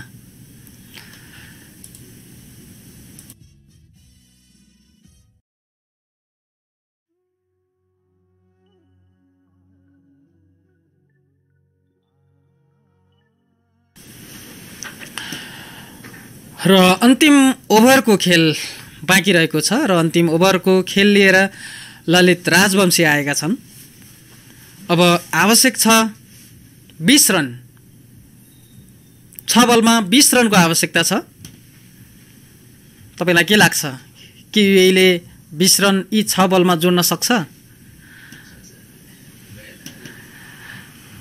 मलाई त्यस्तो लाग्दैन नेपाल अब ऐतिहासिक मोडतर्फ उन्मुख भइरहेको छ र तपाईलाई पनि त्यस्तै लाग्छ भने सप्तरङ्गी संसारलाई सब्सक्राइब गर्नको लागि अनुरोध गर्न चाहन्छु र यति बेला हामी 2,55,000 सब्सक्राइबरको धनी भएका छौँ र जिम्मेवारी थप भएको महसुस पनि गरेका छौँ। यो सङ्ख्यालाई अझै बढाउनको लागि अनुरोध गर्न चाहन्छु जो जति छुट्नु भएको छ र भिडियोलाई लाइक पनि गर्नुहोला। अहिलेसम्मको नेपालको प्रदर्शन तपाईँलाई उत्कृष्ट लागेको छ भने धेरै र यहाँ पहिलो बलमा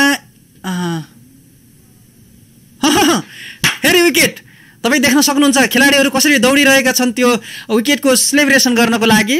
निकै उत्कृष्ट क्याचिङ भन्नुपर्छ, निकै उत्कृष्ट क्याचिङ। यो क्याचिङलाई हामी यहाँबाट पनि हार्दिक सम्मान गर्न चाहन्छौँ, स्याल्युट व्यक्त गर्न चाहन्छौँ यहाँबाट पनि। सायद तपाईँ पनि त्यही भन्दै हुनुहुन्छ होला। निकै उत्कृष्ट क्याचिङ भन्नुपर्छ, बााउन्ड्री लाइनबाट क्याचिङ भएका छन् र यो सँगै 7औं विकेट गुमाएको छ र ललित राजवंशीलाई पनि विकेटको सफलता। र यो कसले क्याच गरेको छ विकेट म तपाईँलाई बताउनेछु। निकै उत्कृष्ट क्याच थियो, बााउन्ड्री लाइन नेरैबाट क्याच गरेका थिए र यो सँगै 7औं विकेट गुमाएको छ युएईले र हारतर्फ उन्मुख भएको छ।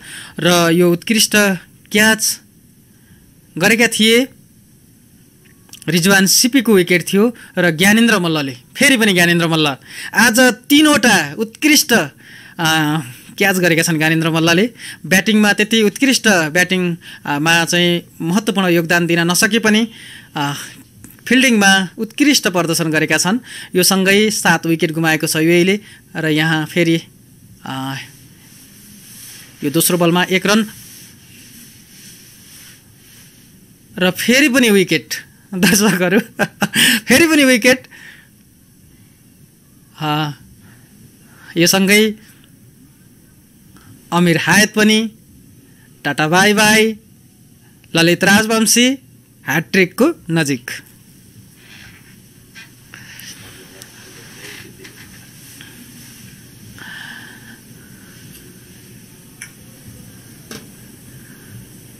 सुल्तान अहमेद रहेका छन् र सुल्तान अहमेदको पनि विकेट लिन सकेको खण्डमा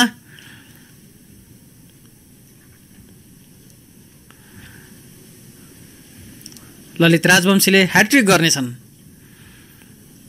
र दर्शकहरूलाई हाम्रो सप्तरङ्गी संसारलाई यही अलिकति ग्याबिङको अवस्थामा सब्सक्राइब नगर्नुभएका तपाईँहरू छुट्नुभएका कोही हुनुहुन्छ भने सब्सक्राइब गर्नका लागि अनुरोध गर्न चाहन्छु। नेपालले खेल्ने आगामी खेलहरू पनि हामी यसै गरी लाइभ गर्नेछौँ, त्यसको लागि सब्सक्राइब गर्नुहोला र नजिकै रहेको बेल आइकनलाई पनि थिच्नुहोला।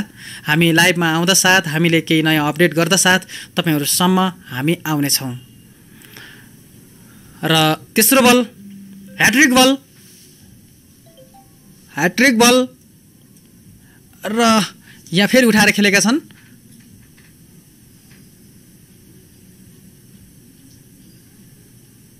दुई रन पुरा गरेको छ, यहाँ ह्याट्रिक हुन सकेको छैन। यद्यपि 2 रन युएको खातामा, यो सँगै 87 रन 8 विकेटको क्षतिमा। अझै 3 बल बाँकी रहेको छ र 3 बलमा 18 रन जोड्नुपर्ने हुन्छ युएईले। यसको मतलब 3वटै म्याक्सिमम प्रहार गर्नुपर्ने हुन्छ र यो सँगै यहाँ यदि नेपाल र यो 2 रन फेरि पनि जोडेको छ। अब 2 बलमा 16 रन। यदि गलत बलिङ गरेनन् भने अर्थात् वाइड नो बलहरू फालेनन् भने नेपालले ऐतिहासिक जित दर्ता गरिसकेको छ। नेपालले पहिलो T20 सिरिज जितेको छ हामी घोषणा गर्न चाहन्छौँ।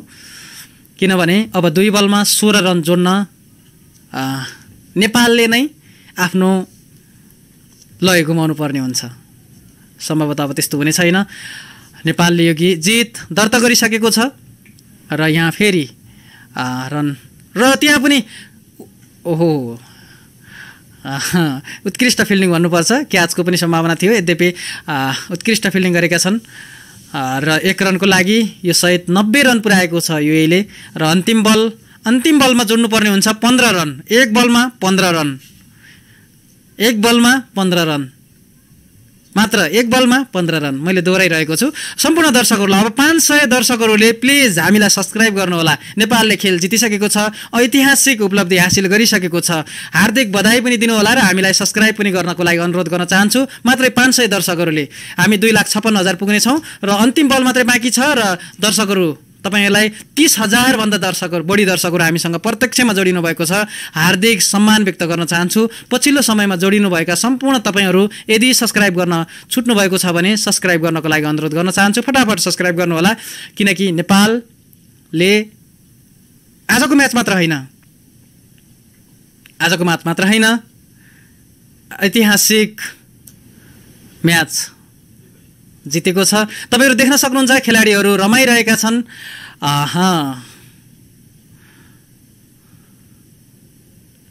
तपाई पनि अवश्य पनि खुसी हुनुहुन्छ। बधाई छ टिम नेपाललाई, सम्पूर्ण खेलाडीहरूलाई। तपाई पनि हामीसँग जोडिनुभएका सम्पूर्ण 30,000 दर्शकहरूलाई सप्तरङ्गी संसारमा हार्दिक स्वागत सँगै अब लगभग बिदा पनि हुने बेला भएको छ।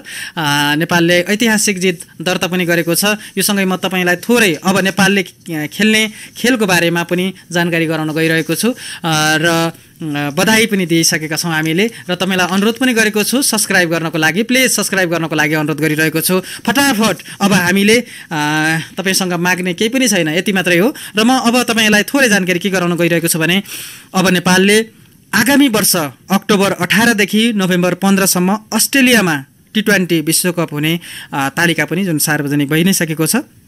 त्यसको लागि 2 समूहमा विभाजित तालिकाको समूह ए मा घरेलु टोली अस्ट्रेलियासँगै defending champion West Indies, Pakistan र न्युजिल्यान्ड छन् भने समूहका 2 बाँकी टिम छनौट चरणबाट आउन बाँकी रहेका छन् र त्यो छनौट चरण अब नेपाल लगायत देशहरूले खेल्न छ। त्यो केही समयपछि म बताउने छु। र यस्तै समूह बी मा भने भारत, इङ्ल्यान्ड, दक्षिण अफ्रिका र अफगानिस्तान रहेका छन्। यो समूहमा पनि 2 टिम छनौट चरणबाट आउनेछन्। त्यसैगरी करिब 1 महिनासम्म हुने प्रतियोगितामा 16 देशले सहभागिता जनाउनेछन् र 7 वटा विभिन्न मैदानमा 45 वटा खेल हुनेछन् विश्वकपका। त्यसैगरी सन् 2018 को डिसेम्बर अन्तिमसम्म ICC T20 अन्तर्राष्ट्रिय वरियताको शीर्ष 8 मा रहने टोलीले सिधै सुपर 12 मा सहभागिता जनाउने हुन् र जसमा पाकिस्तान, भारत, इङ्ल्यान्ड, अस्ट्रेलिया, दक्षिण अफ्रिका, न्युजिल्यान्ड, वेस्ट इन्डिज र अफगानिस्तान सोझै प्रतियोगिताको टप 12 मा प्रवेश गरिसकेका छन्। वरियताको 9औं स्थानमा रहेको श्रीलङ्का र 10औं नम्बरमा रहेको बङ्गलादेश समूह ए र बी का लागि पहिलो चरणको छनौट पार गर्नुपर्ने हुन्छ। त्यसैगरी बङ्गलादेश र श्रीलङ्का सहित बाँकी 4 टिमको फैसला छनौट खेलेपछि टुङ्गो लाग्नेछ। समूह चरणमा उनीहरूले 6 टोलीसँग प्रतिस्पर्धा गर्नुपर्ने हुन्छ। यी 6 टोलीको टुङ्गो यही वर्ष क्वालिफायरबाट तय हुनेछ। समूह चरणबाट 8 मध्ये 4 टोलीले सुपर 12 मा प्रवेश पाउनेछन्। अब नेपालको सम्भावना कति छ त T20 विश्वकप खेल्ने, त्यो पनि तपाईहरुलाई जानकारी दिन गइरहेका छौं। सन् 2020 मा अस्ट्रेलियामा आयोजना हुने T20 विश्वकपमा नेपालले पनि खेल्न सक्छ, तर यसको यात्रा केही कठिन भने छ। तर जुन लयमा नेपाल पछिल्लो समयमा देखिएको छ, अवश्य पनि त्यो कठिन पनि भन्न मिल्दैन। उपक्षेत्रीय छनौटमा च्याम्पियन भएको नेपालले पूर्वी र पश्चिमी क्षेत्रबाट आएका शीर्ष 3 टोलीसँग क्षेत्रीय छनौट खेल्नेछ अब। र क्षेत्रीय छनौट प्रतियोगिताबाट विजेता र उपविजेताले ग्लोबल छनौट प्रतियोगिताको लागि टिकट पाउनेछन्। ग्लोबल छनौट अर्थात् विश्वकप छनौटका लागि विभिन्न क्षेत्रबाट आएका 14 टोलीहरू त्यहाँ रहनेछन् र यी 14 देशमध्ये शीर्ष 6 स्थानमा रहने टोलीले अस्ट्रेलियामा हुने T20 विश्वकपको लागि टिकट काट्नेछन्। विभिन्न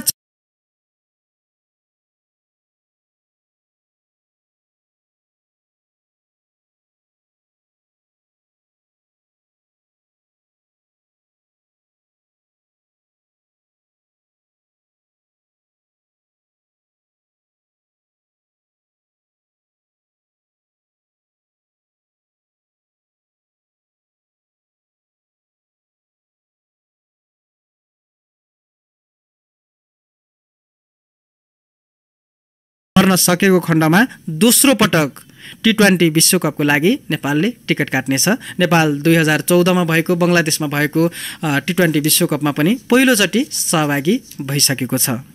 यो जानकारी पनि तपाईहरुलाई गराइसकेको छु। अझै पनि झन्डै 16,000 दर्शकहरू हामीसँगै जोडिनु भएको छ र यो भन्दै गर्दा हामीलाई सब्स्क्राइब गर्ने दर्शकहरूको संख्या पनि 2,56,000 प्लस भइसकेको छ। आज नेपालले ऐतिहासिक जित दर्ता गरेको छ, हामीले बताइसकेका छौं। खेल समाप्त भइसकेको छ। सेम नतिजा जुन वान डे इन्टरनेसनलको पहिलो सिरिजमा थियो त्यस्तै नतिजा फेरि यो T20 इन्टरनेसनलमा पनि इन्टरनेसनल सिरिजमा पनि युए विरुद्ध नेपालले कायम गरेको छ। वान डेमा पनि पहिलो म्याच हारेको थियो, दोस्रो र तेस्रो जितेको थियो र सिरिज आफ्नो नाममा पारेको थियो। त्यसैगरी T20 मा पनि पहिलो हारेको थियो, त्यसैगरी दोस्रो र तेस्रो नेपालले आफ्नो पक्षमा पारेको छ र सिरिज आफ्नो पक्षमा पारेको छ। नेपालले युए विरुद्ध खेलेका दुवै सिरिज जितेको छ। समग्रमा 6 म्याच खेलेको छ र 6 म्याच मध्ये 2 म्याच गुमाएको छ भने 4 म्याच जितेको छ। दर्शकहरू कोही अझै पनि छुट्नु भएको छ भने सप्तरङ्गी संसारलाई सब्स्क्राइब गर्नको लागि अनुरोध गर्छु अन्तिममा र भिडियोलाई लाइक गर्न चाहन्छु र म भने कमेन्ट्री मार्फत बिदा हुन चाहन्छु। अन्य भिडियो सामग्री मार्फत तपाईहरु माझमा जोडिराख्ने बाचासहित नेपालले खेल्ने अन्य खेलहरू जुन अन्तर्राष्ट्रिय स्तरका खेलहरू हुन्छन् ती खेलको यसैगरी लाइभमा आउने प्रण गर्दै आजको लागि भने तपाईहरुबाट म पनि बिदा हुन चाहन्छु। हस्त नमस्कार, बाई बाई।